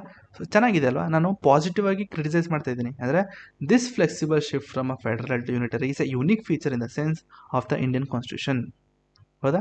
ಸೊ ಬೇರೆಲ್ಲೂ ಕಾಣೋದಿಲ್ಲ, ನೀವು ಬೇರೆ ಯಾವ ಕಾನ್ಸ್ಟಿಟ್ಯೂಷನ್ ಈ ಥರ ಕಾಣೋದಿಲ್ಲ, ಆದರೆ ನಮ್ಮ ಇಂಡಿಯಾದಲ್ಲಿ ಕಾಣ್ತಾ ಇದೆ, ಅದು ಕೂಡ ಯೂನಿಕ್ ಫೀಚರು. ಎಷ್ಟು ಚೆನ್ನಾಗಿದೆ ಅಲ್ವಾ? ಓಕೆ, ನೆಕ್ಸ್ಟು 3 ಟೈರ್ ಗೌರ್ಮೆಂಟು, ಹೌದಾ? 3 ಟೈರ್ ಗೌರ್ಮೆಂಟ್ ಇದೆ. ಏನೇನು 3 ಟೈರ್ ಗೌರ್ಮೆಂಟು? ನಿಮ್ಮ ಲೋಕಲ್ ಗೌರ್ಮೆಂಟು, ಸೆಂಟ್ರಲ್ ಸ್ಟೇಟು, ಅದು ಬಿಟ್ಟರೆ ನಿಮ್ಮ ಮೂರನೇದು ಲೋಕಲ್ ಗೌರ್ಮೆಂಟು. ನೋಡಿ, originally India had dual polity, central ಮತ್ತು ಸ್ಟೇಟು. ಮತ್ತು 73ನೇ ಮತ್ತು 70ನೇ ತಿದ್ದುಪಡಿ ಮಾಡಿ ಮುನ್ಸಿಪಾಲಿಟಿ. ಮತ್ತು 73 ಅಂತಂದರೆ ನಿಮ್ಮ ಪಂಚಾಯತ್ ರಾಜು, 74 ಅಂತಂದರೆ ನಿಮ್ಮ ಮುನ್ಸಿಪಾಲಿಟೀಸ್. ಆ್ಯಡೆಡ್ ಅ 3rd ಟೈರ್, ಯಾವುದು ಅಂದರೆ ಲೋಕಲ್ ಗೌರ್ಮೆಂಟ್ಸು, ರೂರಲ್ ಮತ್ತು ಅರ್ಬನು, ಅದೆಲ್ಲ ಪಂಚಾಯತ್ ಮತ್ತು ಮುನ್ಸಿಪಾಲಿಟಿ ಬಂದ ಕವರ್ ಆಗುತ್ತೆ. ಜಸ್ಟ್ ಏನು ಅಂತ ತಿಳ್ಕೊಳ್ಳಿ. ಸೊ 73ನೇ ತಿದ್ದುಪಡಿ 1992ರಲ್ಲಿ ಏನಾಯಿತು ಅಂದರೆ ಪಂಚಾಯತ್ ರಾಜ್ನ ರೆಕಗ್ನೈಸ್ ಮಾಡಿದ್ರು, ಹೊಸ ಪಾರ್ಟ್ನ ಆ್ಯಡ್ ಮಾಡಿದ್ರು, ಪಾರ್ಟ್ 9ನಲ್ಲಿ, ಮತ್ತು 11ನೇ ಸ್ಕೆಡ್ಯೂಲ್ನ ಕ್ರಿಯೇಟ್ ಮಾಡಿದ್ರು. ಅಂದರೆ ಕ್ರಿಯೇಟ್ ಮಾಡಿ ಆ್ಯಡ್ ಮಾಡಿದ್ರು. ಒಟ್ಟು 11ನೇ ಸ್ಕೆಡ್ಯೂಲ್ 29 ಸಬ್ಜೆಕ್ಟ್ ಇದೆ. ಅಂದರೆ ಆ್ಯಕ್ಚುಲಿ ಪಂಚಾಯತ್ಗಳು ಅಲ್ಲಿದ್ದಂತಹ ವಿಲೇಜ್ಗಳಿಗೆ, ಗ್ರಾಮಗಳಿಗೆ ಏನೇನು ಮಾಡಬೇಕು ಅಂತೆಲ್ಲ ಕೂಡ ಮೆನ್ಷನ್ ಆಗಿದೆ. ನೆಕ್ಸ್ಟ್ 70ನೇ ತಿದ್ದುಪಡಿ ಹೇಳ್ತಾರೆ ಮುನ್ಸಿಪಾಲಿಟೀಸ್ ಬಗ್ಗೆ ಮಾತಾಡುತ್ತೆ, ಹೌದಾ? ಅದು ಕೂಡ ಪಾರ್ಟ್ 9A. ನೋಡಿ, ಇದು ಪಾರ್ಟ್ 9, ಇದು ಪಾರ್ಟ್ 9A, ಇದು 11ನೇ ಸ್ಕೆಡ್ಯೂಲು, ಇದು 12ನೇ ಸ್ಕೆಡ್ಯೂಲು. ಇಲ್ಲಿ 29 ಸಬ್ಜೆಕ್ಟ್ ಇತ್ತು, ಇಲ್ಲಿ 18 ಸಬ್ಜೆಕ್ಟ್ ಅಷ್ಟೇ. India become a first country to constitutionally recognise the local self government as a separate 3rd tier. ನೋಡಿ, ಇಂಡಿಯಾದಲ್ಲೇ ಫಸ್ಟ್ ಅಂತ ಕಂಡ್ರಪ್ಪ, ಸಪ್ರೇಟಾಗಿ ಒಂದು ಲೋಕಲ್ ಸೆಲ್ಫ್ ಗೌರ್ಮೆಂಟ್ನ 3ನೇ ಟೈರು ಅಂತ ಹೇಳಿದ್ರು. ಅಂದರೆ ಫಸ್ಟು ಸೆಂಟರು, ಫಸ್ಟು ಸೆಂಟರು, 2ನೇದು ಸ್ಟೇಟು, 3ನೇದು ಲೋಕಲ್ ಗೌರ್ಮೆಂಟು. ನೆಕ್ಸ್ಟು 17ನೇದು ಕೋಆಪರೇಟಿವ್ ಸೊಸೈಟಿ. ಇದು ಕೂಡ ಒಂದು ಚಾಪ್ಟರ್ ಇದೆ ಸಪ್ರೇಟಾಗಿ. 97ನೇ ತಿದ್ದುಪಡಿ ಮುಖಾಂತರ ಈ ಒಂದು ಕೋಆಪರೇಟಿವ್ ಸೊಸೈಟೀಸ್ನ ತಗೊಂಬಂದರು. ಕೋಆಪರೇಟಿವ್ ಸೊಸೈಟೀಸ್ ಅಂದರೆ ಸಿಂಪಲಾಗಿ ಒಂದು ಗ್ರೂಪ್ ಅಷ್ಟೇ, ಒಂದು ಗ್ರೂಪ್, ಆಯಿತಾ, which gave a constitutional status to the cooperative society. ಅಂದರೆ ಅದು ಕೂಡ ನಿಮ್ಮ ಫಂಡಮೆಂಟಲ್ ರೈಟ್ಸ್ ಇದೆ ಕಣ್ರಪ್ಪ. Article 19 clause 1 sub clause C ಇದೆ ನಿಮಗೆ. ಏನು ಅಂತಂದರೆ right to form a cooperative societies made a fundamental rights. Cooperative societies ಅಂದರೆ ಹೇಳಿದೆ ನಾನು ಏನಂತ, ಇಟ್ಸ್ ಲೈಕ್ ಅ ಗ್ರೂಪ್ ಅಂತ ಹೇಳಿದೆ, ಆಯಿತಾ. Next added article 43B as a directive principle to promote a cooperative societies. Okay, ನಿಮ್ಮ DPS ಬಿಲ್ ಕೂಡ ನೋಡ್ಬೋದು ನಾವು, ಆರ್ಟಿಕಲ್ 43B ಅಲ್ಲಿದೆ. ಮತ್ತು ಇನ್ಸರ್ಟೆಡ್ ಪಾರ್ಟ್ 9B, ಅಲ್ಲೂ ಕೂಡ ನಿಮ್ಮ ಕೋಆಪರೇಟಿವ್ ಸೊಸೈಟೀಸಲ್ಲಿ ನಿಮ್ಮ ಮುನ್ಸಿಪಾಲಿಟೀಸಲ್ಲಿ ಕೂಡ ಇದೆ. ಮುನ್ಸಿಪಾಲಿಟೀಸಲ್ಲಿ ನಿಮ್ಮ ಆರ್ಟಿಕಲ್ 343ZH ಇಂದ 343ZT ವರೆಗೂ ಕೂಡ ನಿಮಗೆ ಈ ಒಂದು ಕೋಆಪರೇಟಿವ್ ಸೊಸೈಟೀಸ್ ಬಗ್ಗೆ ಮೆನ್ಷನ್ ಆಗಿದೆ ಅಂತೆ. ಅವೆಲ್ಲ ಬಿಡಿ, ಒಂದು ಕಡೆಯಿಂದ ಬಂದಾಗ ಗೊತ್ತಾಗುತ್ತೆ ನಿಮಗೆ. ಸೊ ಆಬ್ಜೆಕ್ಟಿವ್ಸ್ ಅಂದರೆ ಉದ್ದೇಶ ಏನು ಅಂತಂದರೆ to ensure cooperatives functions in a democratic, professional, autonomous and economic sound matter parliament. ಇವೆಲ್ಲ ಬೇಡ ಬಿಡಿ, ಆಬ್ಜೆಕ್ಟಿವ್ಸ್ ಏನು ಬೇಡ. ಇಷ್ಟು ನಿಮ್ಮ 7 ಫೀಚರ್ಸ್ ಆಯಿತು. ನೆಕ್ಸ್ಟ್ ನಾವು ಕ್ರಿಟಿಸಿಸಮ್ ನೋಡೋಣ, ಆಯಿತಾ. ಬಂತು ನೋಡಿ ಕ್ರಿಟಿಸಿಸಮು. ಓಕೆ, ಇದು ಲಾಸ್ಟು ನಿಮ್ಮ ಕ್ರಿಟಿಸಿಸಮಲ್ಲಿರೋದು. ಸೊ ನಮ್ಮ ಕಾನ್ಸ್ಟಿಟ್ಯೂಷನ್ಗೆ ಏನೆಲ್ಲ ಕ್ರಿಟಿಸೈಸ್ ಮಾಡಬಹುದು ಗೊತ್ತಲ್ಲಿ. ಕ್ರಿಟಿಸೈಸ್ ಮಾಡ್ತೀನಿ ಅಂತ ಹೇಳಿ ಎಲ್ಲನೂ ಕೂಡ ನೆಗೆಟಿವ್ ಆಗಿ ಬರಿಬೇಡಿ ಕಣ್ರಪ್ಪ, ಆಮೇಲೆ ಮಾರ್ಕ್ಸ್ ಕೊಡಲ್ಲ. ನಾನೊಂದು ಟೆಸ್ಟ್ ಸೀರೀಸಲ್ಲಿ ಒಂದು ಬರೆದಿದ್ದೆ, ಕೊಟ್ಟಿದ್ರು, ಒಂದೇ ಮಾರ್ಕ್ಸ್ ಕೊಟ್ಟಿದ್ರು. ಬರೆದಿದ್ದೆ ನಾನು ಕ್ರಿಟಿಸಿಸಮ್ ಏನೇನಿದೆ ಅಂತ, ಹೆವಿ ನೆಗೆಟಿವಿಟಿಯಾಗಿ ಬರೆದಿದೆ. ಬೈದರು ನನಗೆ, ಇದೆಲ್ಲ ಬರೀಬಾರ್ದು ಕಣ್ರಪ್ಪ ಅಂತೇಳಿ. ಸೊ ಬಿಡಿ. ಒಂದು ಬಾರೋಡ್ ಕಾನ್ಸ್ಟಿಟ್ಯೂಷನ್ ಎಷ್ಟು ಚೆನ್ನಾಗಿದೆ ನೋಡಿ. ಇವಾಗ ನಾವು ಡಿಸ್ಕಸ್ ಮಾಡಿದ್ವಲ್ವ, ತುಂಬ ನಮಗೆ ಲೈಕ್ ಎಕ್ಸಾಂಪಲ್ ನಿಮ್ಮ ಗೌರ್ಮೆಂಟ್ ಆಫ್ ಇಂಡಿಯಾ ಆ್ಯಕ್ಟ್ ಅಂತ ಏನಿದೆ 1935 ಅಂತ ಏನು ಆ್ಯಕ್ಟ್ ಇದೆಯಲ್ಲ, ಸೊ ಈ ಆ್ಯಕ್ಟಿಂದನೇ 70% ಆಫ್ ದ ಕಂಟೆಂಟು ನಾವೇನು ಮಾಡಿದ್ವಿ, ಬಾರೋ ಮಾಡ್ಕೊಂಡಿದ್ವಿ. ಅದರಿಂದನೇ ಜಸ್ಟ್ ಕಾಪಿ ಪೇಸ್ಟ್ ಮಾಡಿದ್ದೀವಿ. ಅದು ಕೂಡ ಒಂದು ಕ್ರಿಟಿಸಿಸಮ್, ಆಗಲೇ ಮಾಡಿದ್ದೀನಿ ಇದನ್ನು, ಹೌದಾ. Critics argued that Indian constitution contains, ಏನಿದು, Indian constitution contains nothing new and original. ತುಂಬ ಹೇಳಿದ್ದಾರೆ. ಬ್ಯಾಗ್ ಆಫ್ ಬಾರೋಯಿಂಗ್ ಅಂತ ಕೂಡ ಹೇಳ್ತಿದ್ದಾರೆ. Next hotchpotch constitution or a patchwork of several world constitution ಅಂತ ಕೂಡ ಹೇಳಿದ್ದಾರೆ. ಆಯಿತಾ, ಇಷ್ಟಿದಲ್ಲ. Next a carbon copy of 1935 act. ಇವೆಲ್ಲ ಎಕ್ಸ್ಟ್ರಾ ಬೇಕು ಅಂದರೆ ಓದ್ಕೊಳ್ಳಿ. ಈಗಾಗಲೇ ನಾನು ಡಿಸ್ಕಸ್ ಮಾಡಿದ್ದೀನಿ ಏನು ಎತ್ತ ಅಂತ. ಬಾರೋಡ್ ಕಾನ್ಸ್ಟಿಟ್ಯೂಷನ್ ಬಗ್ಗೆ ಎಷ್ಟೊಂದು ತುಂಬ ಬಾರೋ ಮಾಡ್ಕೊಂಡಿದ್ದೀವಲ್ವ, ತುಂಬ ದೇಶಗಳಿಂದ ಬಾರೋ ಮಾಡ್ಕೊಂಡಿದ್ದೀವಿ. ಆಯಿತಾ, ಅಂಬೇಡ್ಕರ್ ಅವರು ಕೂಡ ಒಂದು ರೆಸ್ಪಾಂಡ್ ಮಾಡಿದ್ದಾರೆ, ಓದಿ ಒಂದ್ಸತಿ. ಎಷ್ಟು ಅ ಕಾರ್ಬನ್ ಕಾಪಿ ಆಫ್ 1935 ಆ್ಯಕ್ಟ್ ಅಂತ. ಹೌದಾ, ಸೊ ಮೆನಿ ಪ್ರಾವಿಷನ್ಸು, ತುಂಬ ಪ್ರಾವಿಷನ್ಸು ಈ ಒಂದು ಆ್ಯಕ್ಟಿಂದನೇ ಬಾರೋ ಮಾಡ್ಕೊಂಡಿದ್ದಾರೆ. ಎಕ್ಸಾಂಪಲ್, ನಿಮ್ಮ 70%, ಮೋರ್ ದ್ಯಾನ್ 70% ಕೂಡ ಇದರಿಂದನೇ ಕಾಪಿ ಮಾಡ್ಕೊಂಡು ಬಂದಿದ್ದಾರೆ. ಸೊ ತುಂಬ ಜನ ಏನಂತಾನೆ ನಮ್ಮ ಇಂಡಿಯನ್ ಕಾನ್ಸ್ಟಿಟ್ಯೂಷನ್ನ carbon copy of the 1935 act ಅಂತ ಕರೀತಾರೆ, ಇಲ್ಲಾಂದರೆ amendment version of the 1935 act ಅಂತಲೂ ಕೂಡ ಕರೀತಾರೆ. ಸೊ ಎನ್ ಶ್ರೀನಿವಾಸನ್ ಅವರು ಏನಂತಾರೆ ಅಂತಂದರೆ, both in language and substance a close copy of, ಅಂದರೆ ಕಂಪ್ಯೂಟರ್ ಲ್ಯಾಂಗ್ವೇಜು ಕೂಡ ಮತ್ತು ಅಲ್ಲಿದ್ದಂತಹ ಕಂಟೆಂಟು ಕೂಡ ತುಂಬ ಕಾಪಿ ಇದೆಯಂತೆ.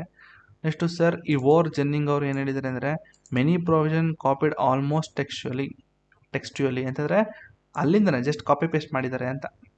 ನೆಕ್ಸ್ಟು PR ದೇಶ್ಮುಖ್ ಅವರು ಏನು ಹೇಳಿದ್ದಾರೆ ಅಂದರೆ, constitution is essentially the 1935 act which adult franchise added ಅಷ್ಟೇ.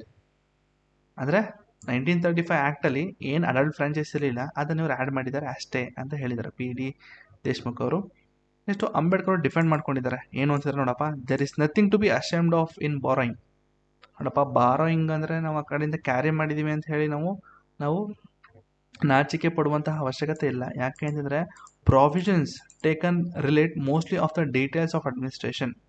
ಹೌದಾ, ಒಂದು ಆಡಳಿತಕ್ಕೆ ಬೇಕಾದಂಥ ಪ್ರಾವಿಷನ್ಸ್ಗಳು ಕ್ಯಾರಿ ಮಾಡೋದ್ರಲ್ಲಿ ಕ್ಯಾರಿ ಮಾಡೋದ್ರಲ್ಲಿ ಏನೂ ತಪ್ಪಿಲ್ಲ. ಈಗ ನಮ್ಮ ಇಂಡಿಯಾಗೆ ಗುಡ್ ಅಡ್ಮಿನಿಸ್ಟ್ರೇಷನ್ ಅಂತ ಹೆಸರು ಬರಬೇಕು ಅಂತಂದರೆ ತಪ್ಪೇನಿದೆ?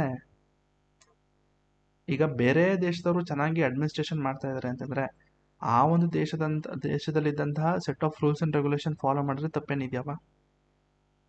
ಹೌದಾ, ಓಕೆ, ಅದನ್ನು ಅಂಬೇಡ್ಕರ್ ಅವರು ಡಿಫೆಂಡ್ ಮಾಡಿಕೊಂಡ್ರು. Next un Indian or anti Indian ಅಂತ. So the constitution does not reflect political tradition or spirit of India. Next K Hanumanthaiah ಅವ್ರು ಏನು ಹೇಳಿದ್ರು ಅಂದರೆ, we wanted the music of veena or sitar but the got the music of English or band ಅಂತ ಹೇಳಿದರು. So ಇಲ್ಲಿ ಆ್ಯಂಟಿ Indian ಅವರು an Indian ಅಂತ ಯಾಕೆ ಕರೆದ್ರು ಅಂತಂದರೆ, ಇಲ್ಲಿ ಕಂಪ್ಲೀಟಾಗಿ ನಿಮ್ಮ ಗೌರ್ಮೆಂಟ್ ಆಫ್ ಇಂಡಿಯಾ 1935 ಅಂತ ಏನಿದೆ ಇದು ಕಂಪ್ಲೀಟಾಗಿ ಬ್ರಿಟಿಷ್ ಅವ್ರದ್ದೇ. ಹೌದಾ, ಹಾಗಾಗಿ ಇದು ಕಂಪ್ಲೀಟ್ ಅದು ಇಂಗ್ಲೀಷು ವೆಸ್ಟರ್ನ್ ಸ್ವಲ್ಪ ಮಿಕ್ಸ್ ಇದೆ ಅಂತ ಹೇಳಿ ಅದನ್ನೇ ಹನುಮಂತೆ ಅವರು ಹೇಳಿದ್ದು. ನೋಡಪ್ಪ, ನಾವು ಕೇಳಿದ್ದು ವೀಣೆ ಅಥವಾ ಸಿತಾರದ ಮ್ಯೂಸಿಕ್ ಹೇಳಿದ್ದು, ಆದರೆ ಅಲ್ಲಿ ಬಂದಿದ್ದು ಅಂದರೆ ನಮಗೆ ಸಿಕ್ಕಿದ್ದು ಇಂಗ್ಲೀಷ್ ಬ್ಯಾಂಡ್ ಸಿಕ್ತು ಅಂತ ಹೇಳಿದರು. ನೆಕ್ಸ್ಟು ಲೋಕನಾಥ್ ಮಿಶ್ರಾ ಅವರು ಕೂಡ ಹೇಳಿದರು, ಸ್ಲಾವಿಶ್ ಇಮಿಟೇಷನ್ಸ್ ಆಫ್ ದ ವೆಸ್ಟು ಮತ್ತು ಸ್ಲಾವಿಶ್ ಸರೆಂಡರು, ಅಂದರೆ ಕಂಪ್ಲೀಟಾಗಿ ವೆಸ್ಟದು ಕಂಪ್ಲೀಟಾಗಿ ಕಾಪಿ ಮಾಡ್ಕೊಂಡಿದ್ದಾರೆ ಹಂಗೆ ಅಂತ ಹೇಳಿದ್ರು. ನೆಕ್ಸ್ಟು ಏನಿದು Lakshminarayana Sahu, ideals have no relation to the fundamental spirit of India, it would break the down soon after being brought in to operation. ಇವೆಲ್ಲ ಬಿಡಿ, ಜಸ್ಟ್ ನೀವು ಹನುಮಂತ ಅವ್ರು ತಿಳ್ಕೊಳ್ರಪ್ಪ ಅಷ್ಟೇ ಸಾಕು. ನೆಕ್ಸ್ಟು ಆ್ಯನ್ ಅನ್ಗಾಂಧಿಯನ್ ಕಾನ್ಸ್ಟಿಟ್ಯೂಷನ್ ಅಂತ ಹೇಳಿದ್ರು. So lack of philosophy and ideas of Mahatma Gandhi. So first of all ಇದು ಯಾವ ಥರ ಹೇಳಿದ್ದಾರೆ ಅಂದರೆ ನನಗೂ ಕೂಡ ನಾನು ಅದನ್ನು ಒಪ್ಕೊಳ್ಳೋದಕ್ಕಾಗಲ್ಲ. ಸೊ ಗಾಂಧಿಯನ್ ಕಾನ್ಸ್ಟಿಟ್ಯೂಷನ್ ಅಂತ ಹೇಳಿದ ಮಟ್ಟಿಗೆ ನೋಡ್ರಪ್ಪ, ಈ ಒಂದು ಟೈಮಲ್ಲಿ ಗಾಂಧಿಯನ್ ಪ್ರಿನ್ಸಿಪಲ್ ಇಟ್ಕೊಂಡು ಬದುಕೋಕ್ಕಾಗಲ್ಲ. ಆಯಿತಾ, ಒಂದು ಕೆನ್ನೆ ಕೊಡಿದ್ರೆ ಇನ್ನೊಂದು ಕೆನ್ನೆ ಕೊಡಿಸ್ಕೊ ಅಂತ ಯಾರೋ ಇನ್ನೊಬ್ರು ಹೇಳ್ತಾರೆ. ಆಯಿತಾ, ಒಡೆಯೋನು ಒಂದೇ ಸತಿ ಓಡೋದು ಸಾಯಿಸ್ಬಿಟ್ರೆ ಇನ್ನೊಂದು ಕೆನ್ನೆ ಎಲ್ಲಿ ಕೊಡೋಕ್ಕಾಯ್ತದೆ ಗುರು ಅಲ್ವಾ? ಅದನ್ನು ಯೋಚನೆ ಮಾಡಿ. ಸೊ ಕೆಲವೊಂದು ಪ್ರಿನ್ಸಿಪಲ್ಸ್ನ, ಕೆಲವೊಂದು ಐಡಿಯಾಸ್ ಅಥವಾ ಫಿಲಾಸಫಿನ ಈ ಒಂದು ಟೈಮಲ್ಲಿ ಅಥವಾ ಈ ಏಜಲ್ಲಿ ನಮಗೆ ಅದು ಬೇಕಾಗಿಲ್ಲ. ಆಯಿತಾ, ಸೊ ಅದು ಬೇಡನೂ ಸಹ ಹೌದಲ್ವಾ? ಸೊ ಬೇಡ. ಆಯಿತಾ, ಇನ್ನೊಂದು ಕೂಡ ಕ್ಷಮೆ ಹಂಗೆ ಹಿಂಗೆ ಅಂತ ಇದಲ್ವ, ಸೊ ಕ್ಷಮಿಸ್ಬೇಕು ಹಂಗೆ ಹಿಂಗೆ ಅಂತ. ಬಟ್ ಈ ಟೈಮಲ್ಲಿ ಏನಾಗಿದೆ, ಒಬ್ಬನ ಕ್ಷಮಿಸಿ ಕಳಿಸಿದ್ರೆ ಅವ್ನು ಮತ್ತೆ ಅದೇ ತಪ್ಪನ್ನು ಮಾಡ್ತಾನೆ. ಸೊ ಕ್ಷಮೆ ಯಾರಿಗಿರಬೇಕು ಅಂತಂದರೆ ಅವನ ತಪ್ಪಿನ ಅರಿವಾಗಿದ್ದವ್ರು ಮಾತ್ರ ಕ್ಷಮೆ ಮಾಡಬೇಕು ಅಲ್ವಾ? ಸೊ ಸದ್ಯಕ್ಕೆ ಅವೆಲ್ಲ ಬೇಡ ಬಿಡಿ, ಡಿಫೆಂಡ್ ಆಗಿಬಿಡ್ತಾರೆ ಆಮೇಲೆ ಮಹಾತ್ಮ ಗಾಂಧಿ ಹಂಗೆ ಹಿಂಗೆ ಅಂತ ಹೇಳ್ಬಿಟ್ರೆ. ಯಾಕಂದರೆ ಪಾಪ ತುಂಬ ಜನ ಅಕ್ಟೋಬರ್ 2 ಬಂತು ಅಂದರೆ ತುಂಬ ಜನ ಹೇಳ್ತಿರಲ್ವೇನ್ರಪ್ಪ ನೀವೆಲ್ಲರೂ ಬಾಪೂ ಅಂದ್ಬಿಟ್ಟು. ಹಾಂ, okay. Next should have been based on village on district panchayat. So ಇದೆಯಲ್ಲ, ಇದೆ ಅಂದರೆ ವಿಲೇಜ್ ಪಂಚಾಯತ್ ಎಲ್ಲ ಇರಬೇಕಾಗಿತ್ತು ಅಂತಿತ್ತು, ಇದೆ ಬಂದಿದೆ. ಈಗ ತಲೆ ಕೆಡಿಸ್ಕೊಬೇಡಿ, 73 ಮತ್ತು 74 ತಿದ್ದುಪಡಿಯಲ್ಲಿ ಆ್ಯಡ್ ಮಾಡಲಾಗಿದೆ. ಬಟ್ ಅಂದರೆ ಆ ಟೈಮಲ್ಲಿ ಕ್ರಿಟಿಸೈಸ್ ಮಾಡಿರೋದು ಇದು, ಆಯಿತಾ. ನೆಕ್ಸ್ಟು ಕೆ ಹನುಮಂತೆ ಅವರು ಕೂಡ ಹೇಳಿದ್ದಾರೆ, exactly the kind of the constitution Mahatma Gandhi did not want. ಅಂದರೆ ಆ್ಯಕ್ಚುಲಿ ನಮ್ಮಲ್ಲಿರುವಂತಹ ಕಾನ್ಸ್ಟಿಟ್ಯೂಷನ್ನು ಮಹಾತ್ಮ ಗಾಂಧಿ ಅವರಿಗೆ ಬೇಡವಾಗಿತ್ತಂತೆ, ಆಯಿತಾ. ಅದೇನೋ ಗೊತ್ತಿಲ್ಲ. ನೆಕ್ಸ್ಟು ಪಿ ಪ್ರಕಾಶಂ ಅವರು ಕೂಡ ಹೇಳಿದರು, attributed this to Ambedkar's non-participation in Gandhian movement and opposition to Gandhian ideas. So ಇದು ಮಾಡರ್ನ್ ಹಿಸ್ಟ್ರಿ ಬರಬೇಕಾದ್ರೆ ನಿಮ್ಗೆ ಗೊತ್ತಾಗುತ್ತೆ ಯಾಕೆ ಇಲ್ಲಿ ಅಂದರೆ ಅಂಬೇಡ್ಕರ್ ಅವರ ಒಂದು ಥಾಟ್ಸ್ ಹೇಗಿತ್ತು, ಗಾಂಧಿಯವರ ಒಂದು ಥಾಟ್ಸ್ ಹೇಗಿತ್ತು, ಅವರಿಬ್ಬರ ಮಧ್ಯೆ ಇದ್ದಂತಹ ಒಂದಷ್ಟು ಡಿಫ್ರೆಂಟ್ ಥಾಟ್ಸ್ ಹೇಗಿತ್ತು ಅನ್ನೋದನ್ನು ನೋಡ್ತೇವೆ ನೀವು. ಅದು ಕೂಡ ಮೇನ್ಸಲ್ಲಿ ಕೇಳಿದ್ದಾನೆ ಆಗಲೇ, ಅಂಬೇಡ್ಕರ್ ಅವರ ಥಾಟ್ ಆಫ್ ಸ್ಕೂಲ್ ಹೇಗಿತ್ತು, ಗಾಂಧಿ ಅವ್ರ ಥಾಟ್ ಹೇಗಿತ್ತು, ಅದನ್ನು ಒಂದು ಡಿಫ್ರೆನ್ಸ್ ಬಿಟ್ವೀನ್ ಥರ ಏನೋ ಬರೀರಿ ಅಂತ ಮೇನ್ಸಲ್ಲಿ ಕೇಳಿದ್ದಾನೆ, ಆಯಿತಾ. ಇದು ಮಾಡರ್ನ್ ಹಿಸ್ಟ್ರಿಲಿ ಕವರ್ ಮಾಡ್ಕೊಳ್ಳಿ, ಸರಿನಾ. ಓಕೆ. ನೆಕ್ಸ್ಟು ಎಲಿಫೆಂಟೈನ್ ಸೈಜ್ ಅಂತ, ಅಂದರೆ ತುಂಬ ಬಲ್ಕಿ ಇದೆ ಅಂತ. ಯಾಕಪ್ಪ ಬಲ್ಕಿ? ನೆನ್ನೆ ಕ್ಲಾಸಲ್ಲ ಇಲ್ಲಲ್ಲ, ಸ್ಟಾರ್ಟಿಂಗಲ್ಲೇ ಹೇಳಿದೆ ಅನಿಸುತ್ತೆ ಯಾಕೆ ಬಲ್ಕಿ ಅಂತ. ಯಾಕಪ್ಪ ಬಲ್ಕಿ? ನೋಡಪ್ಪ, ನಮ್ಮ ಇಂಡಿಯನ್ ಕಾನ್ಸ್ಟಿಟ್ಯೂಷನಲ್ಲಿ ಸ್ಟೇಟಿಗೆ ಬೇರೆ ಇಲ್ಲ, ಅಥವಾ ಸೆಂಟರ್ಗೆ ಬೇರೆ ಇಲ್ಲ, ಎರಡಿಗೂ ಕೂಡ ಒಂದೇ ಥರದ ಒಂದು ಕಾನ್ಸ್ಟಿಟ್ಯೂಷನು. ಅದೇ USA ಹೋಗಿ, ಅಲ್ಲಿ ಸೆಂಟ್ರಲ್ಲೇ ಬೇರೆ ಕಾನ್ಸ್ಟಿಟ್ಯೂಷನ್ ಇದೆ, ಸ್ಟೇಟ್ಗೆ ಬೇರೆ ಕಾನ್ಸ್ಟಿಟ್ಯೂಷನ್ ಇದೆ, ಹೌದಾ. ಸೊ ಹಾಗಾಗಿ ತುಂಬ ಲೈಕ್ ಸಿಂಪಲ್ ಒಂದು ಕಾನ್ಸೆಪ್ಟ್ನು ಕೂಡ ಡೀಟೇಲಾಗಿ ಮೆನ್ಷನ್ ಆಗಿರುವಂತಹ ಒಂದು ಸಂವಿಧಾನ ಅಂದರೆ ನಮ್ಮ ಇಂಡಿಯನ್ ಕಾನ್ಸ್ಟಿಟ್ಯೂಷನ್. ಗೊತ್ತಲ್ಲಿ too bulky and detail include unnecessary elements. ಕೆಲವೊಂದು ಅನ್ನೆಸೆಸರಿ ಇದ್ದಾವೆ, ಅದನ್ನು ಇವರು ತಿದ್ದುಪಡಿ ಮಾಡಿ ತೆಗಿತಾ ಬರ್ತಾ ಇದ್ದಾರೆ, ತಲೆ ಕೆಡಿಸ್ಕೊಬೇಡಿ. ನೆಕ್ಸ್ಟು ಸರ್ ಇವೋರ್ ಜೆನ್ನಿಂಗ್ ಅವ್ರು ಏನು ಹೇಳಿದ್ದಾರೆ ಅಂದರೆ, border provisions wear not well selected making it long and complicated. ಅಂದರೆ ಇವ್ರೇನು ಸೆಲೆಕ್ಟ್ ಮಾಡಿದಾರಲ್ಲ ಅದು ಸರಿಯಾಗಿ ಸೆಲೆಕ್ಟ್ ಮಾಡಿಲ್ಲ. ಸೊ ಸೆಲೆಕ್ಟ್ ಅಂತ ಏನು ಮಾಡ್ಕೊಂಡಿದ್ದಾರೆ ಅದನ್ನು ಬೇಕಾಬಿಟ್ಟಿಗೆ ಏನೋ ಮಾಡ್ಕೊಂಡಿದ್ದಾರೆ, ಇದರಿಂದ ತುಂಬ ಲೆಂತಿ ಮತ್ತು ಕಾಂಪ್ಲಿಕೇಟ್ ಆಗಿದೆ ಅಂತ ಹೇಳಿದ್ದಾರೆ. ಇಷ್ಟು KV ಕಾಮತ್ ಅವ್ರು ಏನು ಹೇಳಿದ್ದಾರೆ ಅಂದರೆ, our constitution is the bulkiest in the world has produced. I am sure the house does not agree we should make the constitution an elephantine house 1. So ಅವೆಲ್ಲ ಬಿಡಿ, ತುಂಬ ಬಲ್ಕಿ ಹಂಗೆ ಅಂತ ಹೇಳಿದ್ದಾರೆ, ನಮಗೆ ಬೇಡ. ಜಸ್ಟು ಎಲಿಫೆಂಟೈನ್ ಸೈಜು ಯಾರ್ಯಾರು ಏನು ಲೈಕ್ ಸರ್ ಇವೋನ್ ಜೆನ್ನಿಂಗ್ ಅವ್ರು ನೋಡಿ, ಅವರು ತುಂಬ ಚೆನ್ನಾಗಿ ಹೇಳಿದ್ದಾರೆ. ಬಾರೋಡ್ ಅಂದರೆ ಏನು ಬಾರೋ ಮಾಡ್ಕೊಂಡಿದ್ದಾರಲ್ಲ, ಸೊ ಅವರು ಸರಿಯಾಗಿ ಸೆಲೆಕ್ಟ್ ಮಾಡ್ಕೊಂಡಿಲ್ಲ, ಆಯಿತಾ. Making it long and complicated ಅಂತ ಹೇಳಿದ್ರು. Next paradise of the lawyers, ಹೌದಾ. ನಾನು ನೆನ್ನೆ ಕ್ಲಾಸಲ್ಲೂ ಕೂಡ ಹೇಳಿದೆ, ಆದರೆ ಕಂಪ್ಲೀಟಾಗಿ ಇಲ್ಲಿ ನಿಮ್ಮ ಯಾರಿದ್ರಪ್ಪ ಅಲ್ಲಿ, ಯಾರೋ ಅದು ಲಾಯರ್ಸು ಮತ್ತು ಪೊಲಿಟಿಷಿಯನ್ಸು ಡಾಮಿನೆಂಟ್ ಆಗಿದ್ರು, ಹೌದಾ. ಸೊ ಅದ್ರದ್ದು ಕೂಡ ಬರಿಬೋದು ನೀವು. ಪ್ಯಾರಡೈಸ್ ಆಫ್ ಲಾಯರ್ಸ್ ಅಂದರೆ ಕಂಪ್ಲೀಟಾಗಿ ಲಾಯರ್ಸ್ ಇದ್ದರು. ಅದಕ್ಕೆ ನೀವು ನೋಡ್ಬೋದು, ನಿಮ್ಮ ಆ್ಯಕ್ಚುಯಲ್ ಕಾನ್ಸ್ಟಿಟ್ಯೂಷನ್ ಎತ್ಕೊಂಡು ಒಂದು ಆರ್ಟಿಕಲ್ ಓದ್ರಪ್ಪ, ನಿಮಗೆ ಗೊತ್ತಾಗುತ್ತೆ ಎಷ್ಟು ಲೀಗಲ್ ವರ್ಡ್ಸ್ ಇದೆ ಅಂತಂದರೆ, ಎಷ್ಟು ಕಾಂಪ್ಲಿಕೇಶನ್ ಸಿಗುತ್ತೆ ಅಂದರೆ ವರ್ಡ್ಸ್ ಮೇಲೆ ಒಂದೊಂದ್ಸತಿ ಅರ್ಥನೇ ಆಗಲ್ಲ. ಬಟ್ ಅದಕ್ಕೆ ಮೀನಿಂಗು ನೀವು ಅವರನ್ನೇ ಕೇಳ್ಕೊಳ್ಳಿ, ಅವ್ರು ಹೇಳ್ತಾರೆ ಅವ್ರ ಮೀನಿಂಗ್ ಈ ಥರ ಇದೆ ಅಂತ. ಸೊ ಅಂದರೆ ಲೈಕ್ 10 GB ಫೈಲ್ನ ಅವ್ರು ಕಂಪ್ರೆಸ್ ಮಾಡಿ 1 GB ಇಳಿಸೋ ರೀತಿ ಇದೆ ಅಷ್ಟೇ, ಸಿಂಪಲಾಗಿ ಹೇಳೋದಾದ್ರೆ, ಆಯಿತಾ. So legal language make it complex and difficult to the common people. ಹೌದು ಸರ್ ಇವೋನ್ ಜೆನ್ನಿಂಗ್ ಅವ್ರು ಹೇಳಿದ್ದಾರೆ, ಇಟ್ಸ್ ಎ ಲಾಯರ್ ಪ್ಯಾರಡೈಸ್ ಅಂತ ಹೇಳಿದರು. HK ಮಹೇಶ್ವರಿ ಅವ್ರು ಏನು ಹೇಳಿದ್ದಾರೆ, draft tend to make peoples more. ಅವೆಲ್ಲ ಬೇಡ ಬಿಡಿ, ಅಷ್ಟೇ ಮುಗೀತು ಬಿಡ್ರಪ್ಪ, ಸಾಕು. ಉಳಿದೆಲ್ಲ ಇಟ್ಕೊಂಡು ಬೇಡ ನಮಗೆ ಎದುರು ನೋಡ್ರಪ್ಪ, ಬರೀತೀನಿ ಅಂತ ಹೇಳಿ ಇದನ್ನೆಲ್ಲ ನೆನ್ಪಿಟ್ಕೊಳ್ಳೋಕೆ ಹೋಗಬೇಡಿ, ಜಸ್ಟ್ ತಿಳ್ಕೊಳ್ಳಿ ಅಷ್ಟೇ ಏನು ಹೇಳಿದ್ದಾರೆ, ಅವ್ರ ಥರ ಕ್ರಿಟಿಸೈಸ್ ಮಾಡಿದ್ದಾರೆ ಅಂತ ಹೇಳಿ ಯಾವುದಾದ್ರೂ ಒಂದನ್ನು ಇಟ್ಕೊಳ್ಳಿ, ಮೆನ್ಷನ್ ಮಾಡಿ ಅದು ಆನ್ಸರಲ್ಲಿ ಅಷ್ಟೇ. ಸೊ ಅಲ್ಲಿಗೆ ನಿಮ್ಮ ಕ್ರಿಟಿಸಿಸಮ್ ಕೂಡ ಮುಗೀತು. ಸೊ ಕ್ಲಾಸ್ ಎಷ್ಟು ಅರ್ಥ ಆಗಿದೆ ಅಂತ ನನಗೆ ಕೂಡ ಗೊತ್ತಿಲ್ಲ, ನೀವು ಹೇಗೆ ಹೇಳ್ತಾರೋ ಆ ರೀತಿ, ಆಯಿತಾ. ನೋಡಪ್ಪ, ಬಿಲ್ಕಿಸ್ ಬನೋ ಕೇಸು ನೋಡಿ ಸರ್ಚ್ ಮಾಡಿ ಓದಿ ಒಂದ್ಸತಿ ಏನಾಗಿತ್ತು ಗುಜರಾತ್ ರಾಯ್ಟ್ಸ್ ಬಗ್ಗೆ, ಆಯಿತಾ. ಸೊ ಅಲ್ಲಿಗೆ ಲಕ್ಷ್ಮೀಕಾಂತದ್ದು ಕೂಡ ಮುಗೀತಿತ್ತೊಂದು ಚಾಪ್ಟರು. ಅಂದ್ಬಿಟ್ರೆ ಒಂದಷ್ಟು ಪಾರ್ಟ್ಸ್ಗಳು ಮೆನ್ಷನ್ ಮಾಡಿದ್ದಾನೆ ಏನೇನು ಅಂತ. ನಾವು ಹಾಗಾದರೆ ನೆಕ್ಸ್ಟ್ ಕ್ಲಾಸಲ್ಲಿ ನಾವೇನು ನೋಡೋಣ ಹಾಗಾದರೆ, ಪ್ರಿಯಂಬಲ್ ಆಫ್ ದ ಕಾನ್ಸ್ಟಿಟ್ಯೂಷನ್. ಈಗಾಗಲೇ ನೋಟ್ಸ್ ಕೂಡ ವೆಬ್ಸೈಟಲ್ಲಿದೆ. ಯಾಕಂದ್ರೆ ನಾನು ಟೆಕ್ಸ್ಟ್ ಬುಕ್ ಸೀರೀಸಲ್ಲಿ ಮಾಡಬೇಕಾದ್ರೆ ನಾನು ನೋಟ್ಸ್ ಮಾಡಿ ನಾನು ಎಕ್ಸ್ಪ್ಲೇನ್ ಮಾಡಿದೆ ನೋಡಿ. ಪೊಲಿಟಿಗೆ ಹೋಯ್ತು ಅಂತಂದರೆ ಇಲ್ಲಿ ಬನ್ನಿ, ನೀವು ಕೆಳಗಡೆ ಹಂಗೆ ಸ್ಕ್ರೋಲ್ ಮಾಡಿದ್ರೆ ನೋಡಿ ಪ್ರಿಯಂಬಲ್ ಇದೆ ಅಲ್ವಾ. ಸೊ ನೋಡೋಣ ಪ್ರಿಯಂಬಲ್ ಏನು ಹಾಕಿದ್ದೀನಿ ಅಂತ ನೋಡಿ. ಪ್ರಿಯಂಬಲ್ ಆಗಲೇ ನೋಟ್ಸ್ ಆಗಿದೆ, ಯಾವಾಗ January 28 ಹಾಕಿದ್ದೆ ನಾನು ನೋಟ್ಸ್ ಮಾಡಿ.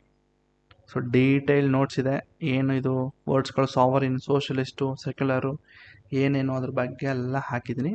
ಜಸ್ಟ್ ಕ್ಲಾಸ್ ಮಾಡೋದಾದರೆ ಮಾಡ್ತೀನಿ, ಸರಿನಾ. ಸೊ ಕ್ಲಾಸ್ ಇಷ್ಟ ಆಗಿತ್ತು ಅಂದರೆ ಲೈಕ್ ಮಾಡಿ. ಏನಾದರೂ ನೋಟ್ಸ್ಗಳು ಬೇಕು, ಮೈನ್ಸ್ ನೋಟ್ಸ್ ಬೇಕು, ಅಥವಾ ಕರೆಂಟ್ ಅಫೇರ್ಸ್ ಸಮ್ಮರಿ ಶೀಟ್ಗಳು ಬೇಕು ಅಂತ ಕೇಳಿದರೆ ಡಿಸ್ಕ್ರಿಪ್ಷನ್ಲಿ ಬೈ ಲಿಂಕ್ ಅಂತಿದೆ, ಬೈ ಲಿಂಕಲ್ಲಿ ನಂಗೆ ಮೆಸೇಜ್ ಹಾಕಿ. ಜೊತೆಗೆ ನಾನು ಇಲ್ಲಿ ಒಂದಷ್ಟು ಮೇನ್ಸ್ ಆನ್ಸರ್ನ ನಾನು ಅನಾಲಿಸಿಸ್ ಮಾಡಿಸ್ಬೇಕಾಯ್ತು. ಯಾಕೆ ಮಾಡಿಸ್ತಾ ಇಲ್ಲ ಅಂತಂದರೆ, silent feature of the constitution ಏನು ಮಾಡಿದ್ದಾನೆ ಅಂತಂದರೆ ಅವನು ಲಿಂಕ್ ಮಾಡಿಬಿಟ್ಟಿದ್ದಾನೆ, ಅಂದರೆ ಬೇರೆ ಟಾಪಿಕ್ಗೆ ಲಿಂಕ್ ಮಾಡಿದ್ದಾನೆ.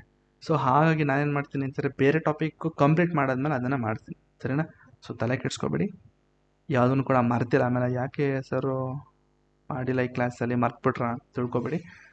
ಸೊ ಮರ್ತಿಲ್ಲ ಅಂದರೆ ಅವನೇನು ಮಾಡಿದ್ದಾನೆ ಅಂದರೆ ಸೈಲೆಂಟ್ ಫೀಚರ್ ಆಫ್ ದ ಕಾನ್ಸ್ಟಿಟ್ಯೂಷನ್ಲಿ ಅದ್ರ ಒಂದು ತೊಗೊಂಡಿದ್ದಾನೆ. ಲೈಕ್ ಎಕ್ಸಾಂಪಲ್ ನಿಮ್ಮ ರಿಜಿಡಿಟಿ ಮತ್ತು ಫ್ಲೆಕ್ಸಿಬಿಲಿಟಿ ತೊಗೊಂಡವನು ಬೇರೆದೇನೋ ಕೇಳ್ಬಿಟ್ಟಿದ್ದಾನೆ, ಹೌದಾ? ನಾನು ಆ ಕಾನ್ಸೆಪ್ಟು ನಾನು ನಿಮಗೆ ಟೀಚ್ ಮಾಡ್ತೇನೆ. ರಿಜಿಡಿಟಿ ಮತ್ತು ಫ್ಲೆಕ್ಸಿಬಿಲಿಟಿ ಏನು ಅಂತ ನಿಮ್ಗೆ ಗೊತ್ತು, ಅಮೆಂಡ್ಮೆಂಟು ಹೇಗಾಗುತ್ತೆ, ಈಸಿಯಾಗುತ್ತೆ, ಅದು ತುಂಬ ಕಷ್ಟನ ಅಷ್ಟು ಗೊತ್ತಿದ್ರೆ ಸಾಕು. ಅದನ್ನು ಇಟ್ಕೊಂಡು ನೀವು ಬೇರೆದೇನೋ ಎಕ್ಸ್ಪ್ಲೇನ್ ಮಾಡಬೇಕು. ಅದ್ರ ಬಗ್ಗೆ ನೋಡೋಣ, ತಲೆ ಕೆಡಿಸ್ಕೊಬೇಡಿ. ಮೇನ್ಸ್ದು PYQ ನೋಡೋಣ, ಮತ್ತು ಅನಾಲಿಸಿಸ್ ಮಾಡಿಸೋಣ, ಮತ್ತು ಪ್ರಿಲಿಮ್ಸು ಮಾಡಿಸ್ಬೇಕಾಯ್ತು. ಪ್ರಿಲಿಮ್ಸ್ದು ಕೂಡ ಬೇರೆ ಬೇರೆ ಕೇಳಿದ್ದಾನೆ. ಸ್ಟೇಟ್ಮೆಂಟಲ್ಲಿ ಬರೀ ಒಂದೇ ಒಂದು ಸ್ಟೇಟ್ಮೆಂಟ್ ಕೇಳಿದ್ದಾನೆ, ಆಯಿತಾ? ನಾನು ಬೇರೆ ಒಂದು ಕಾನ್ಸೆಪ್ಟ್ಗಳನ್ನ ಕ್ಲಿಯರ್ ಮಾಡ್ತಾ ಅದನ್ನು ಕೂಡ ಕ್ಲಿಯರ್ ಮಾಡ್ತೀನಿ, ತಲೆ ಕೆಡಿಸ್ಕೊಬೇಡಿ. ನೋಡಪ್ಪ, ಇನ್ನೊಂದು ಹೇಳಬೇಕು, ಅಕಸ್ಮಾತ್ ನಿಮಗೆ ಸ್ಟೇಟ್ದು ಕರ್ನಾಟಕ ಸ್ಟೇಟ್ ಬುಕ್ಸ್ ಬೇಕು ಅಂದರೆ ನೋಡಪ್ಪ ಇಲ್ಲೇ ಇದೆ, ಅದ್ರ ಮೇಲೆ ಕ್ಲಿಕ್ ಮಾಡ್ತು ಅಂತಂದರೆ ನೋಡಿ ಎಲ್ಲ ಸಿಗುತ್ತೆ. ಅಥವಾ ಇಲ್ಲಿ ನೋಡಿ, ಇಲ್ಲಿ ಕ್ಲಿಕ್ ಮಾಡಿದ್ರೆ ಇಲ್ಲೇ ಸಿಗುತ್ತೆ ನಿಮಗೆ ನೋಡಿ, UPSC book list, state books, NCERT books, ಆಯಿತಾ? ಇದನ್ನೆಲ್ಲ ಹೇಳಿದ್ದೆ ಅನ್ಕೋತೀನಿ. ಇತ್ತು ಅಂದರೆ ನೋಡಿ ಒಂದ್ಸತಿ ಅಷ್ಟೇ. ಕ್ಲಾಸ್ ಇಷ್ಟ ಆಗಿತ್ತು ಅಂದರೆ ಲೈಕ್ ಮಾಡಿ, ಶೇರ್ ಮಾಡಿ, ಸಬ್ಸ್ಕ್ರೈಬ್ ಮಾಡ್ಕೊಳ್ಳಿ. ನೋಟ್ಸ್ ಬೇಕಿತ್ತು ಅಂದರೆ ಟೆಲಿಗ್ರಾಮಲ್ಲಿ ನನಗೆ ಮೆಸೇಜ್ ಹಾಕಿ. 150 ರೂಪೀಸ್ ಅಷ್ಟೇ ಪರ್ ಸಬ್ಜೆಕ್ಟು, ಕಂಪ್ಲೀಟಾಗಿ ನಿಮಗೆಲ್ಲ ಸಿಗುತ್ತೆ, ಸರಿನಾ? Okay, thank you.